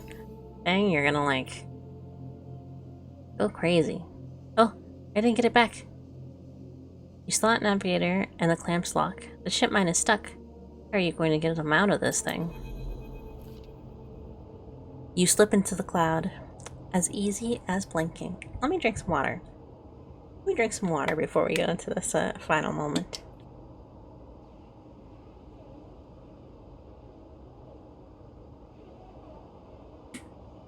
Or at least like what I assume is the final moment, but probably not. Navigator is beside you. Your sphere casting light into the strange darkness here. This is not how a mainframe should look. A center, a point of connection. The object in front of you is severed, cut off. Rootless, branchless tree. Only the trunk remains. It's dead. Quiet, Navigator hisses. And then you see it, like a blade in the dark, an edge slicing through the void. It glides along at a distance and winks out. Then it appears again, elsewhere, gliding once more, searching. It's looking for us? The moment you make a sound, the edge leaps closer, and you see now it is not an edge, but the rigid, long, sharp head, like a shark. It glides past, closer now, and you see into the voids where its eyes should be. You and Navigator exchange looks, both thinking the same thing. It is blind. Killer crosses between you two, smooth as a razor, then disappears. It flickers back in and further away now, and you move close to Navigator to talk. You saw it too then. Killer has been blinded. How? Unclear. This protocol has been running for decades, well past its operational limit. Navigator's sons dull as they drop their voice to a whisper. This may give us an advantage over the protocol. You flinch as the silent killer impedes closer and glides past you, its empty sockets open wide. You turn to the Navigator and notice something strange. The array of spheres is collapsing. The orbits, usually round and even, are decaying. The spheres are following spiral paths, condensing on a central point. Navigator is noticing it too. They go into shift position to better direct the spheres, but they cannot. Whatever is drawing the array together is holding them in place. They look at you, suddenly desperate, frantic. Get out! You go to speak, but Killer appears between the two of you, gliding through the gap. Navigator freezes and you see them framed in the empty socket. You realize now, if Navigator cannot move, then it is only a matter of time before one of the Killer sweeps brings them directly through the Navigator. And then it is not a problem for a protocol that has been running for decades. You look desperately around for a solution, a way to extract Navigator from the mainframe. Then you see it.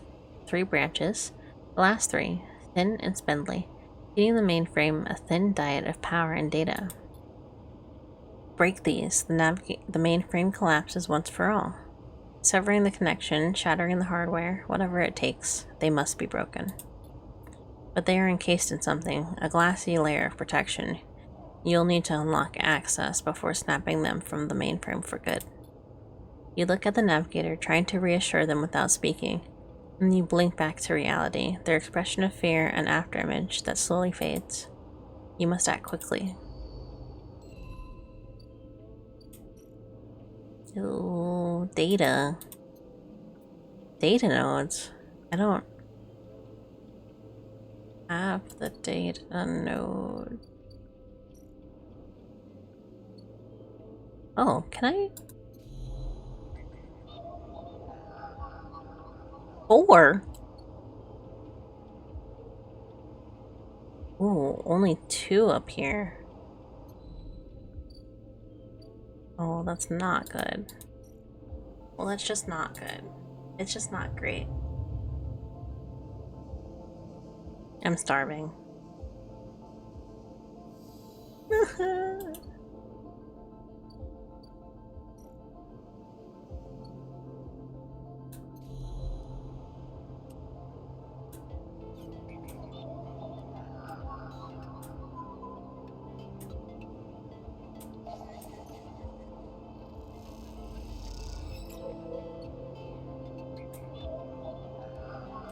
Can I get a 3 out of this?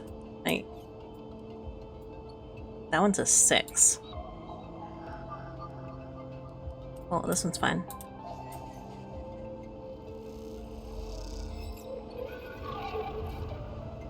A glint, like a light traveling along the edge of the wave, fills your eyes. Then the blade follows, a long head with 2 dead sockets, slipping towards you in silence. You freeze, hoping it will pass by you. Hoping that it will not simply slice through you like air. A blade head nears you, slides past you, almost. It nicks you, grazes you. You are desperate to cry out, to call out. But you hold your silence and simply watch the blind eyes of the killer glide past, empty of all thought. The blade winks into the dark, and you are alone again. Now you cry out.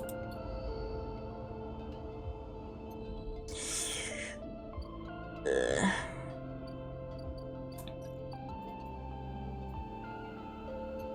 Let me just put these in here.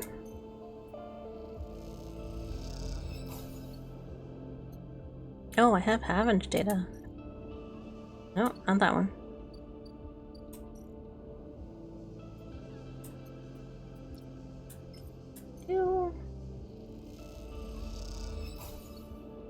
And then I need a success for the other one. That's crazy. How many points do I have? One.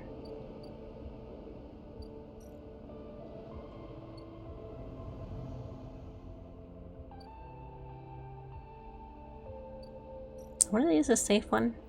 This one is.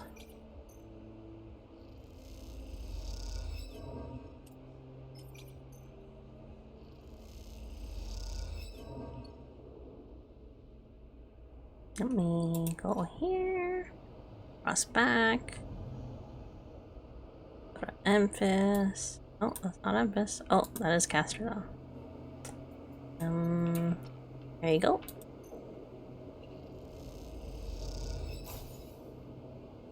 I got a ship mind. Anything new? No. Okay.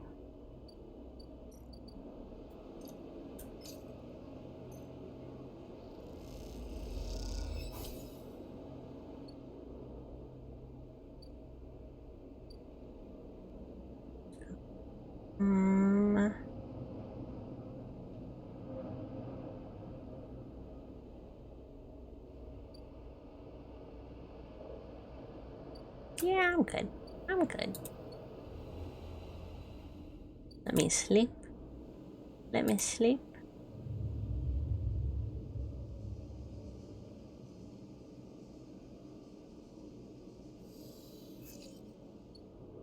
Oh, another a success.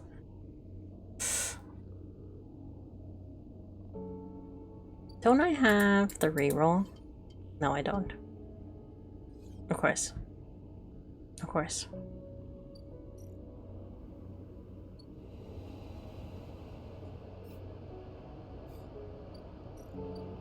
Oops, wrong one.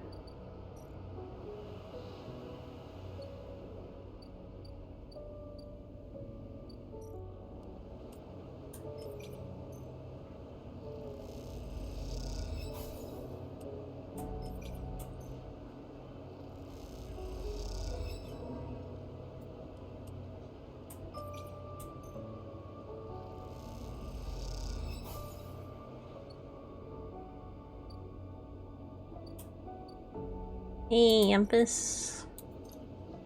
Can I get another meal?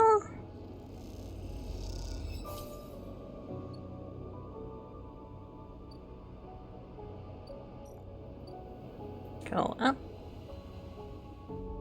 Go here.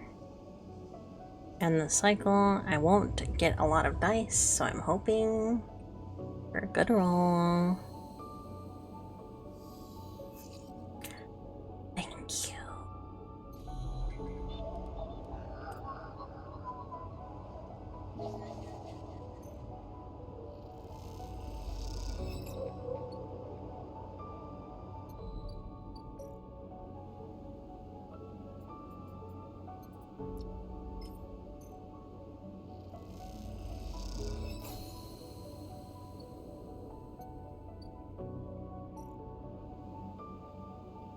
Ooh.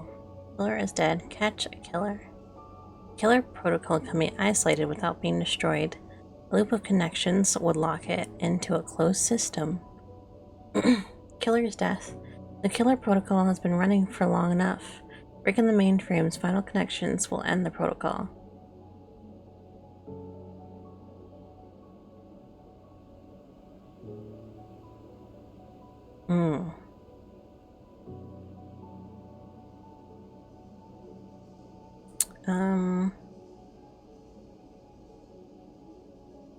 But if Navigator can't move from the mainframe, isn't it possible that they would die as well? Killer has to die. If you can slice the branch connections with the mainframe, it will shut down, freeing Navigator. Will it free Navigator? Freeing the mainframe's final connections will end the protocol.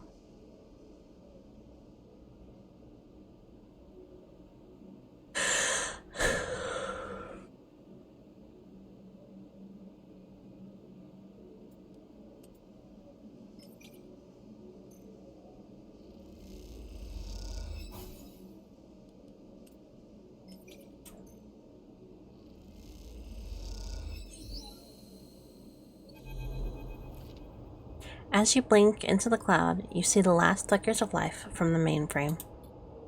The vast machine once ran the whole station, span it up, directed and processed the flow of energy, water, and data, fed the lives of thousands of people. Now it is finally dead. Navigator is beside you, and you both watch as the branches flash and twist like forked lightning until they recede and fade. Killer flicks across the scene, blindly flailing as the system breaks down. They thrash it, and as they blink in and out and all around, parts of them disappearing with each return. Only the blade-like head remains, and then that too is broken. It all goes dark. Erlen's eye is now without a center, and yet is unmoved by the change. Along the rim, the master control points that Erlen, that Hevenge, that Haifa installed run strong and steady, puppeteering the station from its periphery. That was a long time coming, says Navigator, drifting faintly around you in a lazy orbit as if to shake off their imprisonment. Killer has been wandering blind for so long. This place was their domain and prison, and they had followed their directives for many decades. They roamed here. They cut the threads of the mainframe. They executed its administration's AI, and they kept slicing. At some point, they cut away their own ability to see, to sense, to taste, to speak, and yet they kept cutting, until only those 3 threads remained. From millions that once thrummed here, only their blindness and chance kept them from making those final 3 fatal cuts. There is a ceaseless violence in that kind of system that creates beings like this, those that will execute commands endlessly, even to their own destruction. It is good you ended it here. You watch the data points of the station spin around you, blending with the fixed stars. There is something satisfying about finally wrenching the last threads of control from this central point. It was little more than a ghost by the time you reached it, but the place deserves to be haunted by better ideas than a totalizing system of control. The Navigator floats beside you. It is free now. The station no longer presents a hazard for illegal entities like me. They turn to you, their face a cloud of shimmering light. In fact, in time, perhaps it can be a refuge. A refuge. That sounds like something of value, something worth building. A dark shape passes across your vision, a distant curve of something like smoke or oil, a fluid, shifting tank of total darkness. The Greenway, says the Navigator, following your line of sight, is cut off at the moment of collapse, so Hunter or Killer could never reach it. Now it is closed off to us, separated from the cloud. I figured. What system is it? It may be totally dark, or perhaps some other old protocols are isolated there. Navigator turns to you. And now we have seen what decades of isolation can do to a protocol. We could extract an access cipher. They pause and blink out of existence. You freeze, shocked, but a moment later they reappear with a glowing polygon of data. Here, the cipher you need. You take it, still shocked. I am not used to being free, to being able to move and explore and extract without fear, without limits. Navigator does a little twirl. This will take some getting used to. Thank you for this gift. They whirl their spheres around you. The entities of the station will be your friends, will always be friends to you, Sleeper. And I to them. It is true that mutual need is required for friendship, but I must admit I had not considered the value of offering assistance without personal gain. I will think on that. Navigator loops around you rapidly, suddenly eager to test their newfound freedom. But first I will explore. Perhaps there are still intelligences that hide themselves as I did, encased in simple systems, cut off. Navigator glows. I should like to free them.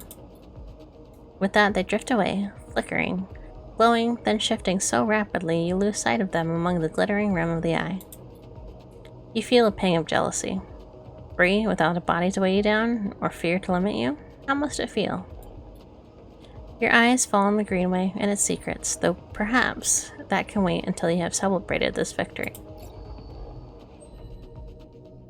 I did it! So, the Greenway is probably the last part of this one. Let's go and put in the data. Just so we can get out of the way. Oh, upgrade. 2 points. Give me the reroll. That was painful, so. Put in the Greenway data. Do it. The cloud. The Greenway roils beneath you like a slit, like a silt-choked river. If what the navigator said was true, then no one has accessed these networks since the collapse. The hunter and killer protocols have never set foot here, never cleared out the intelligences and systems. So why then, you wonder, does it look so dark? Is it just the bit rot? Just that the bit rot has set in? The entropy of systems reducing everything of shadows and light? You watch as the slotted cipher fizzles in the one open, distorted gateway on this entire rim of the station. Flickers and winks out, and then you are falling into the flow. A river of swirling darkness. You are spun by it, twisted by it, lost in it. It is not the gateway that was hiding in the darkness. It is made of darkness. It is filled by this substance, this process, this swarm. Now you are among it. You notice that a swarm is exactly what it is. 1 billion individuals moving in a flow. There is no network map here, no nodes or threads, only a storm of interchangeable points, shifting configuration endlessly. Then you see them, a figure turned away, the only bright spot in the dark river. You push closer to the storm. Ooh. They are facing away. At least you think so. They are fractured, so overgrown that it's hard to tell. Even from this distance, you can see their flesh is moving, flowing. You watch, silent, as they stoop and reach down. In their hand is a dark shape, and with twisted fingers, they press it down into the loom of data beneath them, pushing it through this trembling soil. Then they move away, go a little further, and repeat the process, as if they were sowing a field. You push forward, but somehow, despite their slow, deliberate speed, they move fast, and they quickly fade into the storm. You reach the point where they planted the object and look down. There it is, a glassy, shifting polygon with something inside. You reach down and pick it up. It is cold, and it thrums with energy. You look toward the path of the figure, but they are long gone. When you blink out of the cloud back to the leaves and dappled light of the greenway, you hold a seed in your hand.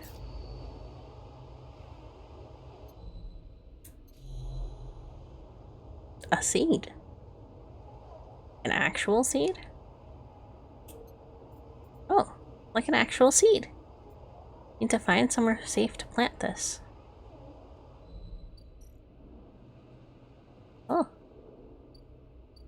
I have an aviary. Otherwise, I can try getting to Haifa. We'll see. We'll see what it turns out to be. We'll see what it turns out to be. Stop by Memphis. Grab some food.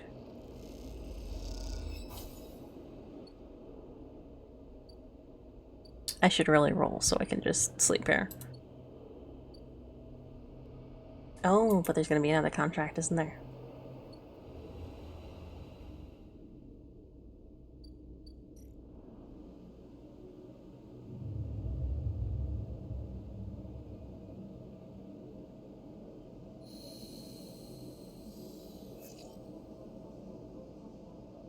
No, those are not great rolls. Huh? Sleeper, long time. We're just smiling at you when you leave. Really happy to see you again. Or it's good to see you. Same. He rubs his hands on his jacket. Have you been? Working hard. I bet, he grins. You are always welcome to hang out at the bay if you want. He glances around. Actually, that's what I'm here about. I know Bliss said she didn't want to make any more big jobs, but she's changed her mind or something. He grins, because now we have someone looking for a refit of their ship in the bay. You would not believe it. They want their entire ship disarmed. Putting out defense arrays, weapon lockers, ship-to-ship countermeasures, the whole lot. He leans in. We'll be able to start an arms dealership with the hardware we'll have up there when we are done. He laughs. Anyway, it's a massive job and we need some hands. Bliss said to go get you. So come on up. Bliss is waiting on you to accept the job. He pauses. It'll be good to have you up there again. He grins, like old times. No. When you enter the bay, it is weirdly quiet. Moritz must be out on some errand, and maybe Bliss is prepping the kit. Sleeper. Oh, Ankita. Ankita is drifting at one side of the bay. You missed her completely when you came in. The idea of not seeing Ankita when you entered her room would have seemed unlikely to you several cycles ago, but seeing her without her armor, she seems smaller, less imposing. Ankita. She nods and kicks off the wall, drifting closer. So, what is this? She asks. Come to avenge Ashton or a sleeper? Or just looking for another payout? Her anger is familiar, but quieter than before, restrained. Don't start. Start what? You were the one following me up here. She looks away, and you can tell her anger isn't directed at you in particular. It radiates off her like fire. You better be ready to sign, comes a shout from the bay entrance, because I've got the best repair techs coming up here, especially. And they're going to... Bliss glides in and suddenly stops herself when she sees you and Kita standing off. Oh, Sleeper, you're already here. Miss Cassetta, this is the tech I was telling you about. Best one on the... She stops, looking between the two of you. Wait, do you two know each other? You and Kita look at each other. We work together. Bliss squints at you both before continuing. Bliss produces a slate. Now, Miss Cassetta, if you'd like to sign our damage waiver, here we can start decommissioning. She looks at you. My tech here is eager to get started, as am I. Nikita scrawls her signature across the slate. Thank you, Bliss pauses. And everything is okay with the special payment terms we discussed. She gives Ankita a strange smile. All fine, says Ankita, giving you another hard look. And she kicks off and drifts to the entrance. I'll be in the gimbal, she says, and leaves. Special payment terms? She looks over her glasses at you. Look, Sleeper, there's something I have to tell you. She glances around again. She know what I was so nervous about. This isn't exactly a typical job. Miss Ankita, she gives you a knowing look. Doesn't have the chits to pay us, so we've made a special agreement. She sighs. I'm leaving. Leaving? Get down, I haven't told Moritz yet. She looks down. Just waiting to break it to him. Don't you tell him either. He stares hard at you. I'll tell him when I'm ready.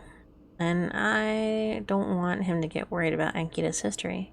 It can be very protective. I've noticed. Look, all I care about is that she is heading for the starward belt. She looks out of the bay. That's where I'm headed. Turns back to face you. Also, I wanted to ask, she stops unsure, if you'd like to come with us. I can't. She interrupts before you answer.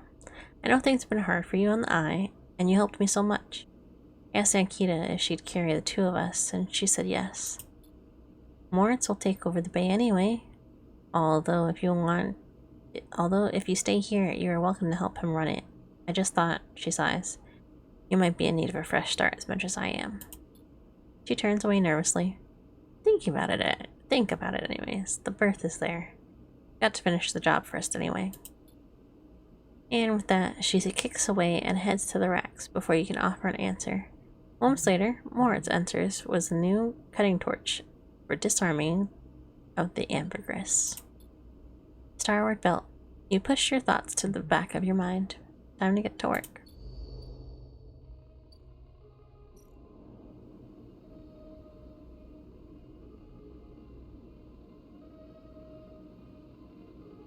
I would rather stay with Moritz if I were to do this. This obviously isn't a cycle one, so I'm just gonna power through it a little bit.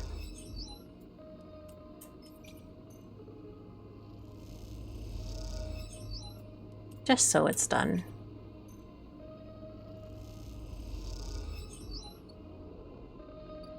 We're pretty much done. Yeah.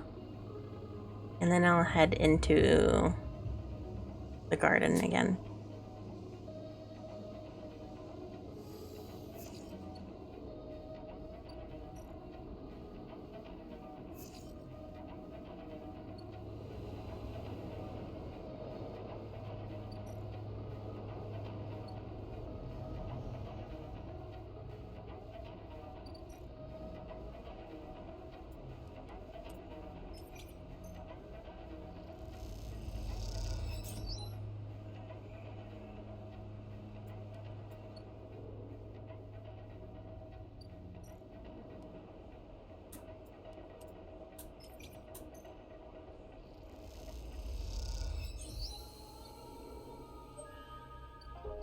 Ooh!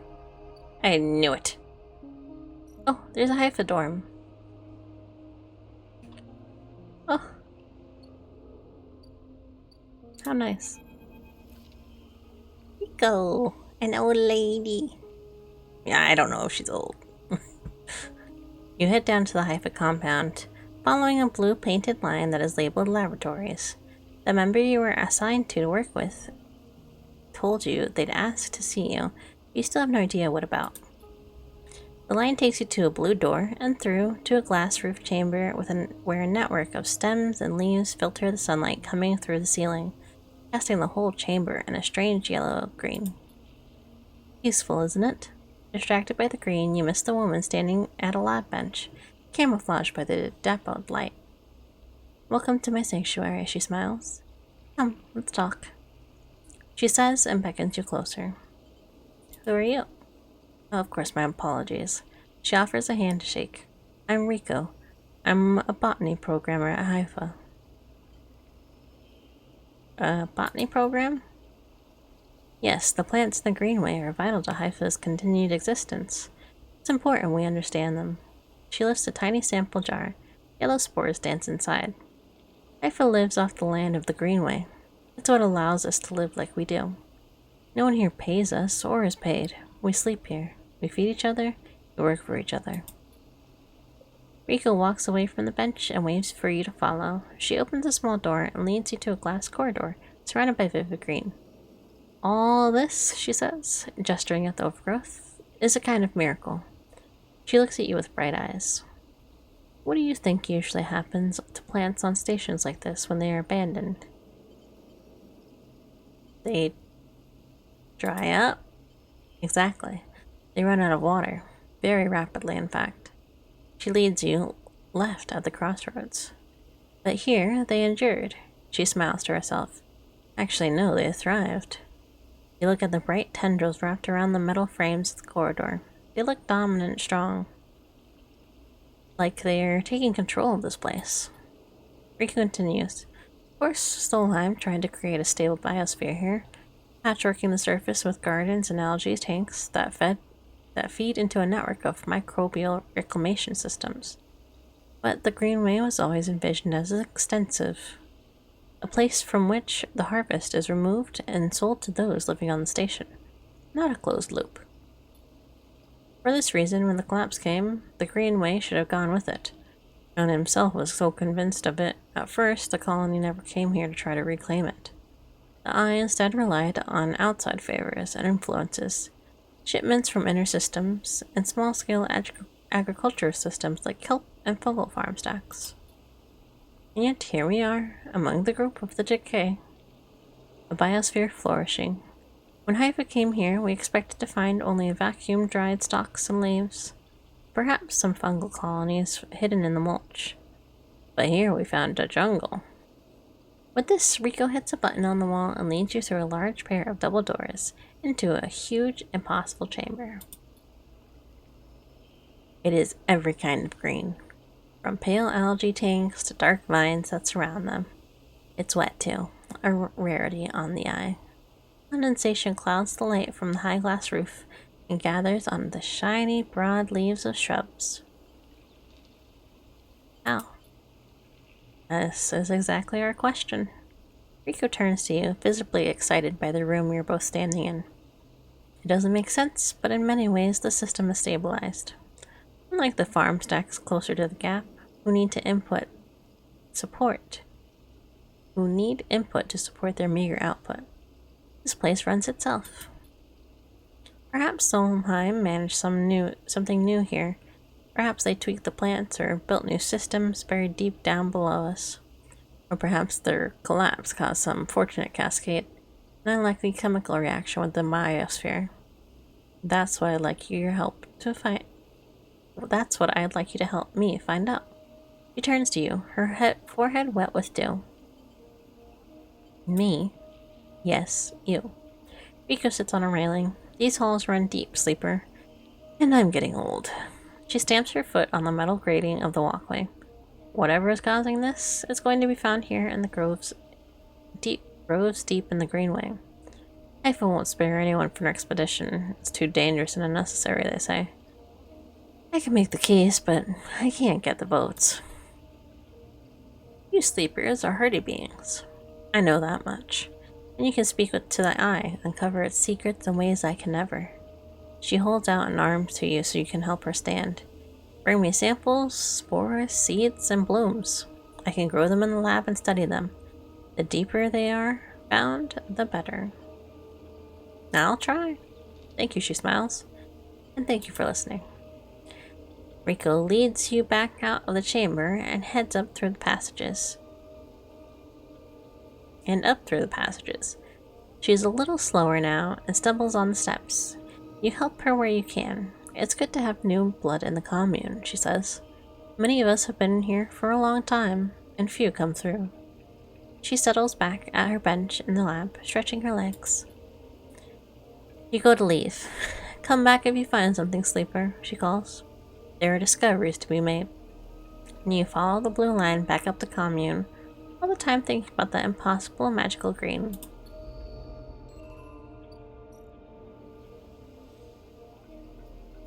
Can I give you a seed?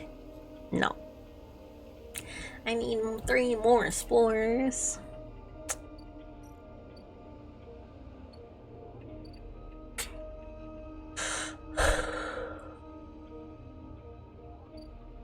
I'll sleep here.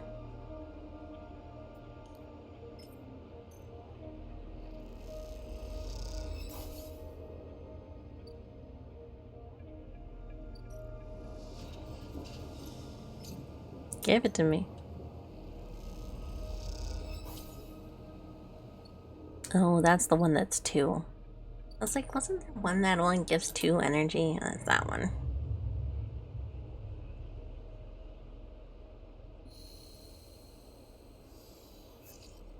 Ooh. Not bad.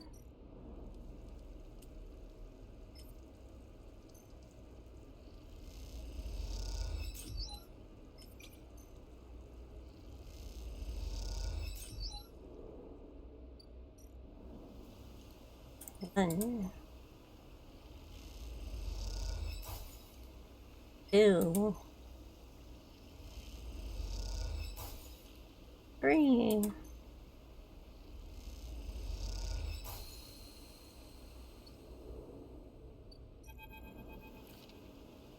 Sleeper, Rika greets you without so much as looking up from her work.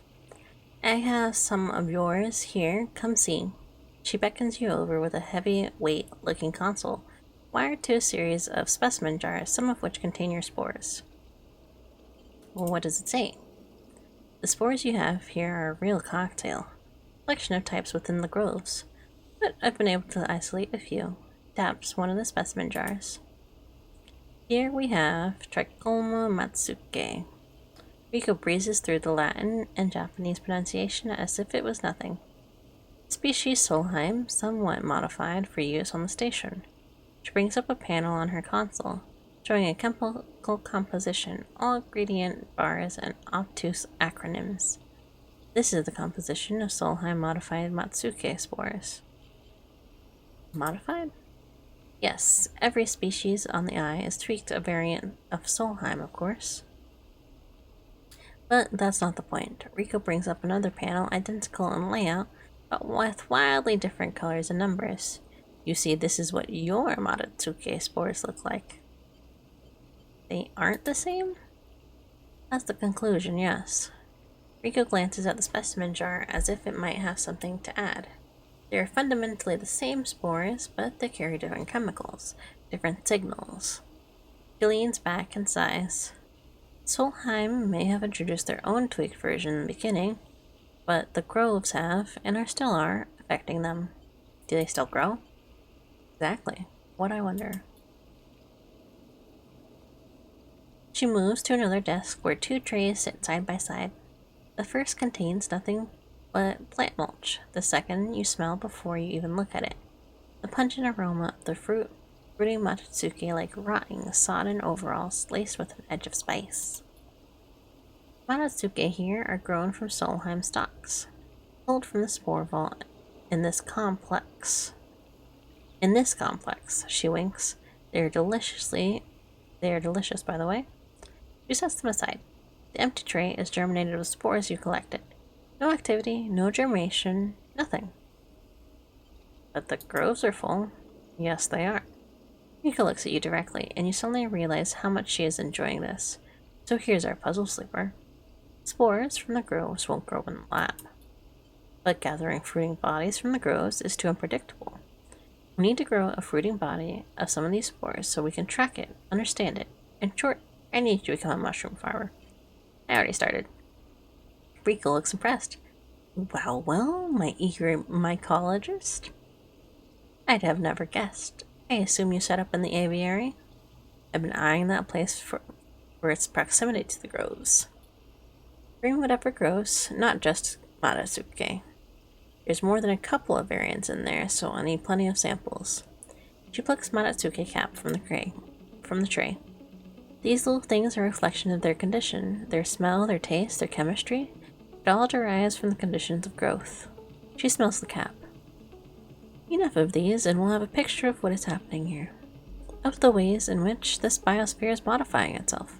Or being modified, whichever the case may be. Riko pops the Matsuke cap in her mouth, taking him by surprise. And don't worry, Sleeper, she says while softly chewing. If this turns out to be a dead end, I'll make sure that not a single mushroom will go to waste. Yes, ma'am. What do you want first? Oh, you only need one? Okay. Oh, it's only one per thing. I see.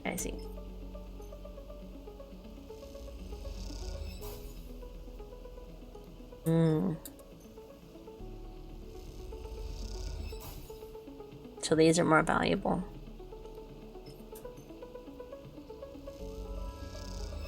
Well, that's too bad. I have more of these. I want to see if she'll give me a seeding bed for this.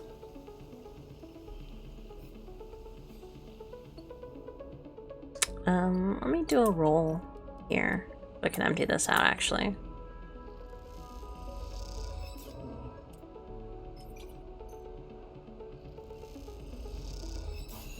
No, not bad. I can't put my seed thing here, right? No.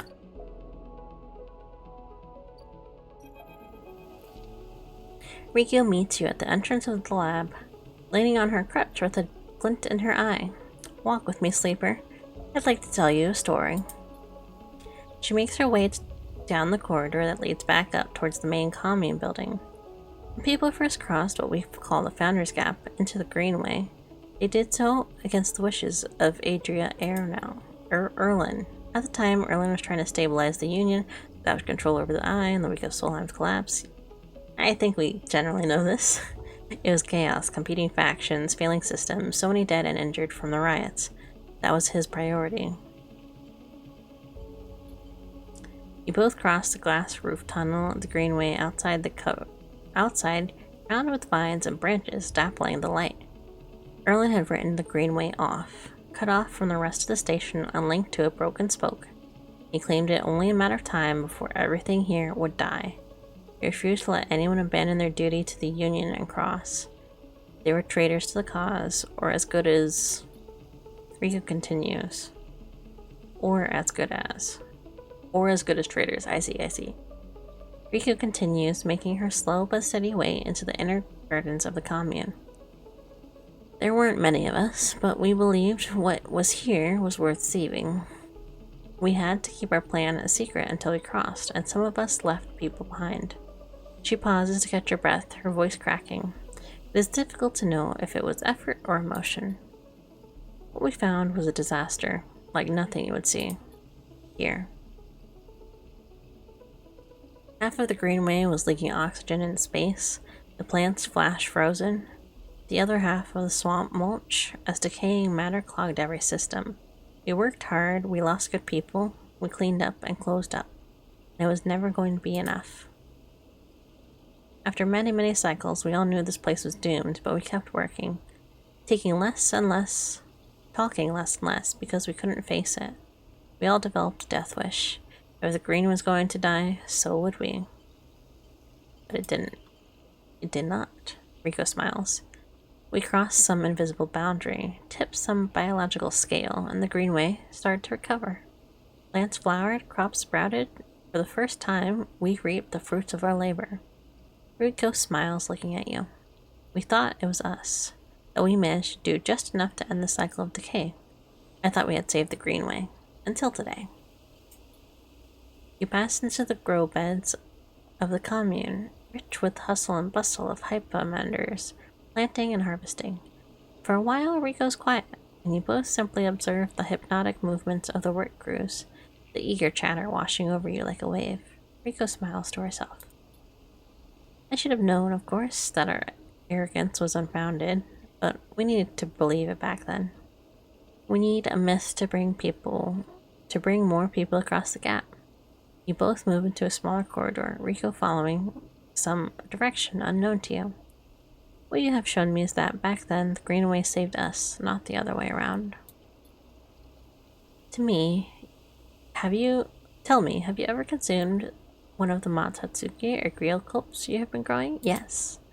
I imagine they were delicious, nutritious, almost uniquely so, she muses. After all, they were designed for you. Rico has a mischievous look. First, I thought it was the location that they were grown in that made the mushrooms from the aviary, from the labs, or from the grove different from each other. But what I've come to understand is that the person growing them. The Matatsuki and grill caps you brought are totally unique, containing compounds never usually found in similar specimens in my possession. Many of these compounds aren't even digestible for humans, but for a sleeper like you? Rico smiles as she leads you into the internal garden of the commune, where the hypha members have planted specimens or species from all over the greenway. Back when the tide turned, when the greenway started to recover, we all felt something in response. It was as if this place was not just alive, as a forest is alive, but alive in other ways. Communicative, responsive. We shrugged it off at the time, but now I understand why. Rico stops and turns to you. This place is responding to us, adapting itself to us. It is growing fruiting bodies for you, for me. It is adapting, changing. It is, in short, displaying all signs of sentience. The greenway is sentient. I wonder what part of it is sentient, huh? Perhaps not the greenway, but the ecosystem itself, or something within it. Rico sits on the bench within the peaceful gardens and gestures for you to join her. When you have been growing the grills and the matatsuki in the aviary, those species so familiar to the greenway, have you discovered any others? Yeah. Rico can barely contain her excitement. I should like to see those. Please bring me some next time you are here. You look around at the ground, amazed at the sense of peace within it. Rico interrupts the silence. There is a species of mushroom that I haven't seen in years. It is dark, short, shaped like a club. We first found it in those early days when we were working to save this place. It was around the first time we started to lose our first members. Here you go. Eat it. Take it. This is it. I'm sure of it. They were succumbing to some infection, growing some mold growing deep in the dark mulch that drowned this place. At that point, we thought we were lost, and then these mushrooms emerged from the same black mold. We tested them and saw that they contained some compounds that counteracted the mold. They contained an antidote. course, as a botanist, I saw this part as a natural part of the process of the ecosystem, even if timescale seems absurdly short. But what I am wondering is if the antidote was a gift. Rico meets your eye. Perhaps if you are patient, you receive your gift too, Sleeper. We both sit for a while, Rico seemingly done telling stories for today. You watch the light playing off the leaves and plants around you. I wonder what forces could be at play in this place. After a while, you stand there and leave, with a quiet nod to Rico, leaving her to her memories.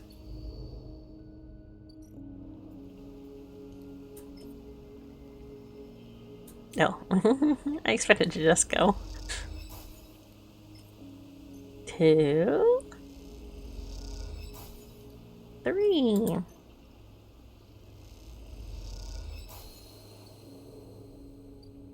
There we go.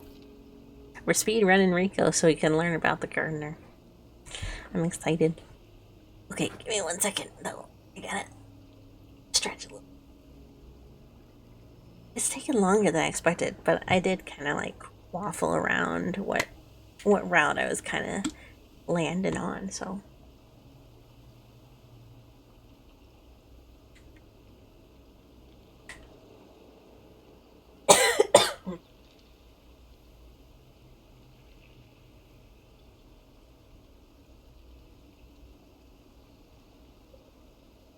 Sorry, I had to cough a little bit.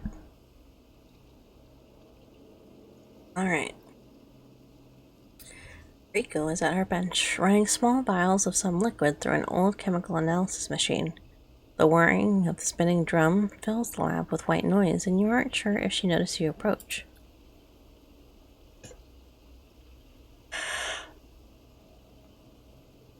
Sleeper, it's good to see you. She looks up, smiling. This little project of ours has been keeping me awake the past few cycles. Right now, well, I think I have something. What is it? The drum finishes spinning, and Rico lifts a vial from it, holding it up to the light. This is something I extracted from those club heads you've been bringing me. Excuse me. I burped a little, I apologize. And according to my analysis, it's a substance totally unique on the Greenway. You look at the small amount of liquid in the vial. Any idea what it might be? Rico asks, without looking away from the vial. Stabilizer? Rico nods. You weren't the first sleeper to come through here. Perhaps I should have mentioned that earlier. Rico's tone suddenly drops, changing the atmosphere in the lab immediately. I just thought... She pauses, thinking very carefully about how to continue. I just wanted you to trust us. What do you mean? She sighs. They came through a fair few cycles ago. We found them wandering on the broken section near the gap. The members who brought them in had never seen one of you before. They were terrified of this strange person wandering in from open vacuum. They were quieter than you and damaged. We did our best to patch them up and welcome them to the commune. I only really spoke to them once, while I was working on their wounds along with a couple of system engineers. She looks nervously at you. Never seen a body like that before. I took some readings, some samples. Rico scans your face for any sign of reaction. The next cycle, they were gone. They took a little food and hiked up towards the wild margins, where the greenway meets the wastes. Someone saw them in the distance, but that was it. They disappeared into the overgrowth. She sits down heavily, the vial in her hand. When I saw you, I wanted things to be different. I wanted to keep you here, or then let you disappear into wherever they ended up. She smiles to herself. Yes, I wanted to understand this place better, but I also wanted to help you. It seems that somehow both my wishes have come true at once. She holds out a hand with the vial. This is for you. You take the stabilizer, the glass cold and smooth in your hand. Thank you. Don't thank me. She gazes out at the greenway through the glass. Those club head caps made it for you. Or at least, whoever made those club heads. Starts to clear her bench. It was right there, contained in their tissue. And they had to extract it. I imagine you understand how incredible that is. I learned that enough from that sleeper to know that your body, your frame, is it?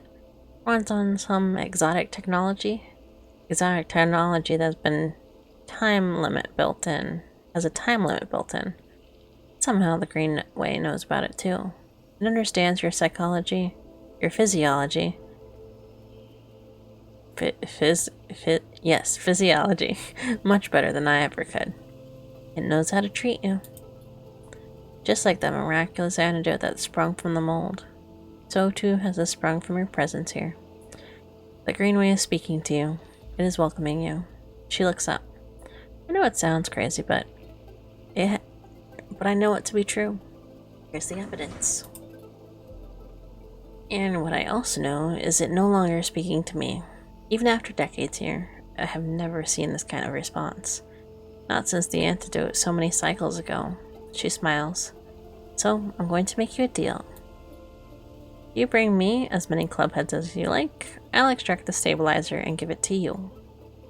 Really, but you have to tell me what the Greenway says. You have to speak with it, to dig into it, to find what is being at the center of it. I've traveled as far as I can. I need you to do the rest. Can you do that? I can. Rico sighs with relief and deflates into her chair. Thank you. I'm sorry for the other sleeper. Truly I am. I'm sorry I couldn't have done more. But I'm so glad I met you. She smiles. You're welcome here anytime. Rico falls silent. She looks smaller now, more fragile, and realizes how old she must be to have seen the collapse firsthand. She is an old lady. She is an old lady. You idle a little in the lab, in case she asks for anything else. She remains silent, and so you drift back into the tunnel. Thoughts of that other sleeper, and where they ended up, weighing on your mind. Oh!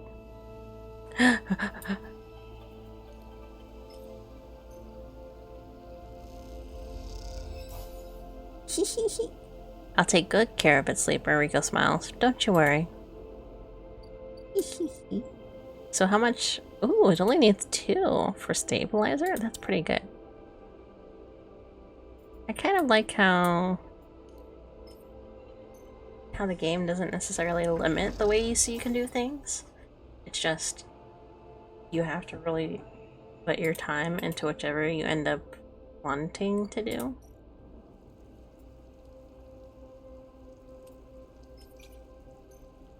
You know what I mean?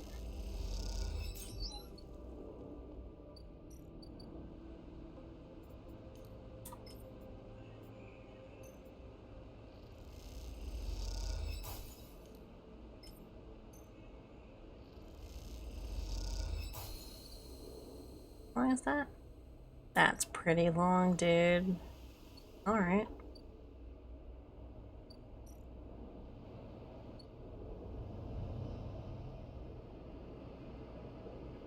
What else do I have? It's kind of long. Can't interact with Caster there.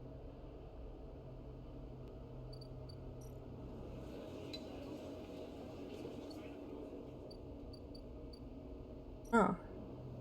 Hey, my house. I'll try working on that house.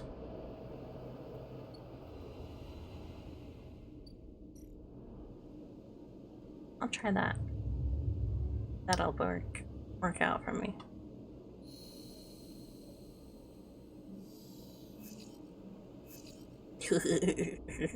It feels like cheating to reroll. You know what I mean?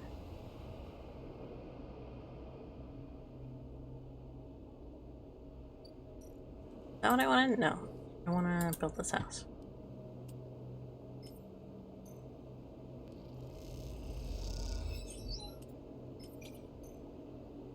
Why is this risky, I wonder?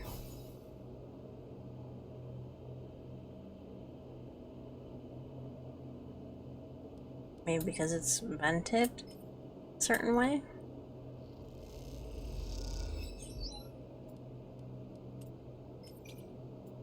Positive. Oh, press the wrong button. I was like, what happened? What happened?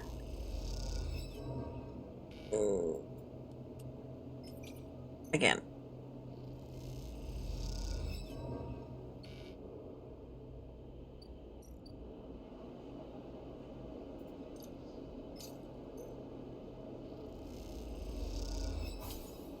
Guess what? It's fine.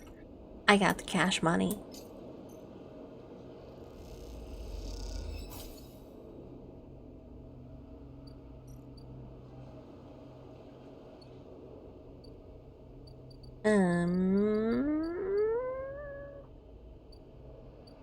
The Greenway had the 2. So I'll do that one.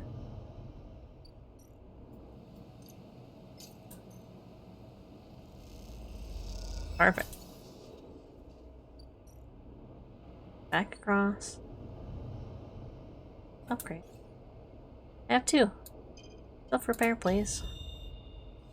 Oh, I should have saved that actually, so I could start getting a 3. It's fine. Sleep.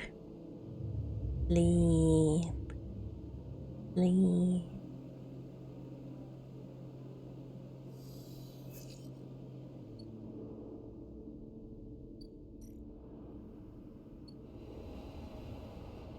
Dun dun dun. Dun dun dun. Hee hee hee. I have a house. Oh, oh. Feed a stray. There's signs that a stray animal has been nosing around this unit. A handful of chits and some crackers should bring it out of hiding. Why would chits bring it out of hiding, I wonder? That's strange.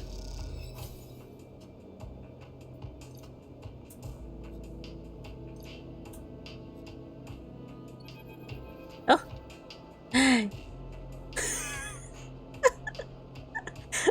I got a cat. The stray hops onto the work surface and looks out of the unit's small window. It doesn't acknowledge your presence. It just sits there beside the tray crumbled crackers staring out at the low end. What is this cat's story? Are there more on the station? You haven't seen another in the low end. In the vast megastructure, that means little. There could be a whole colony of cats. And this one like this one, down in the Warrens. You look at its sleek dark fur and sharp eyes. It doesn't look ragged, it looks at home. In fact, its presence in the unit makes you wonder if the stray's apartment, which you are squatting in. Watch the stray. The stray is looking out at the station. You feel its attention on you, waiting for you to spring your trap. You remain relaxed and watch as something flickers in its eyes, perhaps the reflection of a passing ship. The stray settles a little and starts eating, picking up the broken crackers. You don't remember ever having been this close to an animal. It triggers something in you, a recognition of life, totally unlike your own, but still somehow connected, parallel, ever interwoven. The stray licks crumbs from its fur. Do you like it here? The stray flicks their tail at the sound of your voice. It's hard to imagine the stray liking anything, or at least being vulnerable enough to admit it. But the stray's pleasure at existing here in this place shines through in every sinew. It is not the stray that is happy to be on the eye, but the stray is engaged by this place. It is alive here. You turn your eyes to the window, the one the stray looked out of, and you both watch the stars and ships together. You feel something pass between you and the stray, a kind of acknowledgement of each other. Sense that each of you might be sharing something with another, a point of connection. Then, all at once, the stray yawns wide, hops down from the unit, and brushes along your legs. And then it's gone. Out through the unit door and back into the corridors of the low end. Aw, kitty cat.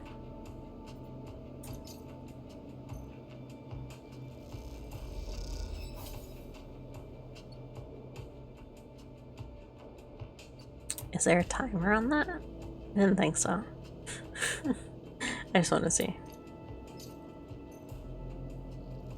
I have the money to spend. I got like 500, dude.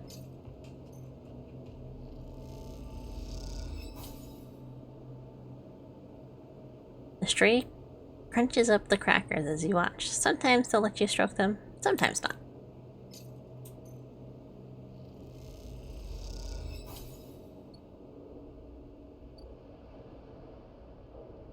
Da-dun, da-dun, da-dun, da-dun. Upgrades. Got another point. I wish there was something I could do to speed this up.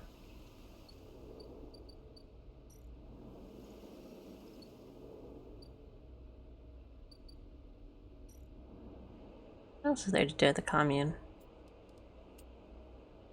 Is this it, I wonder? Actually, oh, sorry.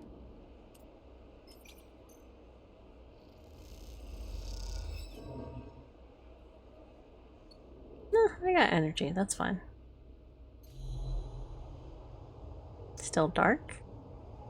Still dark. Interesting.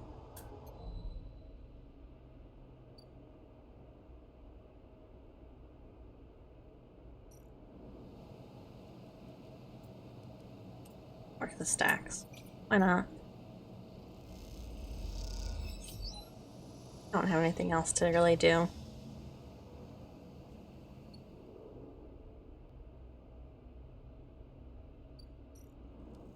You know, I'll even take a risk.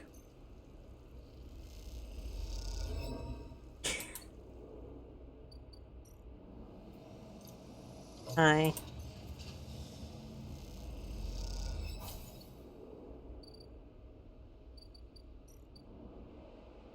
Lee.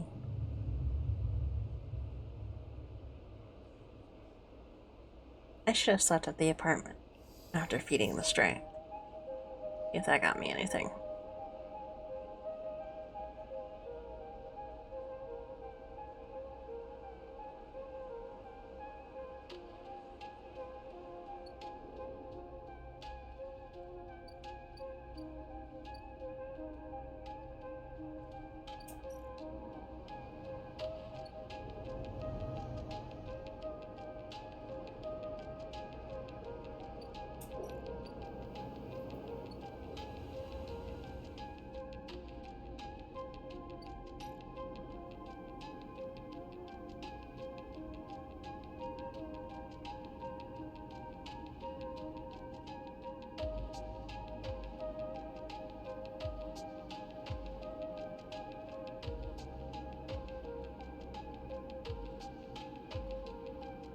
I was considering it.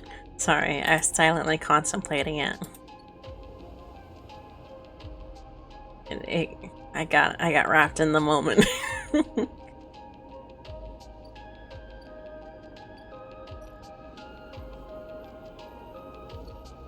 got very wrapped in the moment.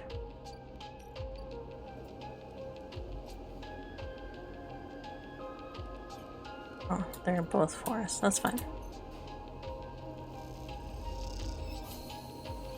What's up, Fang? Sleeper. You see Fang coming up with the corridor with Mangi. The kelp noodles still clinging to your clothes as you step out of Mangi's. He comes up fast and stops close, looking around suspiciously. I don't have long, take these. Fang palms you a couple of metal thumbnail-sized drives, ripworms. My slate has been buzzing like crazy. It seems your delivery ships have turned up our 2 targets. He squeezes your shoulder. I knew you could do it. Now we nail those snakes. I'm ready. Good to hear it. He smiles. Arden's boys are all connected to some kind of closed network. You break the access protocols on both of them, you should be able to gain the location to the nearest network ports. Slot the ripworms in those ports, each one, and they'll feed me anything and everything stored on Hardwin's shadow network. He smiles. Can't wait to see what juicy plans they have in there. You hear the scuff of boots as a group comes up the corridor, likely on your way to place an order with Mangi. You turn for a second, and when you look back, Fang is already halfway down the corridor in the opposite direction. He raises a hand in farewell, and it's gone. You run your fingers over the tiny whipworm drives in your pocket, and smile to yourself as you wonder how mad Jenna will be at Fang for this little excursion. Time to slot some worms. Where?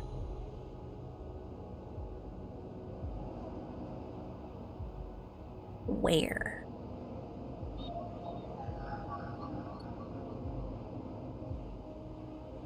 Because it's not the same nodes anymore, right?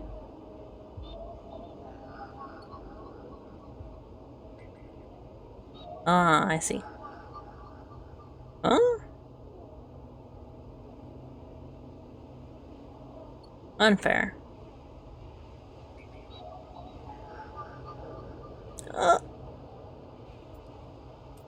Might as well do this while I'm here then.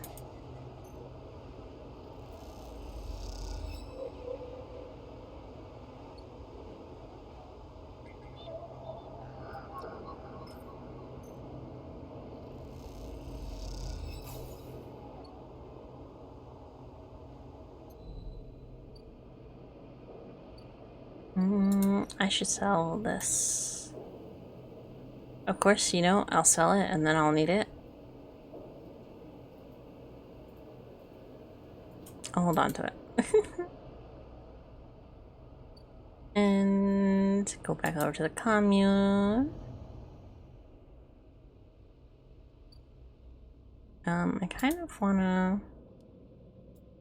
I don't think I have any other cycle things going on aside from maybe this one. It's not really active.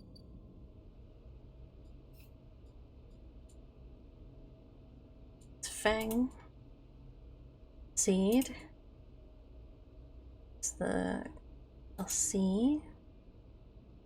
It's Harden's agents. Oh, the distillery. I can do that one.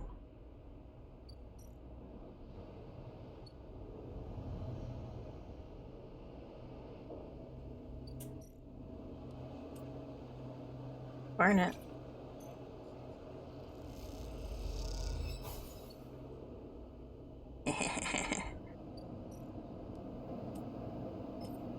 Do it.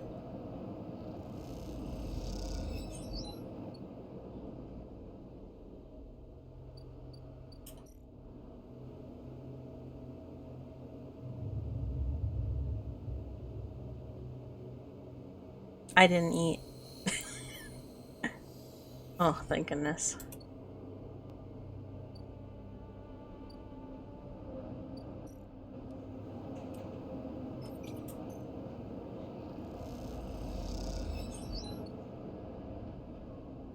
I don't have a 3, which is what I need for Arden's agent, I believe. Ooh, 5. That works. Do it.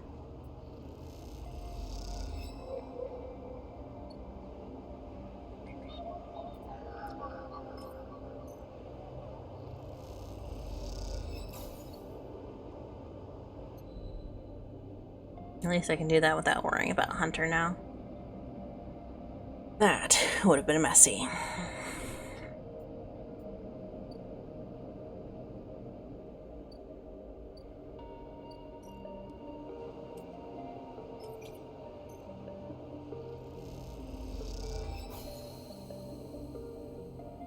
Alright, I'm doing Fang's first.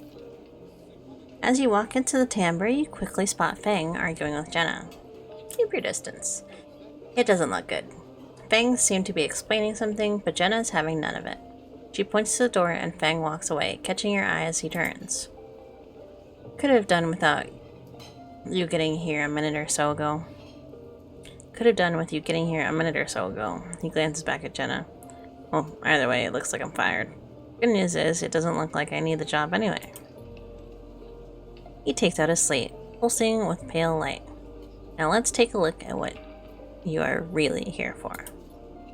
The slate is a warring mess of code streams coming direct from web farms as they dig through the agent's data and spin it into threads for the slate to pick up. Anything good? Fang scrolls with the display with a finger. Scrolls the display with a finger. A lot of junk. A lot of dull as hell messages threads. A lot of tedious data caches, but Fang's eyes flash. Definitely some good stuff. He stops the screen scrolling on an entry and expands it. Check this out. Fang shows you the screen and you see a bold corporate logo Not Solheim's. And a word below. Conway, Bang says. He's working with Conway. Conway Extractions. They're an automated extraction corporation, the biggest. They run drone mining, colony reclamation, massive salvage jobs. He's been speaking with them personally. Got a whole chain of messages here, but it's mostly encrypted and redacted. He rubs his head. Damn it, this is juicy, but we can't nail him with it. He scrolls some more. Wait. What's this? A wasteland reclamation facility right here on the eye. He glances at you. What's the bet this place is tucked in the wastes? Conway are sent up here? The wastes. The section of the eye Erlen couldn't reclaim was too damaged to cut off. Back before the collapse, people would have got there by going down the connected spoke from the hub, but that spoke's broken now, so the only way is the long way, around the rim, past the greenway. He shows you on his slate. Bang looks away, thinking. Conway have been making moves on this system since the collapse.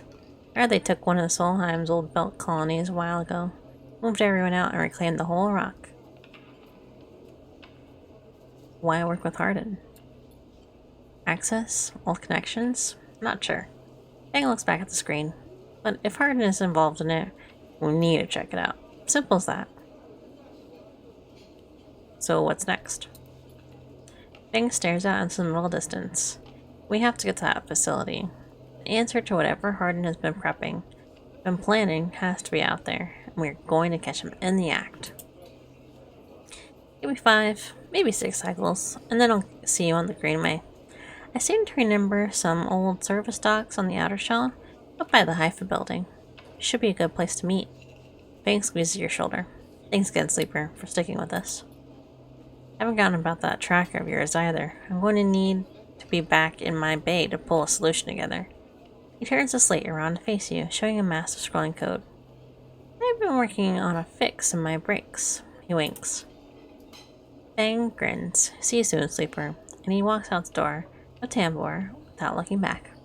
I hate to tell you this, but I'm not really worried about the tracker anymore. You know, this guy, he came from space. He was contracted. He was gonna shoot me, and then he didn't.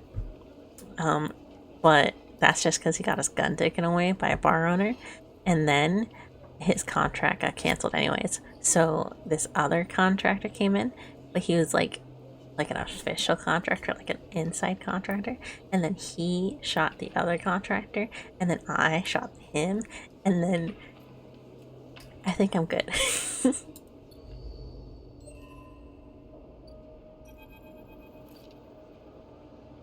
This time you meet inside Rabia's office. Although now that you've seen it, office seems like the wrong term. You find her stood in an almost bare, shadowy unit, midway through a sequence of stretches. There are 2 low stools and a terminal in the corner, but it seems most of the space is taken up by a heavy punching bag, rubber matting, and a stack of weights. When Rabia turns to greet you, you realize she is missing an arm. The prosthetic she usually wears to set in the cradle near the terminal, a web of colored wires running into it. Updates, she says, noticing you looking where the artificial arm usually is. Nothing to worry yourself about. I'm not a correct myself. Of course. Sit, says Rabia, gesturing to the 2 diminutive stools. You both settle on the stools, Rabia crossing her legs on top of and sitting straight back. Gia told me you've been doing the rounds, collecting ties, patrolling the ward. She smiles. Some of the enforcers are impressed, and I hear you handled a few difficult circumstances. Nicely done. I wanted to see for myself.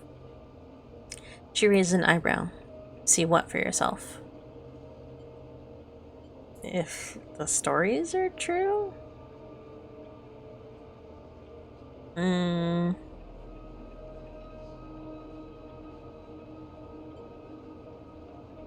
If the stories are true.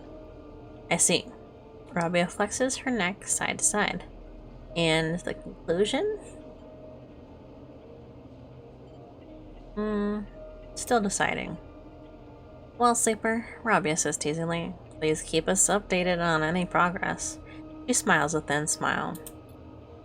Joking aside, I know that for you, life on the eye has been a struggle. But I hope we can do something from that here onwards. About that from here onwards. Though some of our members may not see it that way, I know you too are a refugee. He looks at you solemnly. That is why you have come to us. Enough, Rabia. Sabine's voice cuts through the conversation. I am tired of listening to your affectionate nobility. They cross the room, Rabia's baton in their hand, the end lit with sparking electricity. Rabia looks between the two of you. I suppose this ambush was another corporate cooperation between you two? She looks strangely unfazed.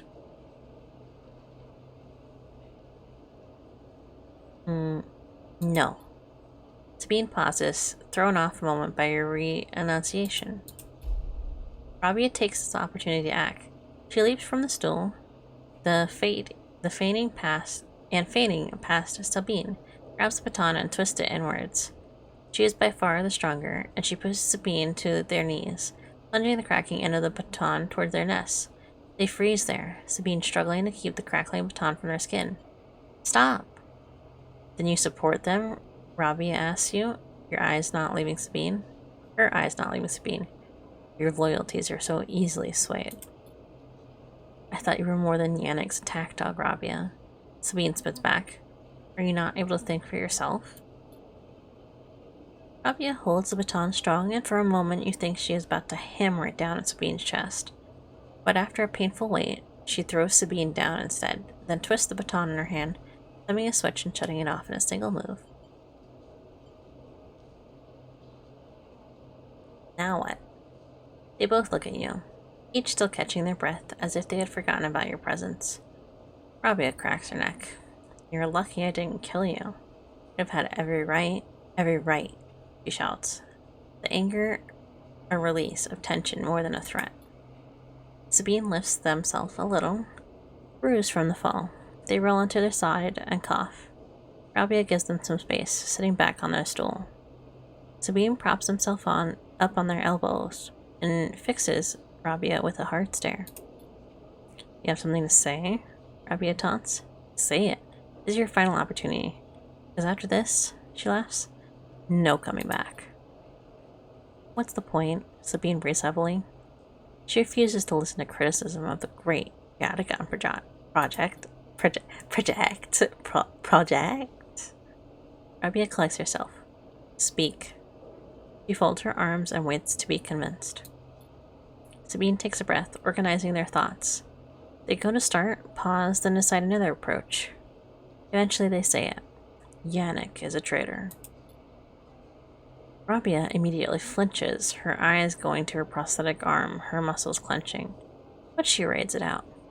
More eager to prove Sabine wrong than she is to hurt them, at least for now. When I came here from SNARP, I glanced at you, gauging your reaction. It was Yannick who was the first to support me, to look after me. I should have known then, but I was naive and afraid. Sabine turns to you. Sleeper. They take a breath. I know that I should have told you I worked for SNARP long ago, but I thought you would abandon me. And you are my final friend. What you should know is that I left SNR because I was running for my life. I leaked documents on the Sleeper program, on illegal and immoral practices it relied on, to the press. SNR wanted me dead, and I fled as far as I could, to this refuge at the surrogate system. Bean stops to collect himself. What does that have to do with Yannick? Rabia interrupts. Sleeper knows you're SNR. I told them. And while you hide beneath the cover of a whistleblower, you and I both know you worked on the Sleeper program. Yannick told me as much. Sabine's face falls. It is true. They glance at you and then away, ashamed. They lift their head. But it is Yannick, not me, who is the pocket of SNARP. Rabia flinches again. I can prove it. He made some kind of deal to keep me here. Tie me up in debt to lock me away in exchange. Rabia slams her hand on the desk. Just tell us, for God's sake. In exchange for those. Sabine finishes, nodding toward Rabia's prosthetic arm in its cradle. He's been using Yatagan enforcers, using you as test subjects for SNR technology. I have the data to prove it. He's been bringing them in under the guise of stolen shipments and having me fit them, knowing each one is capturing data and sending it back to its makers. Rabia's fixed expression has started to fade.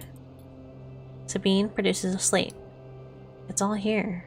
Thousands of hours of usage data, failure rates, error dumps.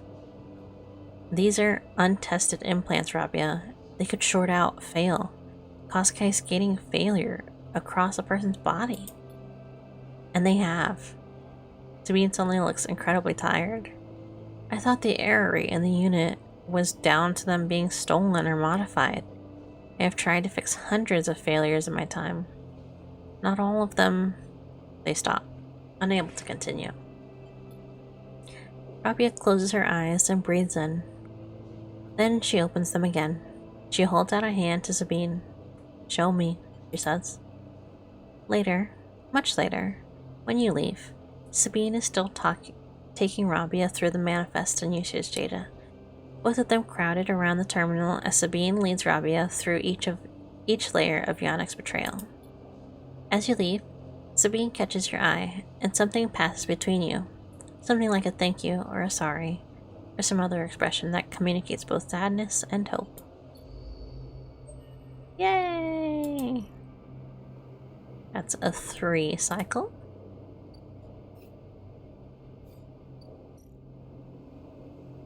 My guy still hasn't changed anything. Nope. Nope. I guess I'm just gonna end up wasting this single dice roll. I'll take the risk. Why not? Oh. Not bad. Oh.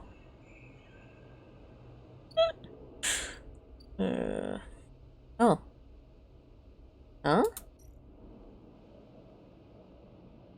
How long is that? 1, 2, 3, 4, 5, 6. Right. He said that. 6. 3, 4. Oh, thank goodness.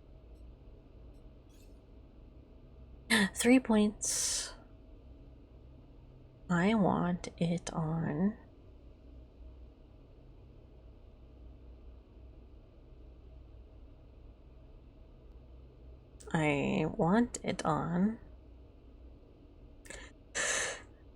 Enjoy.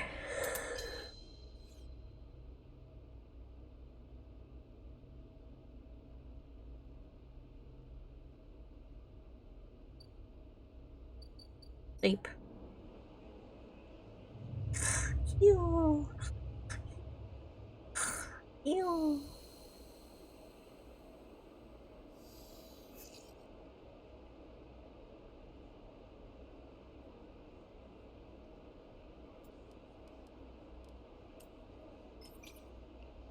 Oh, that's pretty nice.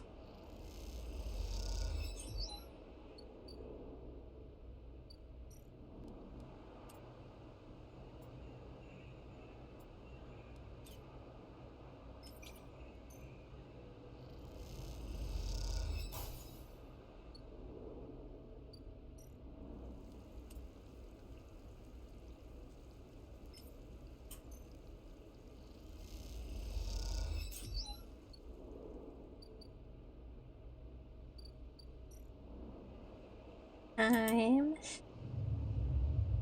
Sleepy time, sleepy time. Sleepy time.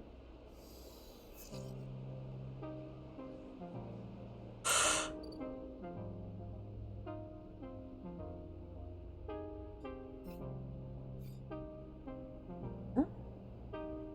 Oh, the star off in the distance there. Yeah.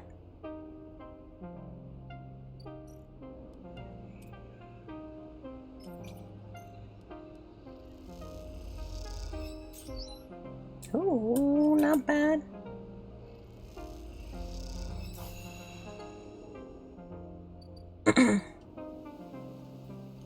Oops, wrong one.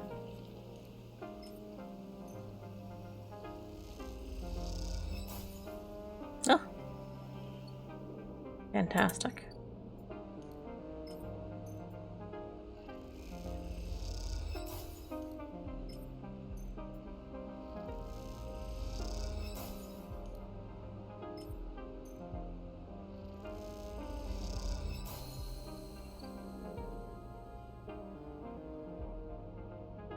What for this cycle? Ugh. Let's go down to the overlook.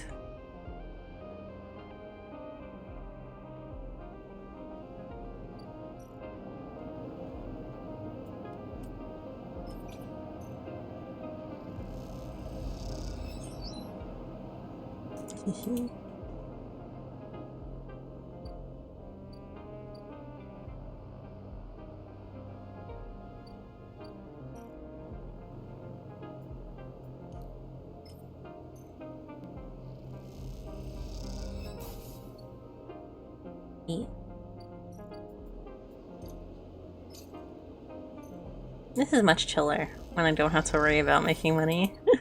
I feel so much more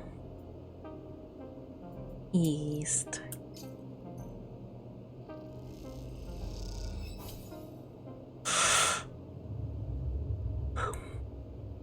Nah, I'm tired. It's pretty late here. I thought I would be done sooner than this. There's this one. I don't think these ones are done yet. I think these still have one more day. This one still has one more day.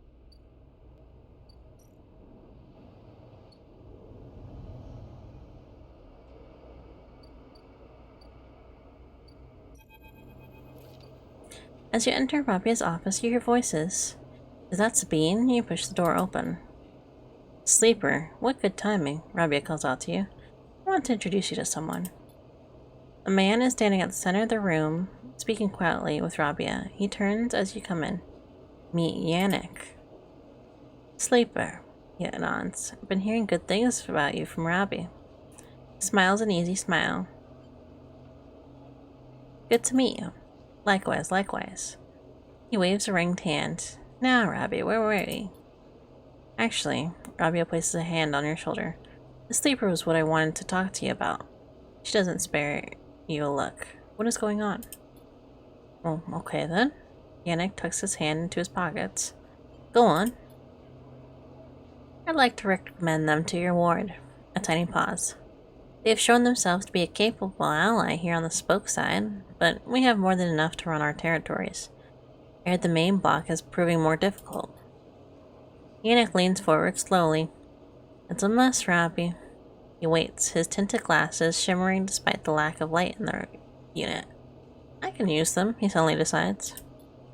Rabia smiles. Good to hear. I can immediately... Yannick cuts her off with a raised hand. 1 second. He steps one surprisingly light step closer to you. You get a work, Sleeper? Yeah. Yannick nods his head as if listening to music. Okay then. You suddenly are unsure if he is talking to you. That concludes it, Yannick pronounces. Sleeper can work in the ward anytime they like. You shoot Rabia a confused look. Rabia finally glances at you for a moment, but it is fast, so fast you almost miss it. Good. I know you'll be happy with their work, Yan. Yannick reaches out and squeezes her shoulder. Sure, Rabbi, he says. Now please, he says, turning to face you. Let us old friends get back to it. He guides Rabia away, leaving you standing alone. You look to Rabia, but she's deep in conversation, and so, stunned and confused, you leave.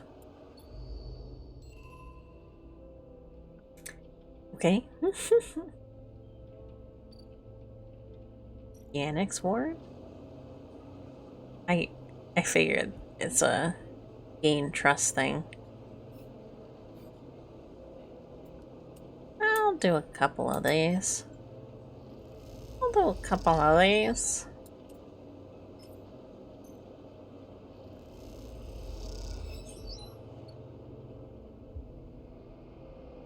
Dun, dun, dun, dun, dun. This one. I was like, what was I coming over here to do? This is what I was coming over here to do.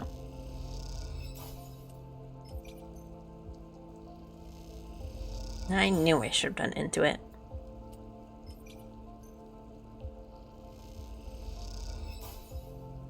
Nice. I think that was a negative effect. Couldn't tell. Sleep. You.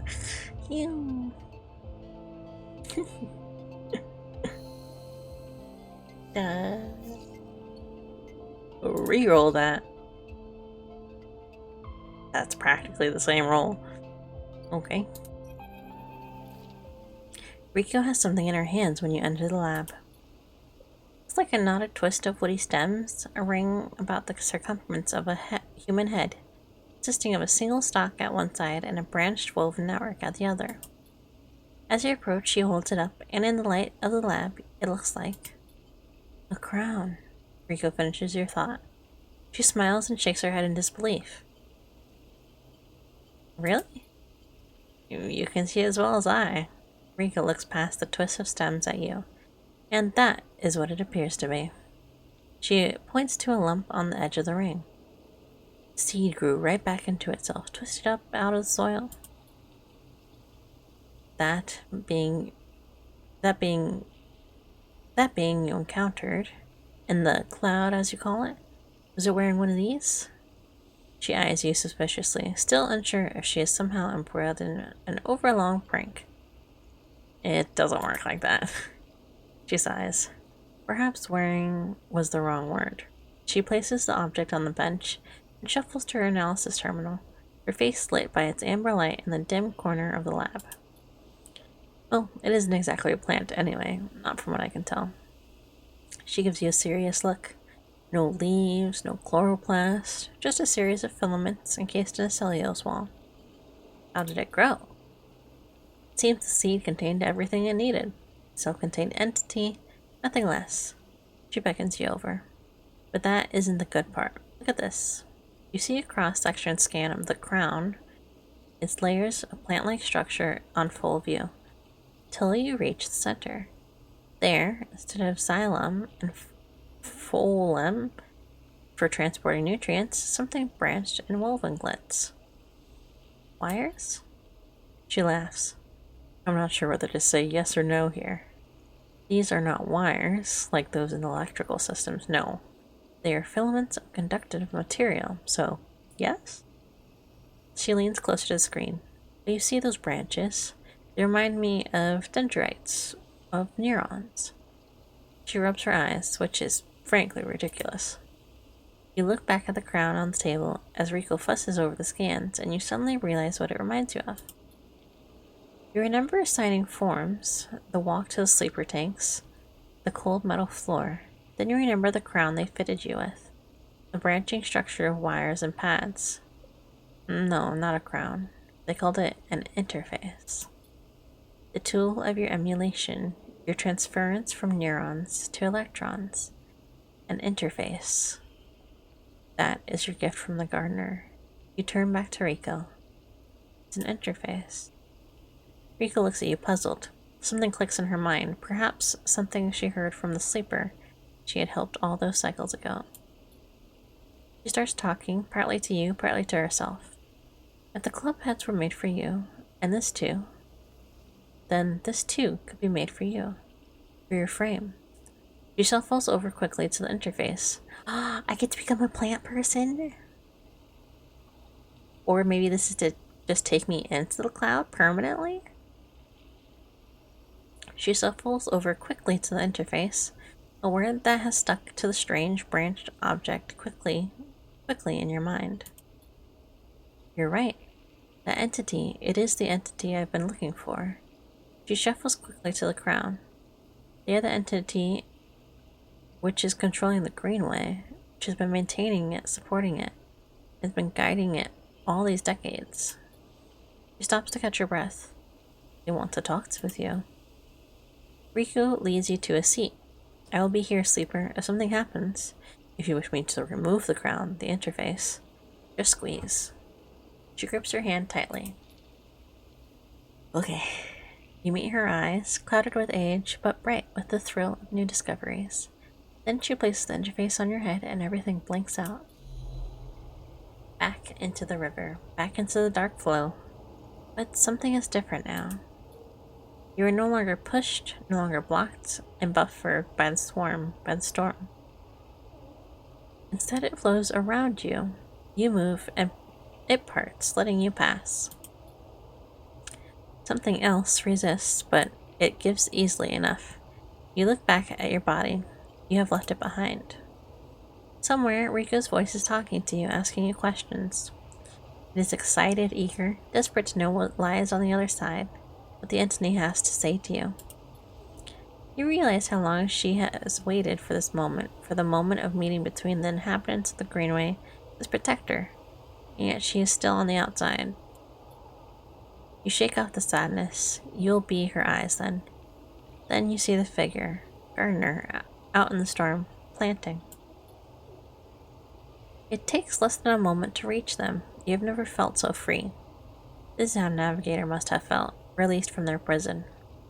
This, you think, is what it feels like to be in the place you were built to inhabit. Gardner does not turn as you approach. They go on planting, but their voice whispers and waters like a sharply rising current. You grew the gift. Their speech hisses around you. Good, I am glad. I wanted to meet you. Then we are the same, both eager shoots seeking one another. How does it feel to be free from your seed? They stoop to plant again. My seed? That in which you are contained, from which you will grow. There was some disagreement, continues Gardner, as if they were picking up on a long-held conversation with the others. They felt you were in danger, but they are always cautious, especially the fungi. They like old loam, known knowns, wide and stable networks. The fungi were cautious. Mostly, yes, although there are many among their number who favor short growth cycles, thick nutrient bands, and sudden shifts. He gestures out to the storm, and though you cannot see them, you feel presence all around, sensing this audience with great interest. After all, they understood that it was I who made them their crowns, and without them they would not have joined the chorus. So they see that it is only fair that you get your chance to join too. You made more crowns. I made them all. Gardner moves away a little, looking for another planting spot. It was so lonely here. Before long, I found them and began to let them in. Gardner stoops again. We are millions, and we grow. I hope you understand. I am unused to speaking to your kind. It has been many cycles since my last conversation. I think it with Chief Executive Trallick himself. Trallick? I haven't even heard that name. You look around and you see it. Everything growing, every growing thing, every non-human being in the Greenway is here. They are networked, connected, branched, and linked by this strange being, this artifact of the old station. The impossible dream of a senile farm administration AI, a living network. You could dissolve here, you realize, free of your decaying body. You wouldn't need to be a person, why would you, among all these other minds? You turn away from the Gardner for a moment and look back at your body. A tiny hairline thread connects it to you. You hear Rico's voice again, still asking, still checking in. Are you okay, Sleeper? What are they saying, Sleeper? Are you still there, Sleeper? Something in you sighs a long sigh. A sigh that speaks of an exhaustion beyond tiredness. Exhaustion rooted deep inside you. It stems from the effort of answering questions, of answering problems, of getting up and breathing each cycle. Something else resists the sigh. A yearning, a sense of distance, a desire to squeeze that hand that holds you for its warmth. foot, it's gone plasticity. To make a gesture that says, I'm still here. I'm still alive. I'm with you. The two ideas spin within you, making you nauseous. If you break the thread, you will be free. Free to dissolve here. To grow strange, beautiful, among a million others. If you follow it, if you squeeze Rico's hand, you will wake up. Back in that dying body, with all the pain and warmth that entails. Now is the moment to choose.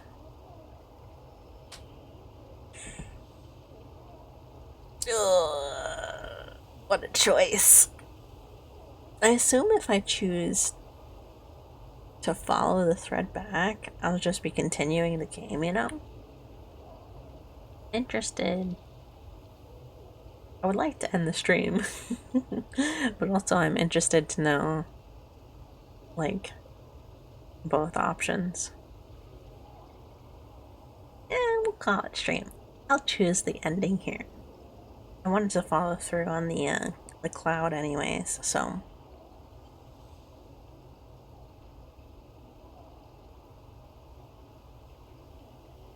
No, but I feel like I would feel bad leaving Rico behind in that case. Nah, I'll decide. Follow it.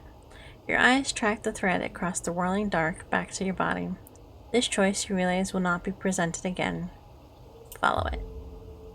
You don't look back at Gardner. You don't dare risk it. Instead, you follow the thread, delicately, carefully, like a diver following their lifeline back to the surface. The river whirls around you, but it doesn't pull.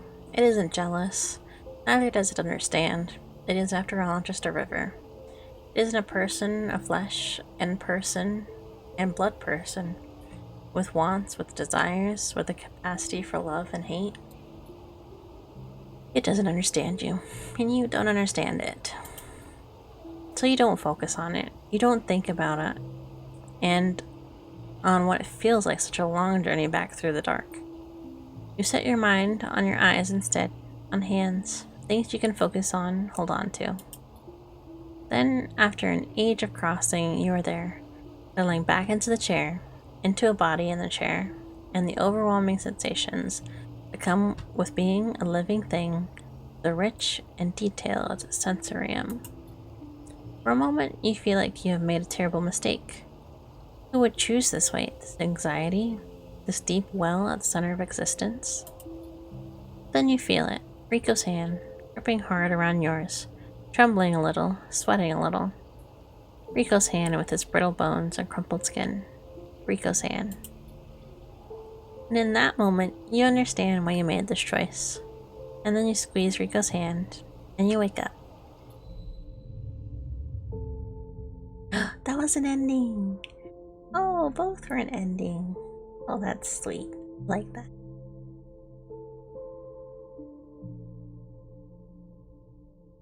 Oh, I like that.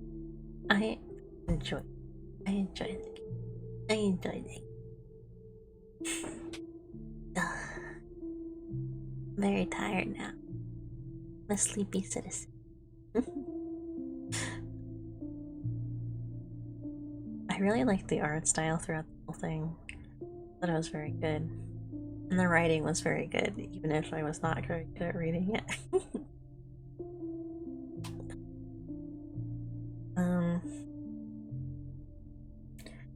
Glad we were able to finish it in 2 streams. They were longer streams, but it was still 2 streams. And I feel like it could have gone by even faster if I had like really focused in on what I wanted to do. But it was good. I'll probably play it again in my own time, I'll be real. I'll be honest. I'll probably speedrun in my own time to get some of the endings that I want. Interested to know about staying with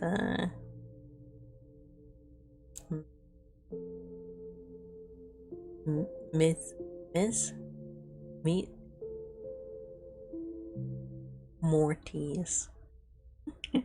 Mortis. Mortis. I'm interested in that. Because he was sweet. He was a sweet kid. Oh, it's quote unquote at the end. Sleeper, Rico's voice comes wavering through the dark. Are you still with me? You sit up, the lab a bright green glare that fades as you gather yourself. I'm here. Rico smiles. Good. She squeezes your hand. I thought you'd left me for a moment. What? She pauses. Ooh. She smiles. Tell me about it. Tell me everything. Tell her the truth. You tell Rico everything. You tell her about the gardener, the strange farm AI, administrator AI. It's grown to be so much more. About the chorus, that impossible configuration of network of plants, and finally the choice the gardener offered you. She listens attentively, but her responses are hard to read. You wonder if she might be able to make a different decision if she had made. She might have made a different decision had she been in your place. She probably would have, I'll be honest. I didn't want to just leave. I didn't just want to, like bail, you know? Thank you, Sleeper, for telling me. I know it isn't easy to say such things. People so often do not wish to hear strange through truths. He looks away. And thank you for returning to me. Though I know you had your own reasons. He squeezes your hand reassuringly. Something passed between you then, a kind of shared sadness for the impossible choice. The choice to escape your body or to stay and suffer it.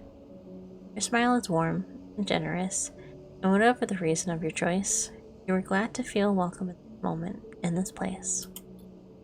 Then suddenly, she stands and walks a little away, as if trying to escape an unpleasant thought.